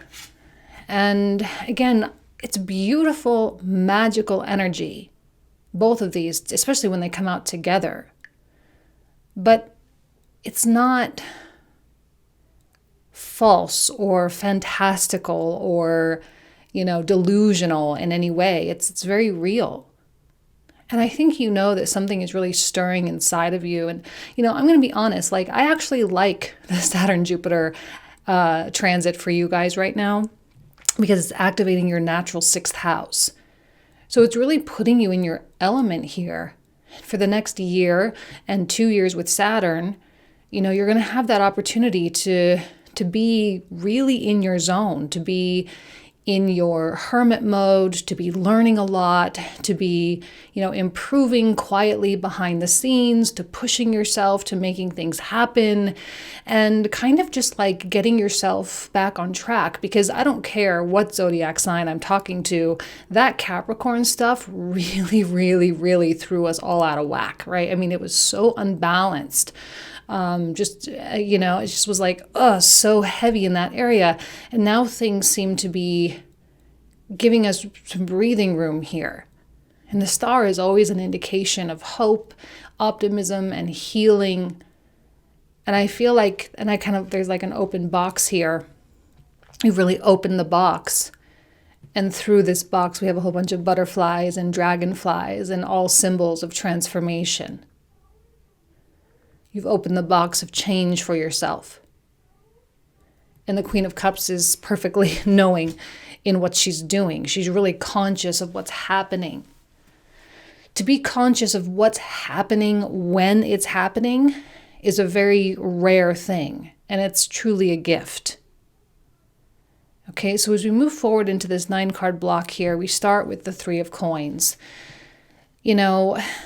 There might be opportunities for you to collaborate, but I'm going to be honest with you guys. I'm struggling with that kind of a recommendation. I'm not saying you can't work with people or whatever, but with Mars coming into Taurus the next couple of months, you got to find some stuff that you're a little bit more in control of. You got to find some endeavor or some opportunity or some venture or whatever where it really is just all about you. Taurus is about self-reliance. It's not about sharing. It's not about working with people. It's not about any of that. It's about what you get to do for yourself. It's a survival zodiac sign, really. And the only people I would ever recommend you really working with are the people that you already know and love and trust, like a spouse, okay? Or like a business partner that you've been in business with for like 20 years. Other than that, I just don't know that people are really going to share your vision. They're just not going to see it the way you see it. And I think this star has a lot to do with your belief in yourself. Because we know that Virgo, especially Virgo ascendants, are really, really hard on themselves. And that all that criticism, right, the stereotypical Virgo judgmentalism, criticism, it's really just a reflection of what's going on inside. And even though the 6th house is still going to push you, I think that Jupiter through the 6th is going to enable you to give yourself some grace. And you're not going to allow or let these patterns continue. And I'm going to skip ahead to these oracle cards. Okay, we have a Bison card, which is like associated with rituals. And I kind of even love the kind of ancestral energy that I'm getting, because we have this other, you guys know if you've watched any of my other zodiac signs, I'm totally butchering the pronunciation of this. Othala, which is a rune, okay, which is ancestral heritage and possessions. And for some reason, the ancestral nature is really coming through, and kind of the passing down of genetic or energetic karma. And that this opening of the box here, the opening, conscious opening of change, opening that passageway for yourself, is not just about you. Especially with that South Node in the 4th house there, there's a lot of healing opportunities for your lineage, for your family lines. For those of you who have children, this is exceptionally important. Those of you who want children, this is exceptionally important, that the woundings are healed. And so when you are working with people in any capacity, professional or otherwise, it's important that it truly, truly aligns with the new, right, rather than the old. It's totally pointless to have gone through a year like 2020 and just keep going on the same. All right. The purpose of a year like 2020 is to actually change. And 2020 gave us such insights, right? Awareness. We have this card of awareness here. It gave us such keen awareness of truth. And I think most and foremost, it was the truth about ourselves. The truths about what made us happy and what didn't make us happy. The truths about what was working and what wasn't. Where we were safe and where we weren't. And this year is about adjustments. So if you're going to align, you better make sure that people know what they're aligning with. Because if you just connect with someone just for the sake of not going it alone, because maybe you're afraid or whatever, right? You've got Neptune in the 7th, you've got Chiron in the 8th. There could be some really, really difficult partnerships forming, if not thought out well enough, or if not healthy. Now we have the Ace of Cups, which of course is a beautiful omen of love and emotional exchange. And I know with Chiron in the 8th, you guys are learning a lot about emotional exchange. You're learning a lot about how to let people in. And I think the Queen of Cups is very ready to let people in. She's ready to start caring, right? She's ready to stop with any of this self-preservation stuff, this protection stuff, and start really opening. She seems to be stepping into the motherhood role. Okay, this is a very motherly kind of energy. I feel like your heart is starting to feel more joy, or an opportunity for you to make a certain adjustment in your life will appear so that you can feel more joy. But the road is still a little bit murky with the moon, right? When the moon appears, the star appears, we have opportunities to shed fears. We have opportunities to put one foot in front of the other, no matter how mysterious the future may seem. We have an opportunity to practice faith and to listen to our intuition, right? Queen of Cups, the moon. I mean, this is really, really deep feminine, deep divine feminine kind of stuff. I'm going to skip to this 10 of Swords here, because what I'm actually feeling is kind of a bury the hatchet kind of energy with that 10 of Swords being in between two people.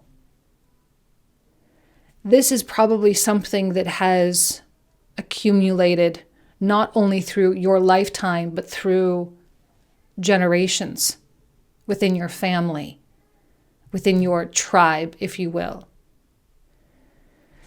And it came to a head for you in your life.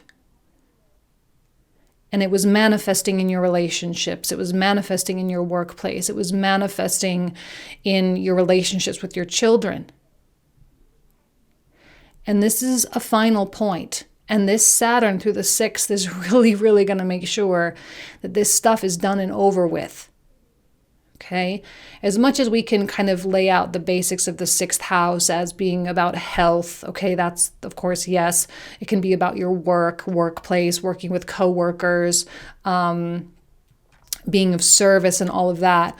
Ultimately, the 6th house is about self-mastery. Houses 1 through 6 are all about the development of self, where we go through, learning about our bodies and our minds and our hearts, our self-expression, our creativity, our self-worth, our money, our possessions, everything that has to do with us. And in the 6th house, this is where everything really comes together, and we get to package all of these little bits together to really understand and put together a more whole vision of self. And any of the things that either didn't ever belong to you in the first place, that got passed down by the way your parents treated you and taught you how to experience life, or things that did happen to you, right, with maybe a divorce or, a bad financial deal gone bad or something like that, right? All those things that have acquired, this is an opportunity for you to say, it has no power over me, and I break free. And I almost see in a triangular fashion here, actually in a diamond fashion here, we've got the aces here, we've got the queen and the king, that there does seem to be some connection that at one point was torn apart, or there was a big wedge between two people. We've got a king and a queen looking in totally opposite directions here, back to back, being connected with the 10 of Swords. This was a really sour situation, clearly. Someone that you may have had hopes with, maybe you were trying to build something with, maybe you did have this, idea of what it could be, but because of this, made it hard. But because as I said before, I see it as a bury the hatchet kind of energy, I almost feel like there could be, I'm not going to say a full-on reconciliation, especially if you're like a single person and you're like hoping to get back with an ex or something. I don't necessarily see that. But I do see a deeper understanding of that person's role in your life and an expression of love for that person for fulfilling their contract with us. And I don't mean the agreements that you had here on earth together on the bad side of the veil, right? On the ignorant side of the veil. I mean, before we arrived, before we incarnated. Everyone plays a perfect role. We can perceive it as bad if it's bad, or we can perceive it as good if it's bad. I kind of see you transcending dualities here, and saying nothing is neither good or bad, it just simply is. And therefore your compassion can really grow. And from this 10 of Swords blossoms, it's kind of like an as above, so below. Here's an event, here's a breaking point, here's a bury the hatchet, here's forgiveness, right? Who am I ready to forgive down here?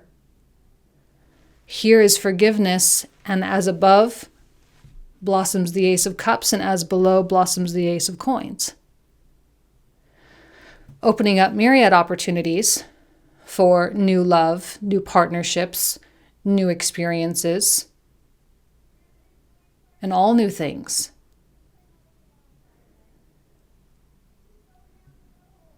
I don't see you overanalyzing this. I don't think the Queen of Cups, even the Queen of Coins, I don't see hefty overanalysis.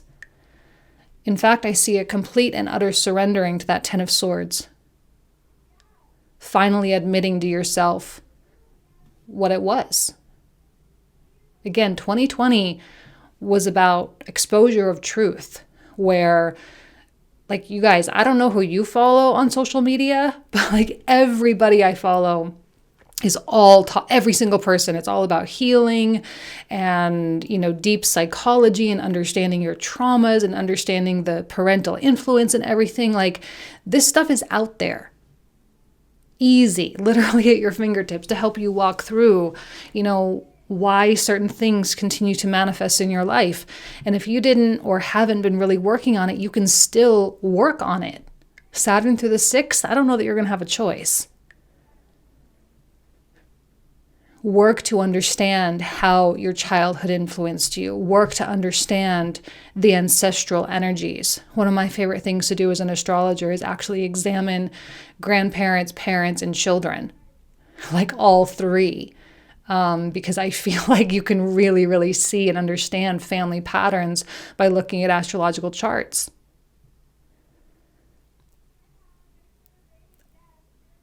I don't see you overthinking or overanalyzing, though. I just see you accepting. And in a way, this King of Cups, I think, is also accepting.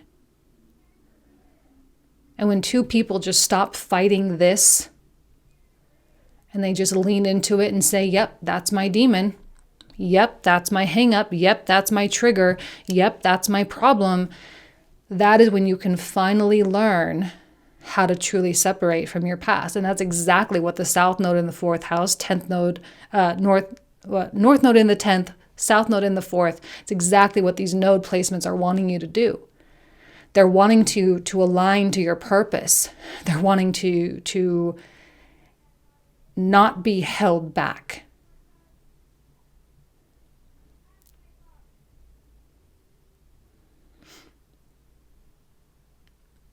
I forgot to mention that we also got the star over here.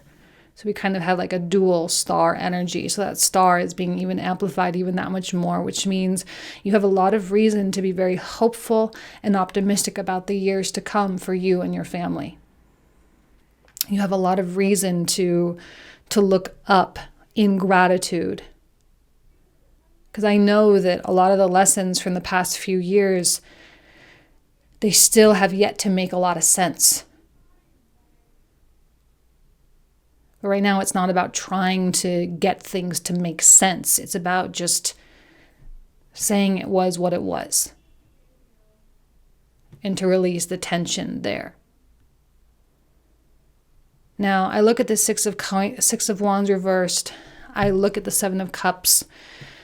Let's start here. I kind of feel like you might be struggling a little bit with what you really care about. Remember what I said about the caring? There's caring that is starting to open up in your hearts. Maybe you're discovering that you care about a lot of stuff and you're having a hard time really focusing that energy in a little bit.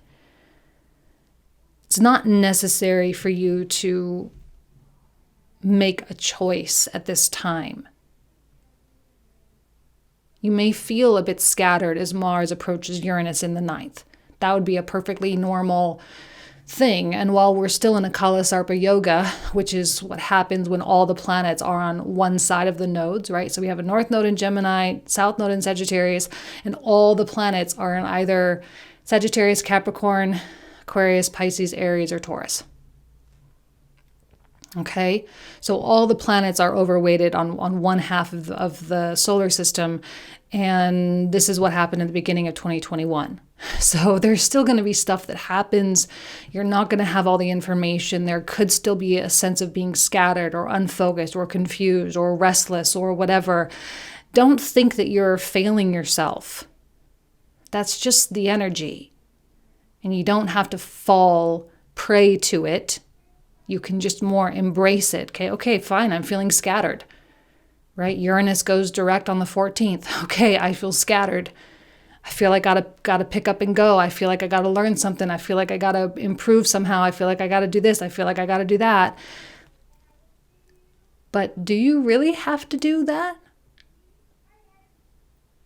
Feeling like the answer is no, you don't really have to.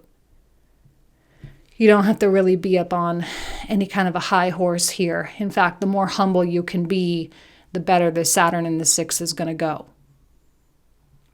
This is a very humbling place that reminds you that you're here to learn a lot.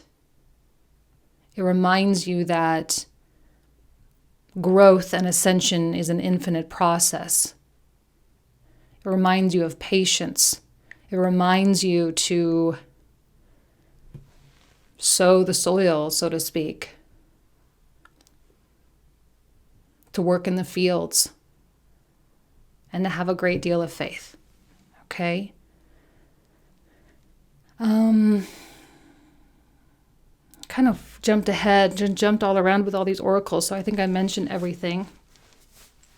Let's go ahead and pull out the comprehensive clarifiers. So for those of you who are new to my channel, the cards I'm about to pull out are the cards we'll talk about in the comprehensive reading. The link for that will be in the description box down below. We usually talk for about 20 to 25 minutes about these cards, okay? All right, so let's start by clarifying this Queen of Cups here, which is you, Virgo. Two of Swords.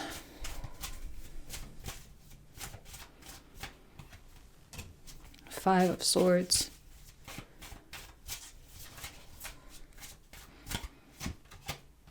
Another Ace of Coins. I love that. Definitely like to see that. So we have the Star, the Four of Wands,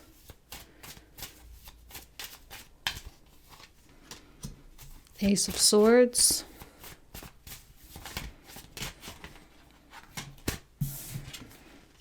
ooh, another Ace of Cups. So we're getting kind of a double dose of that, so that's kind of cool. All right, so let's focus on the Three of Coins.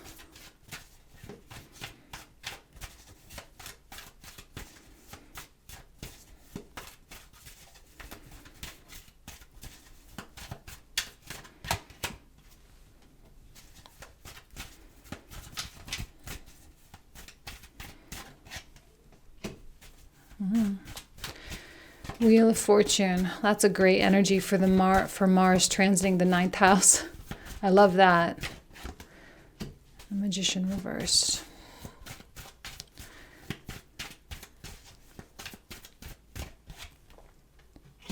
I do feel like you're going to be doing things really, really behind the scenes for the next couple of years. Working, creating, and just really not talking a lot about what you're doing.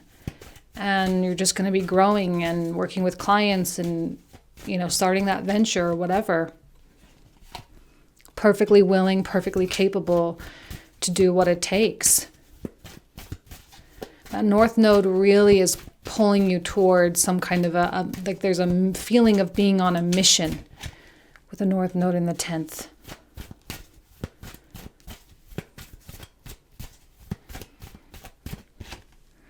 Don't get it twisted though. The North Node in the 10th can have you being very achievement oriented. There is no fulfillment found in the achievements themselves. That's the illusion of the North Node. Let's do one more for that since we got the moon clarifying itself. Excellent. Okay, Queen of Coins. King of Wands reversed. Also feel like that one. Okay. Oh, geez. Okay. Definitely some cards wanted to talk. 4 of Coins. 9 of Cups. Let's clarify the King, and then I'll go back to the 10 of Swords. So clarifying the King of Cups here.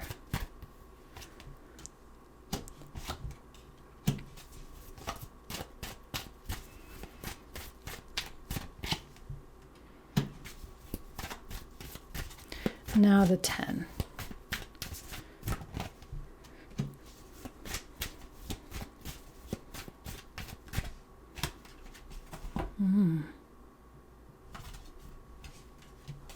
I like that center card actually.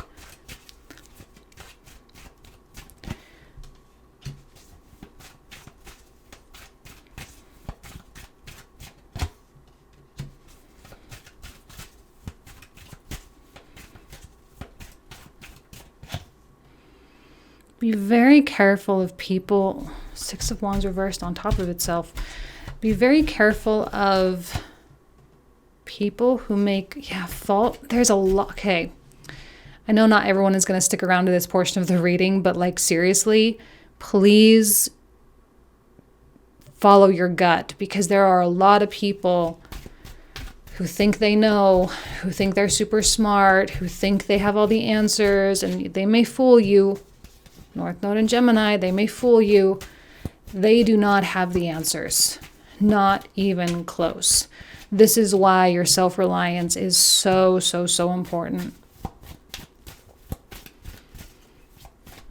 Because it's possible that we could be putting faith in people that have no care in the world about our success. And they won't be truly in it with us.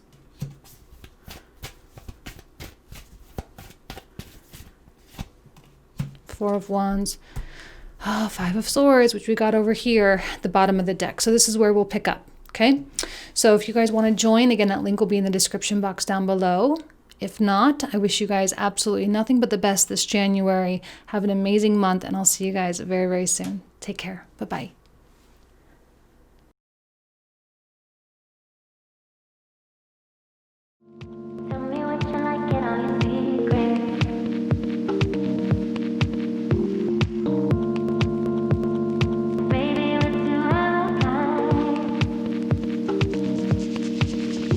Hello, Libra. Welcome to your January reading. Thank you guys so much for being here.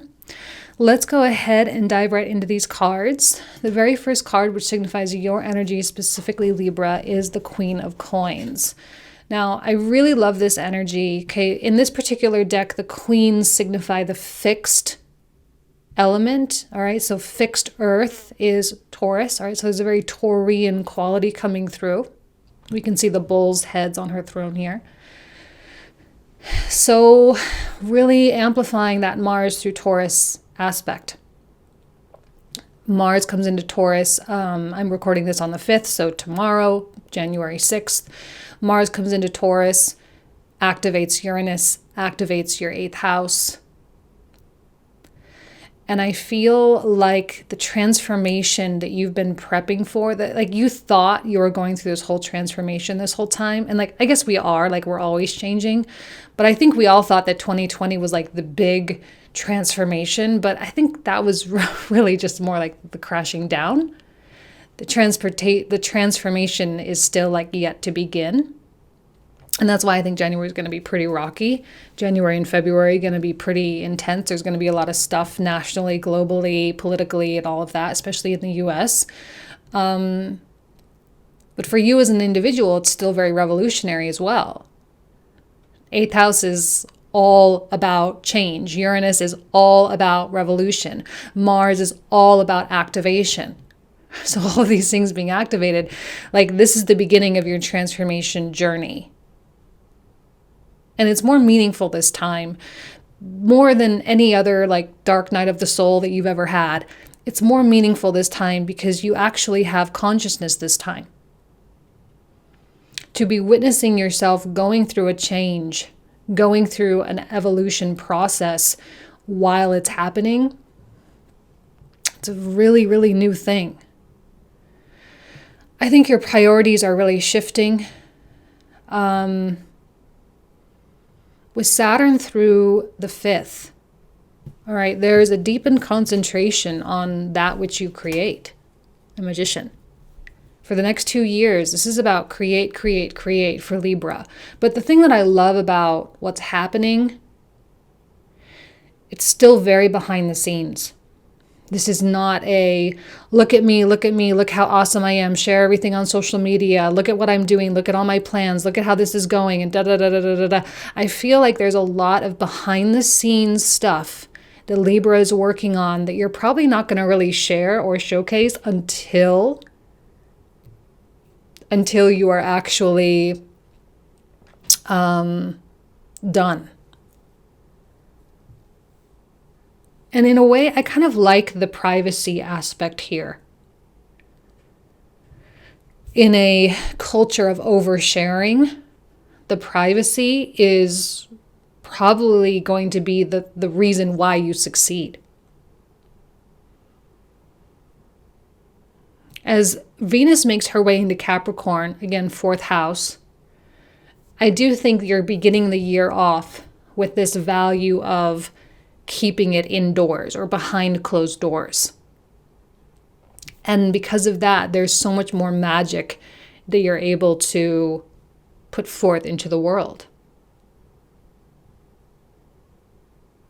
Sorry, I know this is all pixelated. I bought these really expensive 4K webcams and they look terrible. I have no idea like why the quality is so bad. So sorry. I'll just switch back to my phones next month. But yeah, so I mean, if we look at this 9-card block, I mean, look at what's happening on the first 2 rows. 3rd row looks great, right? Lovers, 10 of Cups, King of Wands. I mean, yeah, it looks beautiful. But there's a process here. Begin the reading with the Tower. Look, I don't know about you guys. I feel like the only zodiac sign I can really, really talk to is Libra, because Libra is my ascendant. So like, of course, my houses line up with you guys. So like, let's talk about this Saturn moving into Aquarius, right? Let's talk about it. To me, it was a really sobering and melancholy transit. It put me into a really weird state of mind. I got really sick. Physically, I got really, really sick. And I sort of limped my way into the new year. But as I was physically sort of incapacitated, I was physically in bed for like a week straight, I had a lot of time to really think. Or not think, actually. Not think. A lot of time to not think. And I feel like there was this freedom that was coming through. And I'm wondering if that's not what the Tower also represents for you as well. A freedom, because when you really, really, really stop holding up your own house of cards, right? And even over here, what expectations do I have that are impossible to meet? I have this Tower, like, let go of the expectations. Let go of the way you think it's supposed to look. Let go of what you expect from someone else. Let go, let go, let go, let go. And it was just like this constant, smacking you in the face of like, let it go, let it go, let it go, let it go.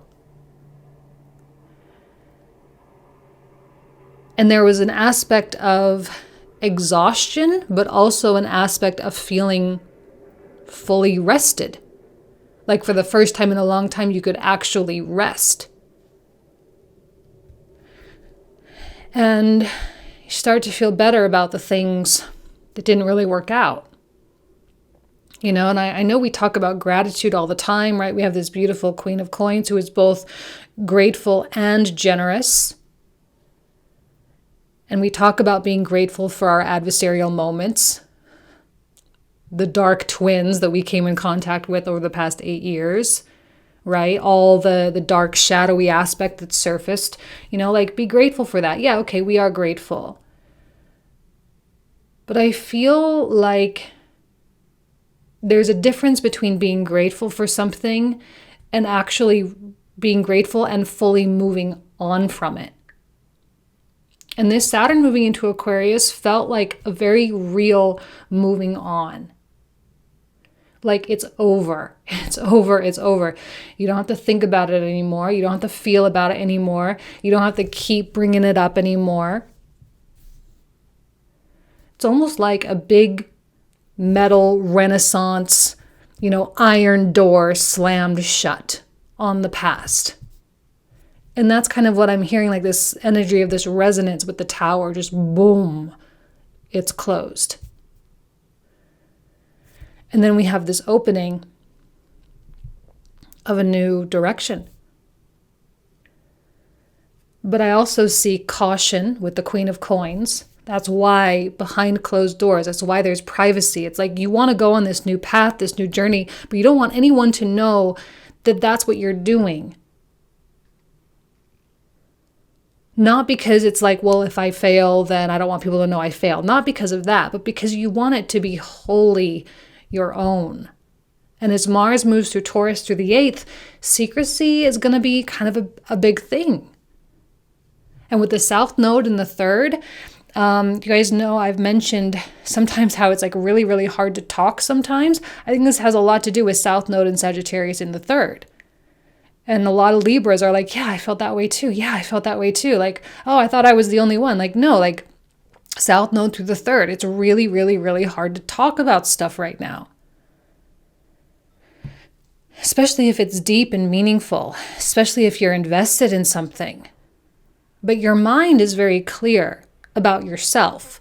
Now, generally speaking, I do think there's a lot of confusion about what's happening like in the external world, what's happening, and generally a lot of people are really, really wrong about stuff. Okay, that there are a lot of people operating in a lot of delusion. But for you, right, I think that's part of the tower. You seem to be clear about you, and you also seem to only really care about that.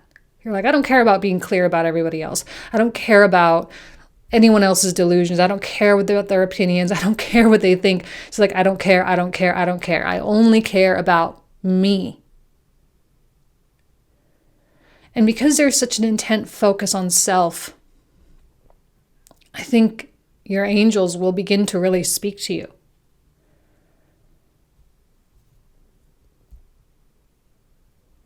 And I feel like,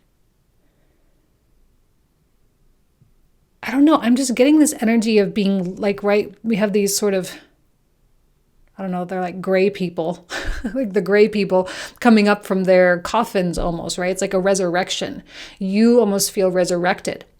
And after years of maybe having lower energy or being misdirected or not knowing what to do without your career, not knowing what to do with work, not knowing, you feel like, you know what, I do know. And what a sense of relief that is. Like, yeah, I do know what I want my career to look like. I do know what I want my livelihood to be. I do know the way I want to take my family, the way I want to lead my family. I do know. And it seems to be coming from a soul-driven place. There's nothing greedy or egoic about what's happening. In fact, the opposite with the tower. Okay, now we also have underneath the Tower Temperance reversed, which I always say is my card of turbulence. So we have the Tower and a card of turbulence. And moving through January, it's going to really shake you up. But the more and more connected to self you are, the more opportunities you have to stand firm in what you know and what you believe. And not even what you believe about external things, but what you believe about what you want. What you believe is the right path for you. Actually, the more steady you become. And when I see this Hermit in the center, the Hermit reverse is always kind of an interesting energy for me. I always see him in completely different lights. And based on what's surrounding him, I feel like the Hermit is not a deep inside energy. The Hermit is the way you're living. It's fully expressed. You are living in a wise way, especially with the Queen of Coins, right? You're living in your wisdom. You're practicing what you preach. You are stepping away from any lingering hypocrisies, right? Any lingering inconsistencies between what you think and what you feel, right? There's an absolute alignment happening. And how good it feels, right? That the level of exhaustion, do you not look out in the world and be like, how do people have the energy to lie to themselves so much? Right? Especially in the political world. How do you live in such a lie all the time, all day, every day? Who has the energy for that? Who has the time for that? But I think on some level you see that that's maybe who you used to be. And so you have kind of a reference point. So when you're here in this fully expressed Hermit energy, you kind of are this wise old soul gracing the earth and blessing the earth with your presence.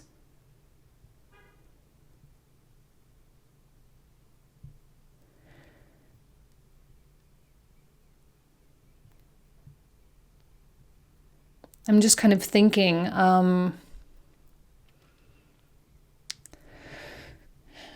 there doesn't seem to be any kind of a rush. We have the waiting game here. And we have a work through your fears oracle card over here. I'm not saying all of this is perfect. Definitely not going to say that. It's not all perfectly smooth. And once this happens, then this happens. You might notice a little bit of a toggle back and forth here. And there will be some disappointed people. And maybe on some level you will be disappointed, okay? Because I don't think that letting go of expectations is usually an easy thing, especially if you're married, or especially if you have, expectations for your business or your finances or whatever. It's not easy to let go of expectations because we all want that little bit of a safety net. We all want to know, will I be able to pay my bills and whatnot? And yet, I think the more and more relaxed you are on your expectations, the more and more likely life will exceed your expectations. I think there's been a lot of fear with Libra.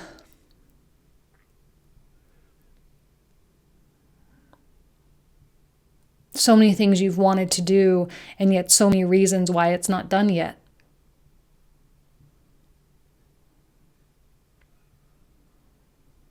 And I see this Three of Swords as you actually really owning up,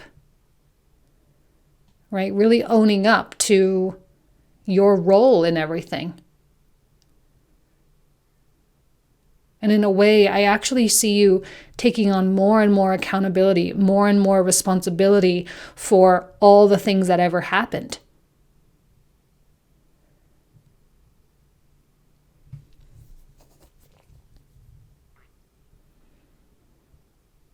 But I see that being a burden that you're willing to bear.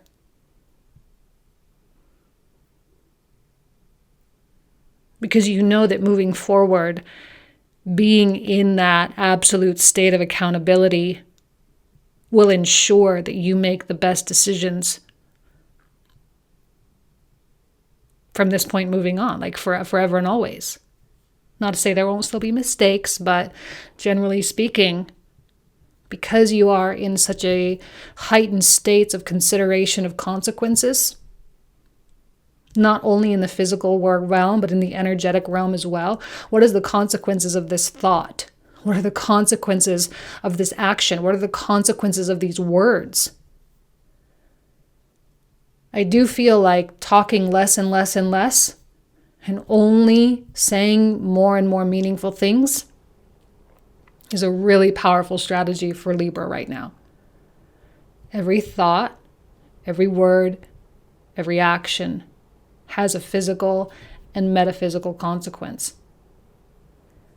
And had you known that 5 years ago, 10 years ago, had you been operating like that 5 years, 10 years ago, how different your life would have been. So now moving forward, what's it going to be? And when you accept these harsh realities, when you accept this responsibility, nothing is anybody else's fault.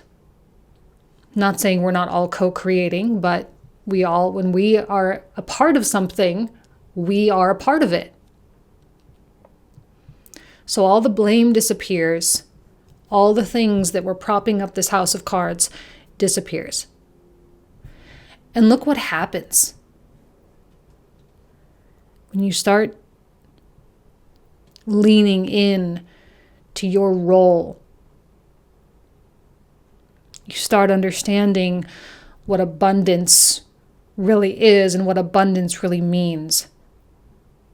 You start taking deliberate actions, speaking deliberate words, thinking deliberate thoughts, and you create a paradise.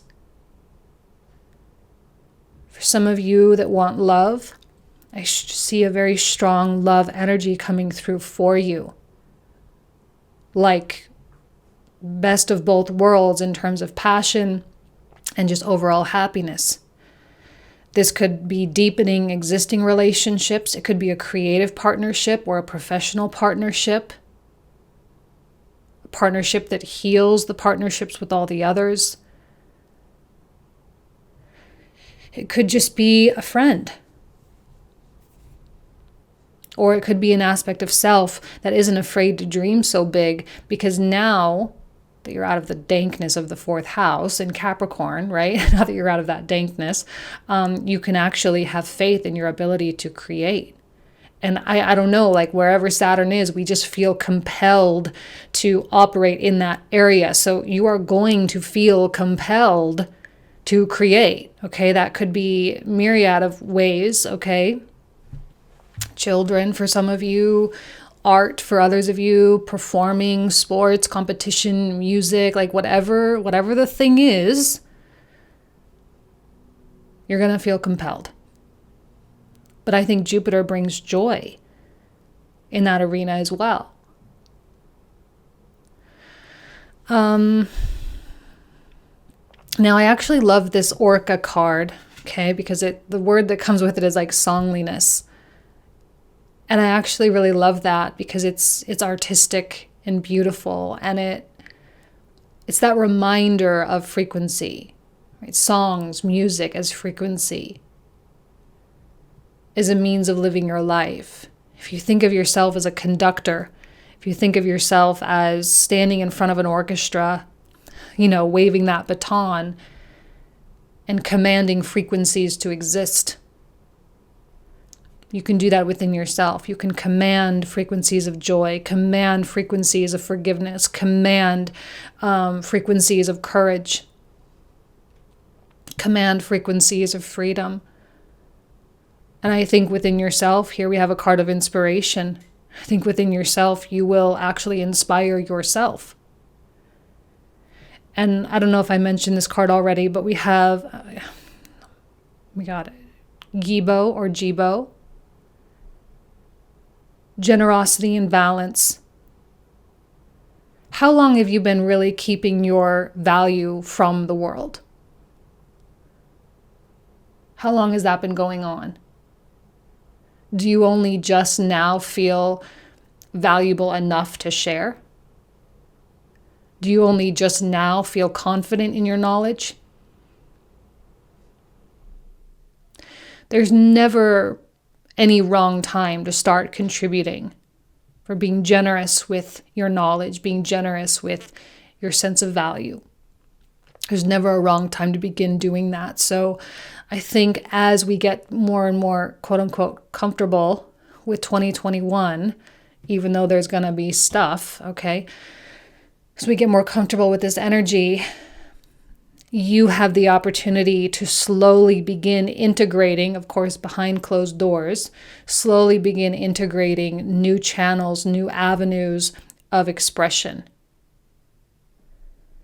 And when you're ready to share, you'll share.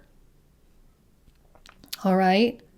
I'm really excited to see what these comprehensive clarifiers are going to say. So let's go ahead and jump right into that portion of the reading. So for those of you who are new to my channel, the cards I'm about to pull out are the cards we'll talk about in the comprehensive reading, which we usually talk for about 20 to 25 minutes. The link for that will be in the description box or the comment thread down below. So let's focus on this Queen of Coins. What more do we need to know about your energy, Libra? Oh, okay. 4 cards flipped out. So we got 10 of Coins, obviously, 8 of Cups, 5 of Cups, and 4 of Wands. All right, now what do we have for the Magician, which is the environment?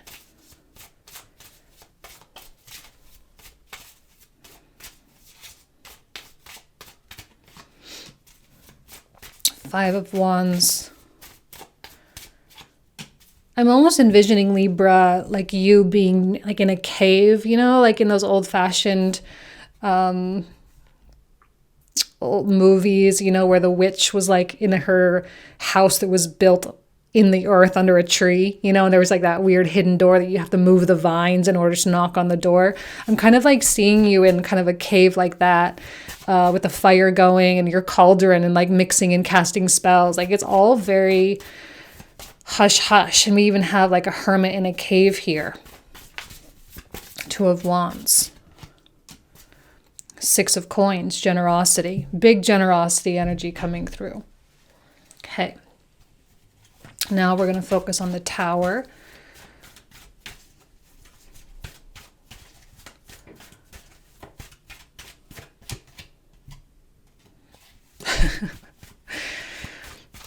Let's move on, right? Shut that iron door and just move on. I think the load that the Capricorn energy kind of really forced us to carry was a lot. So much healing, so much soul searching, so much understanding of why we do what we do, who we became because of who influenced us, you know. A lot of analysis on our parents, a lot of analysis on our childhoods. That's 4th house stuff, you know. A lot of focus on being safe. A lot of vulnerability there in the 4th house. I think Libra is really tired of feeling so raw and exposed.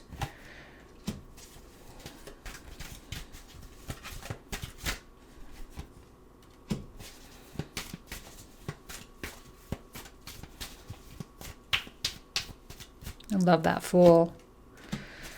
Love that Fool energy. The Fool with the Magician. Ah, see, 10 of Cups, Queen of Wands reversed.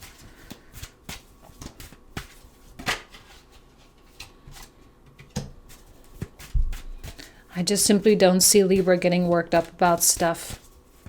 Remember in 2018, 2019, I'm mixing up all the messages, 2019 I think it was, the message of like, you're untouchable, you're untouchable, you're untouchable.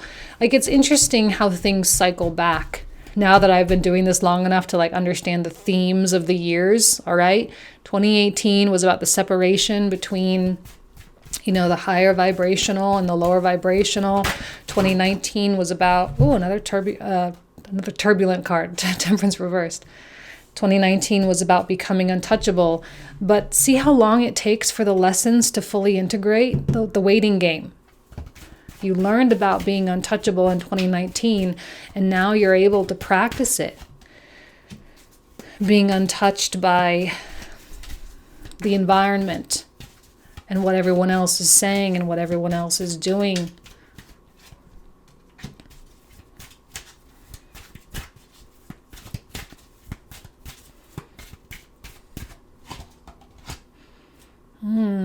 The Devil, Two of Cups, Three of Swords.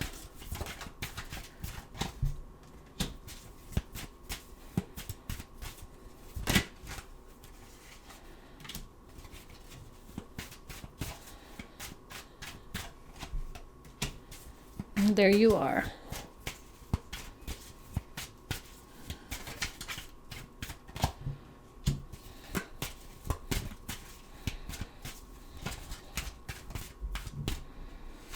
A lot of potential for love and romance for Libra with the 5th house activation. If that's even what you want. You might not even feel like you're really wanting a relationship right now if you're single. Although, you know, that's not going to apply to everybody.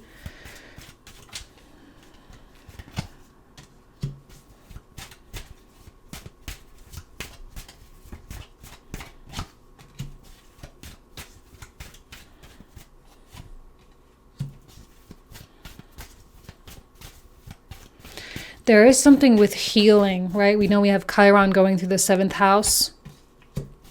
I feel like this King of Wands is someone who is there to help you heal, to help you believe, to help you have faith.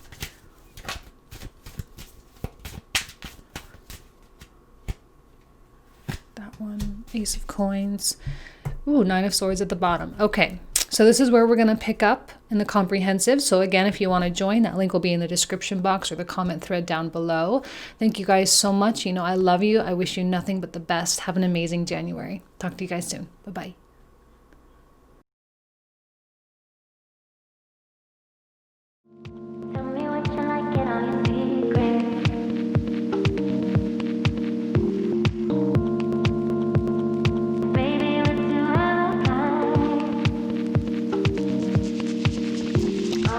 Hello, Scorpio. Welcome to your January reading. I forgot what month it was for a second. Welcome to your January reading. Hope you guys are doing well. Let's go ahead and dive right into this reading. Okay, starting off with the card that signifies your energy specifically, which is the Queen of Swords. Interesting that the whole first row is also all sword cards. It does tell me that there's a lot with the mind going on, okay? Now, I just got to point out, in this particular deck, the queens signify the fixed energy. So this is fixed air, which is Aquarius. In this deck, it's the opposite with kings representing the fixed. So there's a lot of Aquarian energy coming out. So, I mean, that's important, obviously, with Saturn and Jupiter having moved into Aquarius, but also because there's a detached nature that comes through here as well. Look, there's going to be a lot of stuff going on, and I feel your involvement is going to be like absolutely zero. Okay, like just don't involve me, please. Like I don't want to get into the conversation. I don't want to get into the fight. I don't want to talk about it. I don't want to do this. I don't want to do that. And I don't necessarily mean that this is avoidance, but more so wisdom, that you need to let things pan out. Right? And in a way, you seem to be exerting that wisdom, and people aren't going to be understanding that. See, when you're on a spiritual track, when you spend time developing your spirit, when you spend time developing, your consciousness, you realize how few people actually do that. Like, we're all lumped in together here, right? All on one, little space on YouTube, maybe a few million people, like there's, but generally speaking, in terms of the like almost 8 billion people that inhabit the earth, like that's really not that many people, far and few between. And I think you're going to realize how unique you actually are. I'm not just trying to stroke your ego, but, it says something about you. And you have to understand that not everyone is there. Because the environment is the devil. This is what's going on around you. The devil energy. people all like flailing around and being victims of their circumstances and feeling, really out of the box. What are they going to do without a box? Like, they don't even know how to exist without a box. Put me in the box, put me in the box. Like begging, please, please, please put me in the box. I understand the box. I understand the darkness. I understand the fear. I understand this. I understand that. And you're just going to be over here like, really? Is that really what you want? And you might be witnessing this with people very close to you. And that's probably going to be hard. People within your family, significant others, right? A lot of emphasis on 4th house, 7th house for you guys this month, right? This is home and family with the 4th and relationships and partners with the 7th. So you're going to see that with these people. And your detached nature is weirdly going to be very comforting. People are probably going to say, wow, I wish I could be more like that. I wish I could care a little bit less. Not that you don't care, but that you're not going to allow your 9 of Swords, because you're still going to have this, but you're not going to allow your 9 of Swords to affect you. See how they're going in the opposite direction? This is you, right? You're definitely the Queen and King of Swords for sure. See how they're ricocheting? Because those negative thoughts, those fears, those insecurities, they simply cannot continue. They just can't. And it's not that you're in control of them. They're still going to pop up, but you're just not going to entertain them.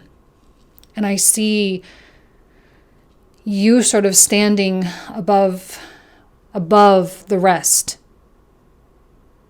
And that there are going to be a lot of people who are going to be kind of down in the ditches a little bit with their minds. With the fear-mongering, with the anger, with the heightened emotions, with the stress and with the frustration and all of that. And you're going to say, I don't want to be in that ditch.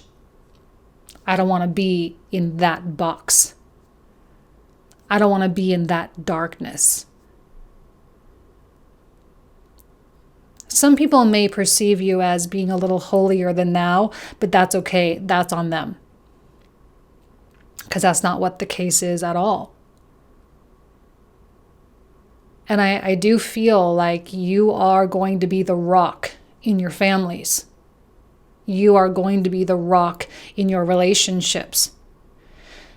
And it is your responsibility as a higher conscious entity to either bring people up to your level somehow, if you can, or at least hold space for people on that upper level.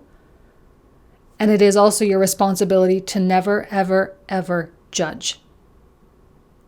That just because someone is down here, it doesn't mean anything about them. It just means that they haven't fully cracked open yet, and that they will in their own time. And that's it. I want to draw your attention to this oracle, which is emotional withdrawal. 4th house, Saturn and Jupiter. Look, as someone who just went through a 4th house Saturn transit, okay, Saturn, Jupiter transit, all the Capricorn stuff for me is in the 4th. This can make you feel like you want to pull away from the world. And it can make you feel like it's a very raw and exposed house. Let's just say it like that. It's a very raw and exposed house. A lot of deep work happens here. It's a lot of healing. It is one of the moksha houses. So you have Saturn and Jupiter in 4th, and you have the North Node in your natal house, your natural house, the 8th house. And this 4th house, 8th house stuff, healing and transformation. Let's use the basic words here. Healing and transformation. So that's where you are in your journey. And sometimes when you're in that process, you can feel like, you know what, I just want to stay indoors. I'm going to keep social distancing for another year. Like, let me just, go through my process. Let me go through my stuff, because a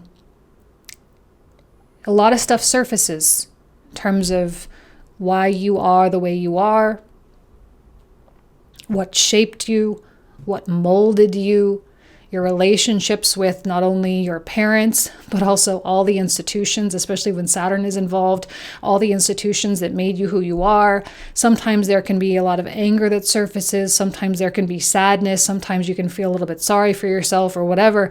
So I think this emotional withdrawal is actually kind of a good thing, because you keep your processes private, which is a very Scorpionic thing to do, right? You keep your processes private, but you allow yourself still to feel it. So there's no repression, no suppression. So when you're out in public, when you're out in the world and dealing with people and family members and relationships and stuff, you have this persona, this image of strength. And I think you project that very well. But I also know you have a lot of compassion for what other people are going through, because in your own way, you're going through it too. In your own way, you're also confronting your own demons. So of course, there's no judgment. You can never judge someone for dealing with their demons. We all have them, And I feel like this Knight of Cups is someone that's doing just that. See the difference? King of Swords, Queen of Swords versus a Knight of Cups reversed.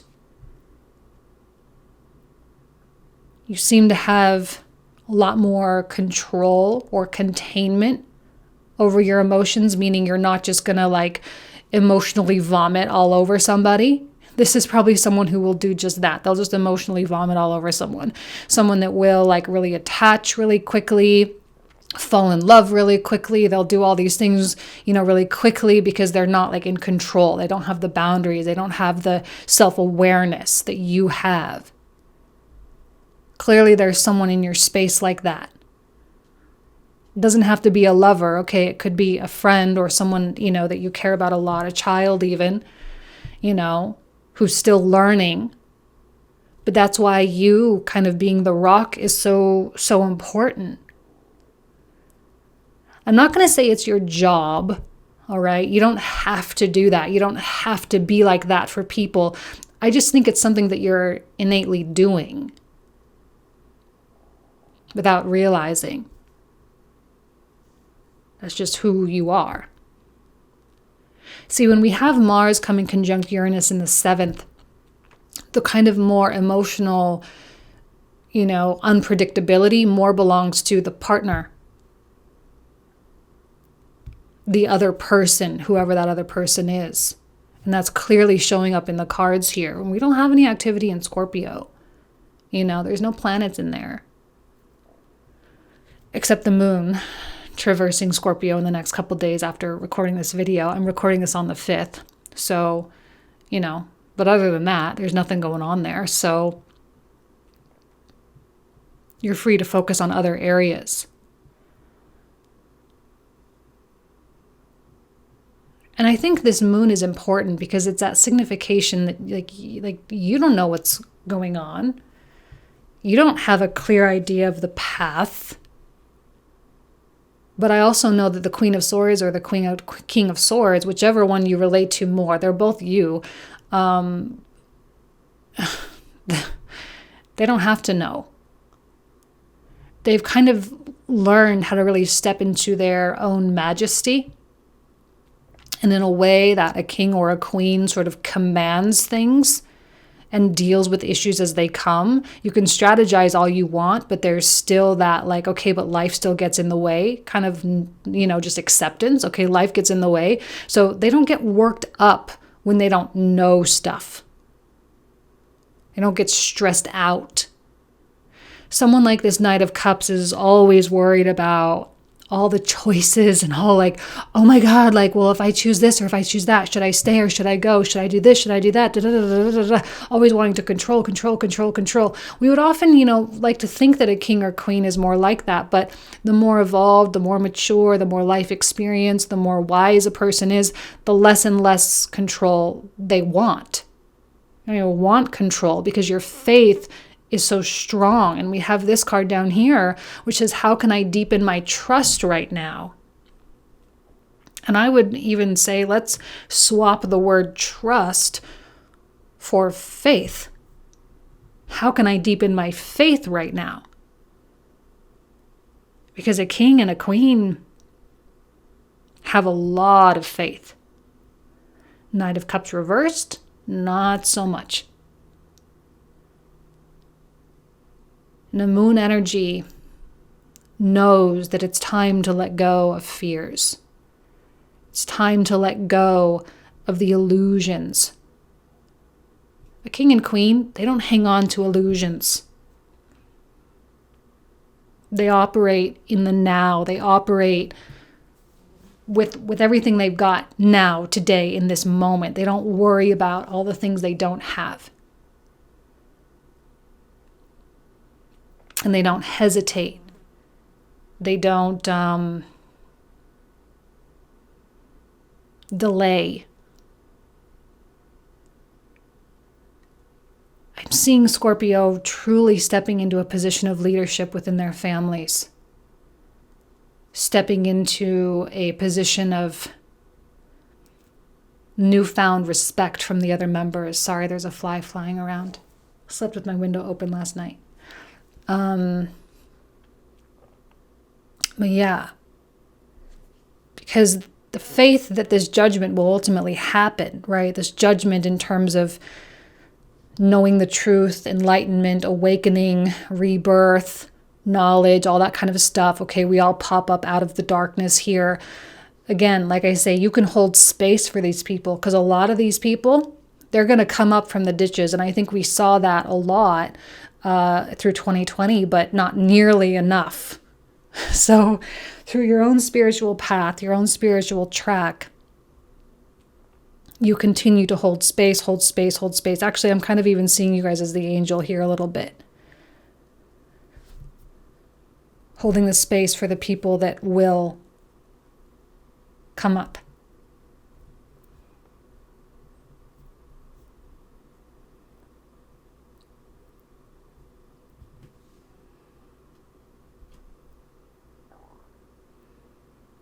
I don't know why I'm getting a weird feeling from the Six of Cups. This card always weirds me out. It's like one of the cards that every time it comes out, I always feel very uncomfortable. Because it's like it appears to be so sweet and so good and so full of love and giving and generosity and all of that. But I always see an element of fantasy with it. I always see the like roses and rainbows and unicorn kind of vibes. And it's just like, I don't know. And maybe that's the Knight of Cups. In denial. In denial that what they're actually really asking for is to be back in the box. Because they're so raw and so vulnerable and so exposed in their own way that they are not consciously prepared to deal with. And so they stick their fingers in their ears and la, la, la, la, la. I don't want to hear it. I don't want to hear it. I don't want to hear it. And they just pretend like everything is okay. Now, everything is okay for you. Can I say that? Everything's okay for you because of your kind of wisdom here that's coming through. Everything's okay for you because you have the faith. Everything's okay for you because you're dealing with stuff in private. Now, I don't know why this came out in the Libra reading. There was nothing specifically in the cards, or maybe not even really in the astrology, that was suggesting this, but there seems to be a difference between people who are going through stuff in private versus people who are going through stuff in public, right? People who publish their emotions all over social media and, oh my God, I'm doing this and I'm having a breakdown and I'm learning about this and da da da da da. is not a good idea right now.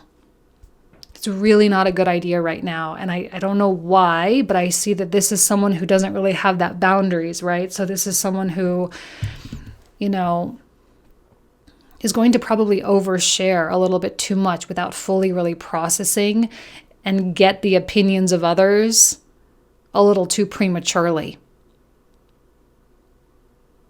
You are not doing that, which is why this Ten of Cups is down here as this basis underneath this King of Swords. I think you're operating from a really cool place right now, a place of, we're in the now, here we are, let's enjoy it, let's be grateful, let's be generous, let's be kind, let's be compassionate, and let's just see what happens. Now I have this card over here of time, right? We have the hourglass of time. A card over here that says the energy is gaining momentum, and we have this Wheel of Fortune reversed. The energy is gaining momentum, but it is not at full speed. And I don't think you expect it to be at full speed either. I think in a lot of ways, you're exhibiting a great deal of patience that you probably weren't really exhibiting last year or the year before that. You know, I think you were pushing to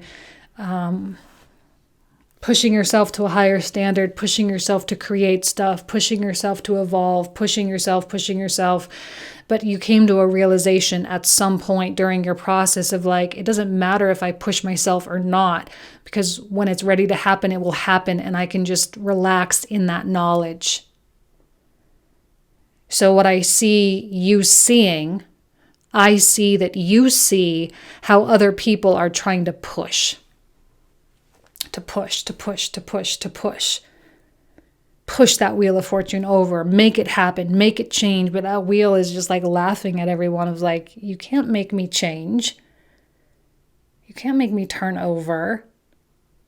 Like, you got to be ready for that frequentially, like with your frequency.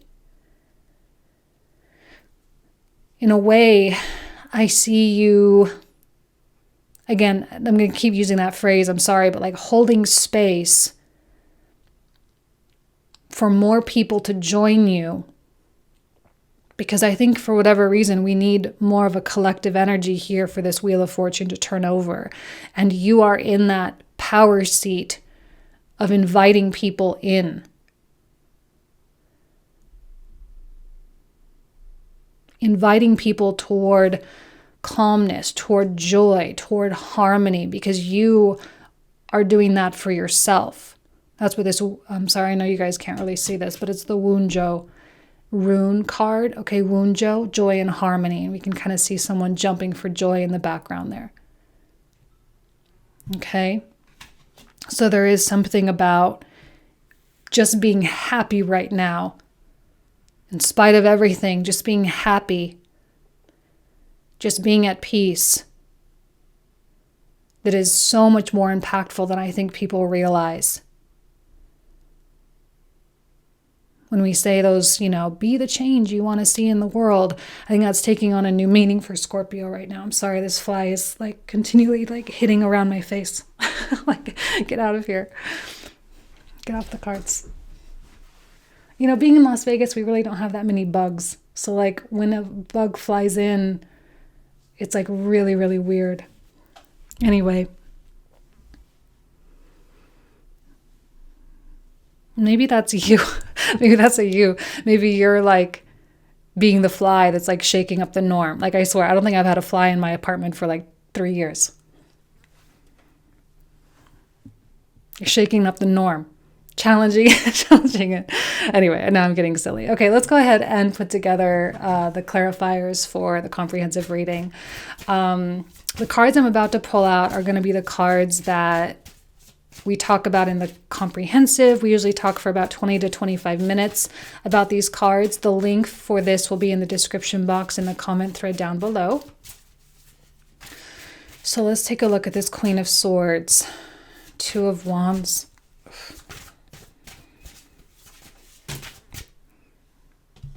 Oh my gosh, I don't know how people live places with bugs. Oh my God, seriously.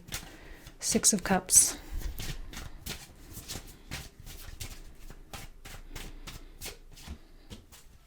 Eight of Wands.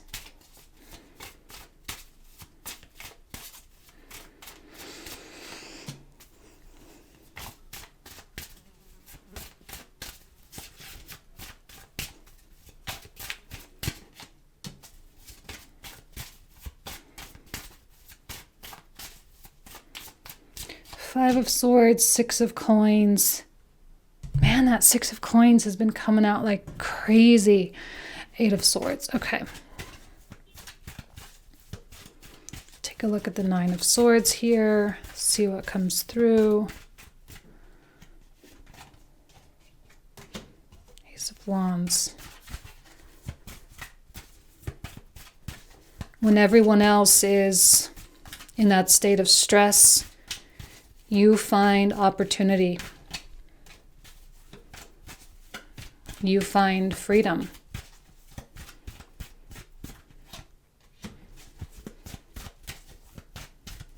King of Swords. Ugh. See how calm. Now, I may shoot myself in the foot by saying that, but Temperance coming out of saying, yeah, like the King of Swords is super chill right now, in spite of everything. And nope, people definitely will not see eye to eye with you. That is to be expected. Everyone jumping to conclusions, making assumptions. Everyone's speculating. Ooh, I love the Hierophant. Everyone is speculating right now. Very few people have the facts. A lot of people have opinions. I'm telling you right now, it's probably a really good idea, unless you're explicitly asked for your opinion, to not offer your opinion. I don't know how well it will be received, if I'm being totally honest with you.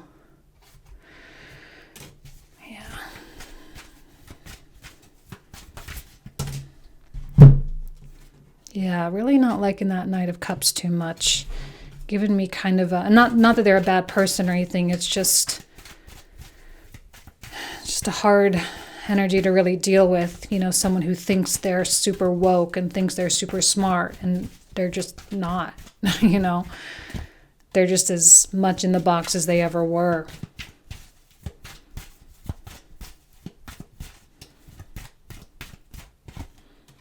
Ooh, I like that combination.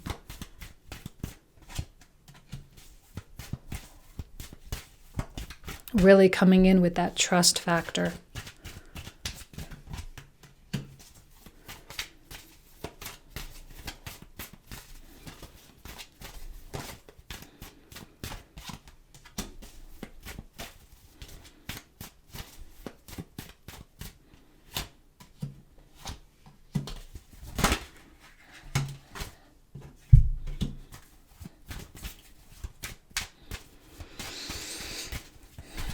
Careful with what people promise. Make people put their money where their mouth is first before you buy into any promises.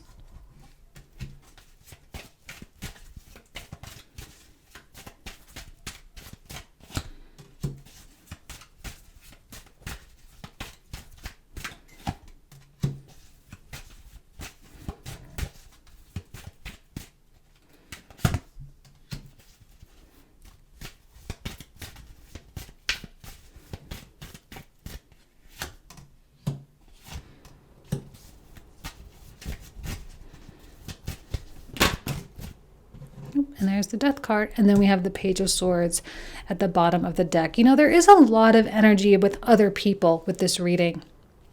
A lot of energy with that. So just keep doing what you are doing, Scorpio. Keep with your own spiritual practices, with your own self-development, because I think you're doing a really good job. And stepping in that role of just being a witness. Okay? All right, Scorpio, I'm going to leave you with that. You guys know I love you, right? I love you. I hope you have an amazing January. Talk to you soon. Take care. Bye-bye.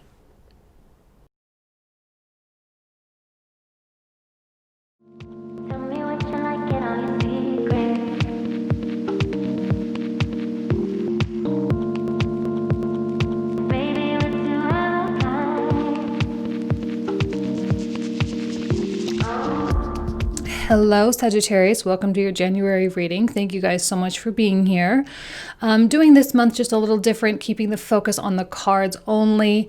I know my camera sucks. I'm super sorry. I'll go back to using my phone next month where we actually have some clear images. Hopefully you guys can still kind of see. I'll try to hold the cards up so you guys can see everything more clearly. But let's go ahead and get started. So we're going to start with the card that signifies your energy specifically, which is the King of Wands. Now, first of all, I love this because you're a fire sign, right? That's always a good thing. I love this because with third house activation, right? You actually have third house, sixth house activation, okay? Third house has Saturn and Jupiter in Aquarius. We're making our way to a Mercury transit through Aquarius as well, Mercury Retrograde. So actually Mercury will be in shadow through most of January. And then Mars comes through, activates the sixth house in Taurus, also activates Uranus. And to me, this third house, sixth house, very mutable houses, are really going to ignite passion within you. Third house is a really, really creative house. It's not just about communication. It's not just about siblings, right? There's a lot more to it than that. Your voice is found here. And I feel that your wisdom and all that you have learned up to this point in your life is setting really well with you. You know, you seem very firm and confident in what you know about yourself, what you know about your business, what you know about your family, what you know about your life. And yet there's still places to be explored. I feel experimentation coming through you. You're going to start experimenting with your life a little bit. You're going to be playing with your interests and your hobbies. You're going to be kind of cracking yourself open and seeing kind of what else is in there. What other limits can you test? Can you push? For those of you who are business owners, this is going to be fantastic because it might be like new service offerings. It might be new ways of marketing. For those of you who are just family people, it's new ways of expressing and having fun with your family, going on new adventures with them. And there's something pure about it. In this particular deck, the kings are associated with the cardinal. So this is cardinal fire. So this is actually a very Aryan, like very Aries kind of energy. And the thing I love about Aries is it is unadulterated. It's not convoluted by a lot of stuff. It's just very straightforward. So I don't see you having a lot of hang-ups this month. And hopefully not anyway, because we have the Wheel of Fortune in the environment for you guys. So we've got this beautiful wheel turning over. I think you know it. I do. I think you know it. I think you know that things are starting to really shift. And it's subtle. And it's different than what I think is going on externally, right? Like if you were to look out into the world, right, to use your beautiful Sagittarian birthright gift of perspective, if you were to just look out at the world, you'd be like, well, I should be really scared right now, or I should be really stressed, or I should be, afraid, or I should be. You're like, yeah, but I don't feel those things. Yeah, you don't feel those things because you know that you are doing good things for yourself. You know that you are doing good things for your life. And I don't see you getting lost. Although there will definitely be temptations. We got a couple cards out here that signify frenzied temptations. And that people close to you are going to try to draw you into the drama. But I don't see a King of Wands having any interest at all in any kind of drama of any kind.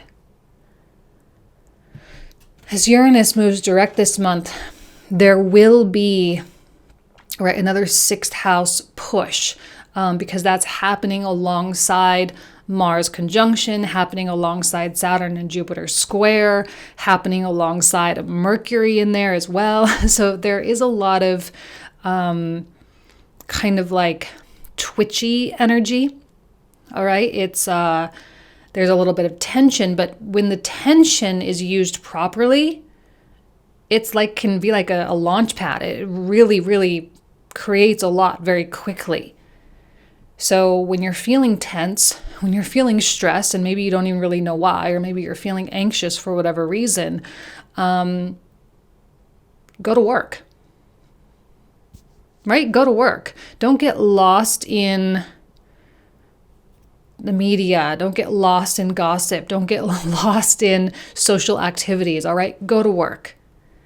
I kind of want to just start off with the 9-card block with the Knight of Swords, but I also want to tie in this card, which is the Raven.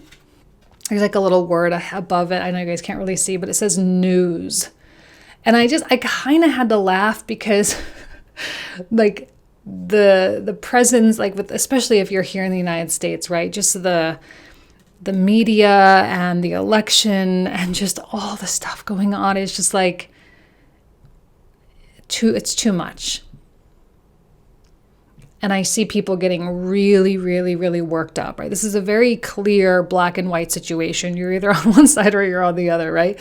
And this person is very polarized. I don't see you being so polarized because you have better things to worry about, right? You're just like, you know what? I just got to go to work. I got to go make the money. I got to go focus on my business. I got to go get this done. I got to take care of my kids. I got to do this, got to do this. But everyone else is like, short-circuiting. Brr. I think this Knight of Swords is someone very close to you, and they're a little wrapped up in stuff. They are feeling the pressure of the Aquarian revolutionary, kind of vibe.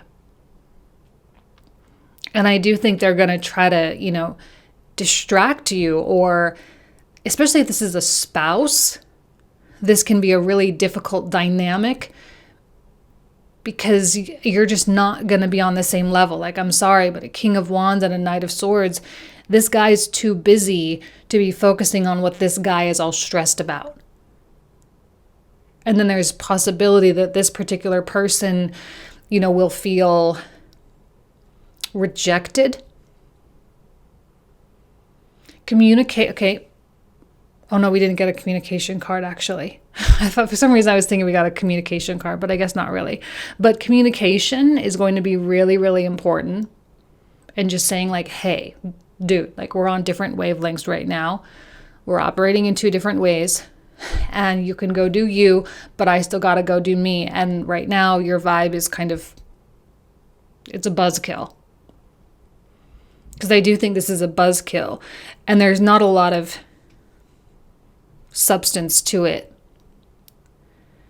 You, on your gold throne here, are a lot more focused on the gold things in life, the things that are valuable, the things that really matter. Whereas this person is running away from that and kind of running into this can be a very turbulent card when it's reversed. I almost kind of see like when it's upside down, these waves, it's almost as though the gravity is keeping this card in order, right? If when it's upright, gravity pulls it down. But what happens when it's reversed? Gravity pulls it this way and the ships start flying all over and the water gets, it's like a deluge. And I don't know, I just don't think this is really a place you want to be. And this seems to be like the place where the Knight of Swords is wanting to be. Toward the chaos. Toward the upside downness of the world. Why would anybody be running away from the 10 of coins? And maybe that's your question. Like, why would my partner, why would my friend, why would my community, why would anybody, why would they be running away from peace and goodness? Why would they be running away from things that are actually within their control? I also feel Sun, High Priestess, High Priest, right? We kind of have the High Priest, High Priestess, sort of a spiritual, divine feminine, divine masculine entity energy coming through. I feel that there's a lot of zen coming through. Now, I know you guys can't see this. Again, sorry for the camera. But at the very top of this card, probably can't see it, but there's like a little man. Actually, he's kind of like here, hanging off the bottom, like kind of really struggling here and here. But up here, he's perfectly in a zen position. He's like in one of those yoga meditation positions. He's at peace up at the top there. This is such a Sagittarius thing right here. Oh my God. Like, so peaceful, so zen, so much operating in faith, not a care in the world kind of place. Now, I'm not saying you can't still like do your responsibilities. Obviously you can, but it's about acknowledging what is within your control and what is not within your control, and focusing solely on that which is within. And when you know that you are doing your best, you can rest peacefully. You can rest securely. Your goals are here. And because that's, maybe you're the only one even focusing there right now, you're probably going to do pretty well. The Sun and the King of Wands. I love the fire, because fire sign, we like to get the element, right? We love fire. I think you feel a lot like yourself. A wiser, more mature version of yourself. I think you've done a lot of coming home the past couple years. You've been stripping away a lot of the layers, sort of piece by piece by piece by piece, and coming back to like the most authentic part of you. And you've been working hard to not deny the things that are striving to come to surface. You've been doing the internal work. This is not someone who's done the internal work. Now, this card, I know that he's been coming out so much this month in a lot of different readings. Every single reading, he gives me a different kind of energy. So if I'm reading it differently than I read it for another, maybe your sun or your rising sign or something, that's okay, all right? It's just how he just goes in such extreme ways, regardless of, just depending on the context. But I see this High Priestess in the center.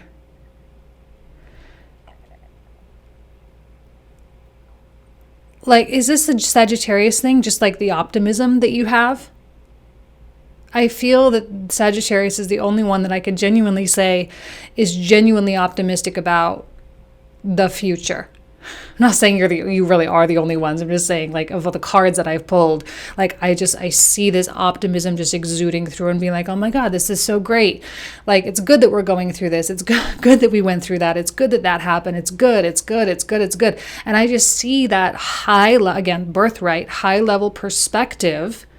Your motto, I see, which is very third eye, crown chakra type of stuff, that you understand naturally, innately, the cycles of life, and which means you don't see anything wrong with what humanity is really going through, and you just roll with the punches and you just make stuff happen.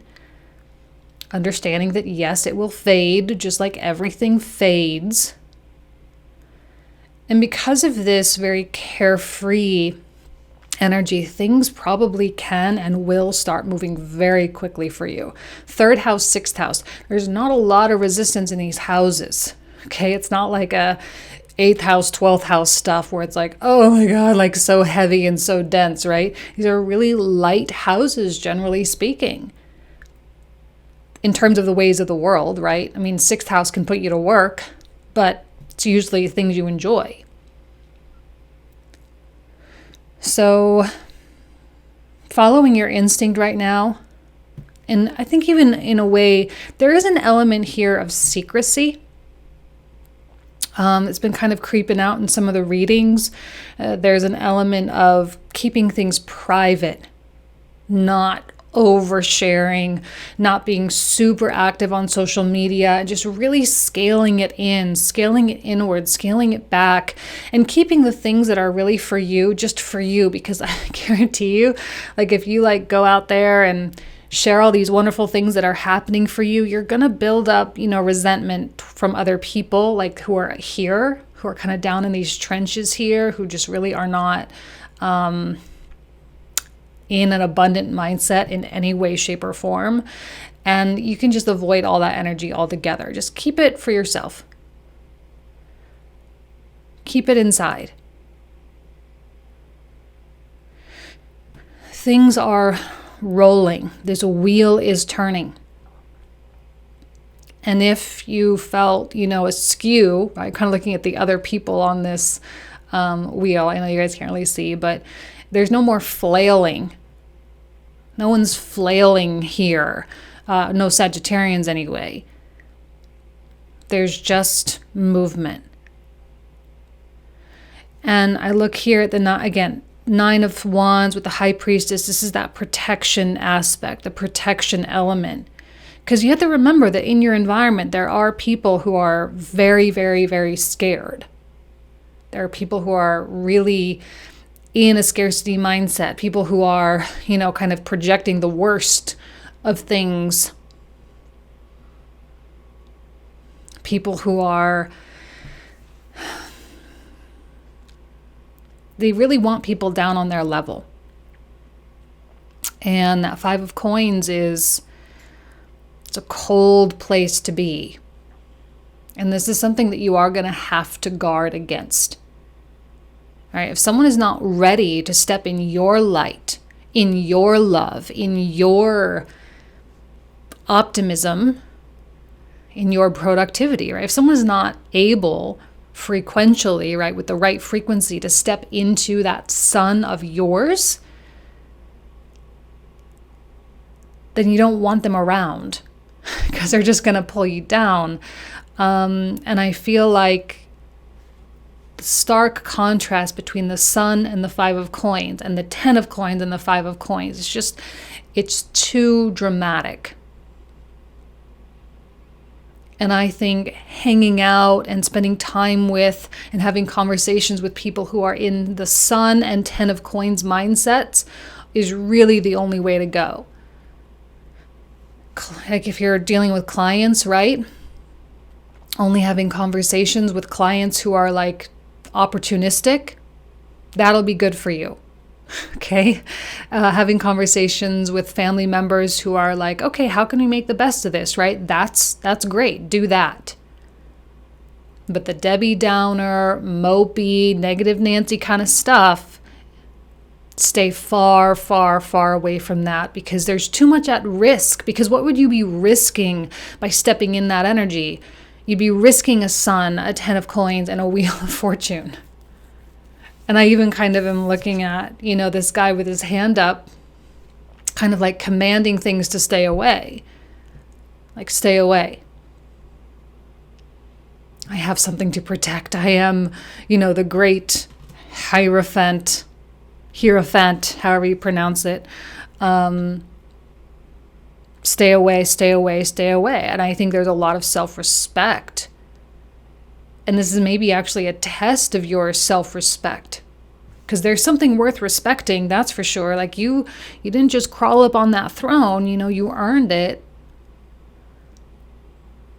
You made your way there through learning and self-analysis and growth and study and life experience. And I think you hold yourself on that throne quite proudly. Too proudly to let this pull you down. And I wanted to kind of talk about these cards too. I already mentioned Raven, the news. Doesn't have to mean the actual news, okay? But receiving news, getting, information, receiving news about people in your family or whatever. Again, but the Raven is so squawky. It's just like, too much noise. And then we have this card, which is the Divine. And I love that with the High Priestess, kind of the same kind of, holding yourself in high regard. Thing I love about when the High Priestess and the Hierophant come out together like this, to me it represents kind of that very still, super quiet, intuitive voice and the much louder, much more direct and forefront guru knowledge. all of these aligning, working together, creating movement in your life, creating direction and purpose in your life, which means it's not going to be that hard to push that kind of energy away. Or not push it away, but just not get involved with it. Because I think you take your divinity very seriously, and you should right now, because there's a lot at stake for you. There's a lot that could go out the window. This is an opportunistic moment for you. And we also have this rune card, so Willow, which is victory and energy. Victory and energy. Well, third house activation, sixth house, Mars conjunct Uranus. Yeah, definitely energy for sure. And I don't see a King of Wands accepting anything other than a victory. And I do think you are going to win. And I also know that you're already at peace with that fact. Harmony. Choosing those with whom you have harmonious connections, choosing activities with which you are harmoniously, engaged. It's harmony or chaos. Like, really, the choice is yours. Like, harmony all day long. Conclusions are within reach. Okay, so especially if we're talking about bigger global kinds of events, like the answers are coming. There's no point in, trying to complicate your life at this juncture. Okay, conclusions are within reach. If you're seeking answers of some kind, all the information is going to be, it's going to be there. Okay, and then we have, from whom can I release my judgment right now? Oh my gosh, I cannot tell you. I don't really have any major Sagittarius placements in my chart. I have a Uranus in there, but that's about it. But I cannot tell you how much of a theme that has been since the end of 2020, right? Just a few days ago. I've seen it so much and had conversations with people about this, of just people actually getting tired of casting judgments, of I don't want to think about it. I don't even know what to think about it. I don't want to make an opinion. I don't want to, I don't want to put things in a box because maybe I don't really know. There's just this kind of shedding of judgment, which of course is very Zen-like, as we have that little Zen master at the top of the wheel there. It's very Zen-like. Releasing judgment from others, and especially yourself. A million times, especially yourself. And I see a quality of freedom really popping through. And when you are free, then you're free. Okay, let's go ahead here. And actually, let's start over here. So let's pull out the comprehensive clarifier. So for those of you who are new to my channel, the cards I'm about to pull out are the cards we will talk about in the comprehensive reading for about 20 to 25 minutes. The link for that will be in the description box or the comment thread down below. Starting with the King of Wands, what more do we need to know about the King of Wands, which is the energy of Sagittarius? Oh, 10 of Coins. See what I mean? You are literally risking the 10 of Coins by getting involved in this nonsense. It's not worth it. It's not worth it. It's not worth it. There's just too much at stake. Do not get off your throne. 3 of Cups.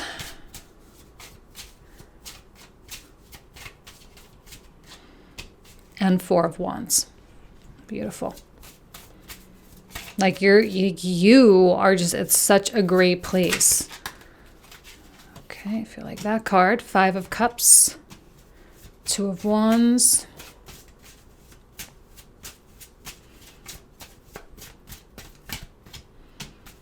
A 5 of Wands coming out a lot. Makes sense. Frenzied. All right, 2 of Coins reversed. Let's take a look here. What more does Sagittarius need to know about the 2 of Coins reversed? Six of Swords, King of Coins,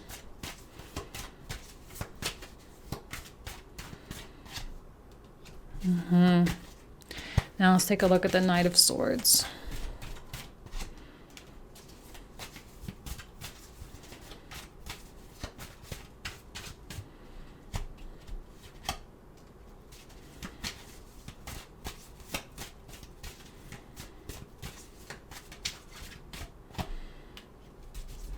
Let's do one more.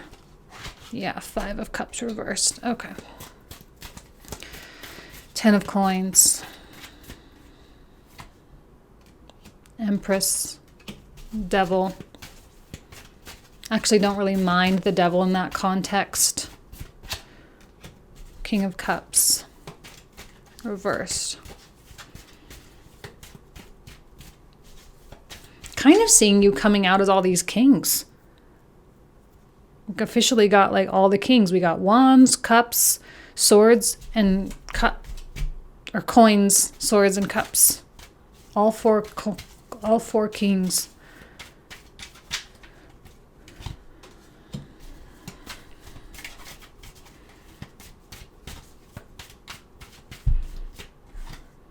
Please don't think that I'm telling you to be like stupid about stuff either. Like, I know you guys are smart. I know you guys know how to like think stuff through, right?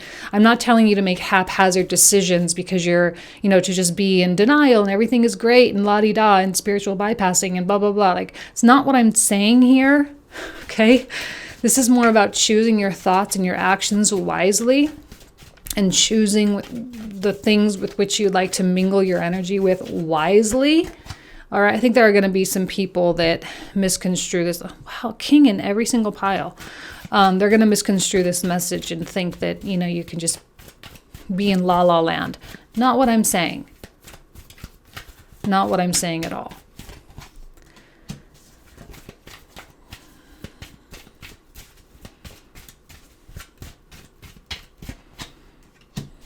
Ooh, 10 of Coins coming out officially 3 times.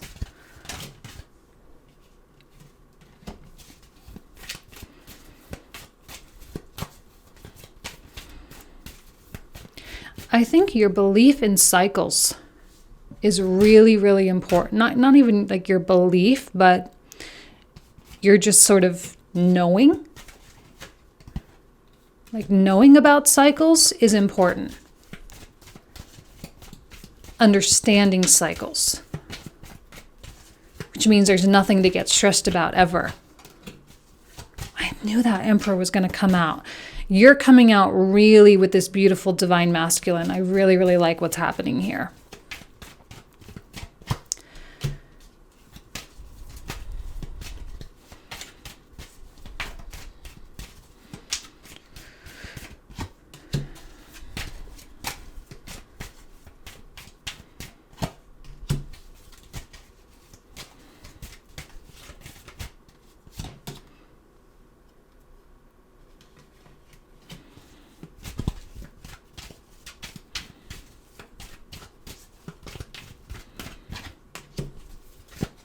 Another High Priestess.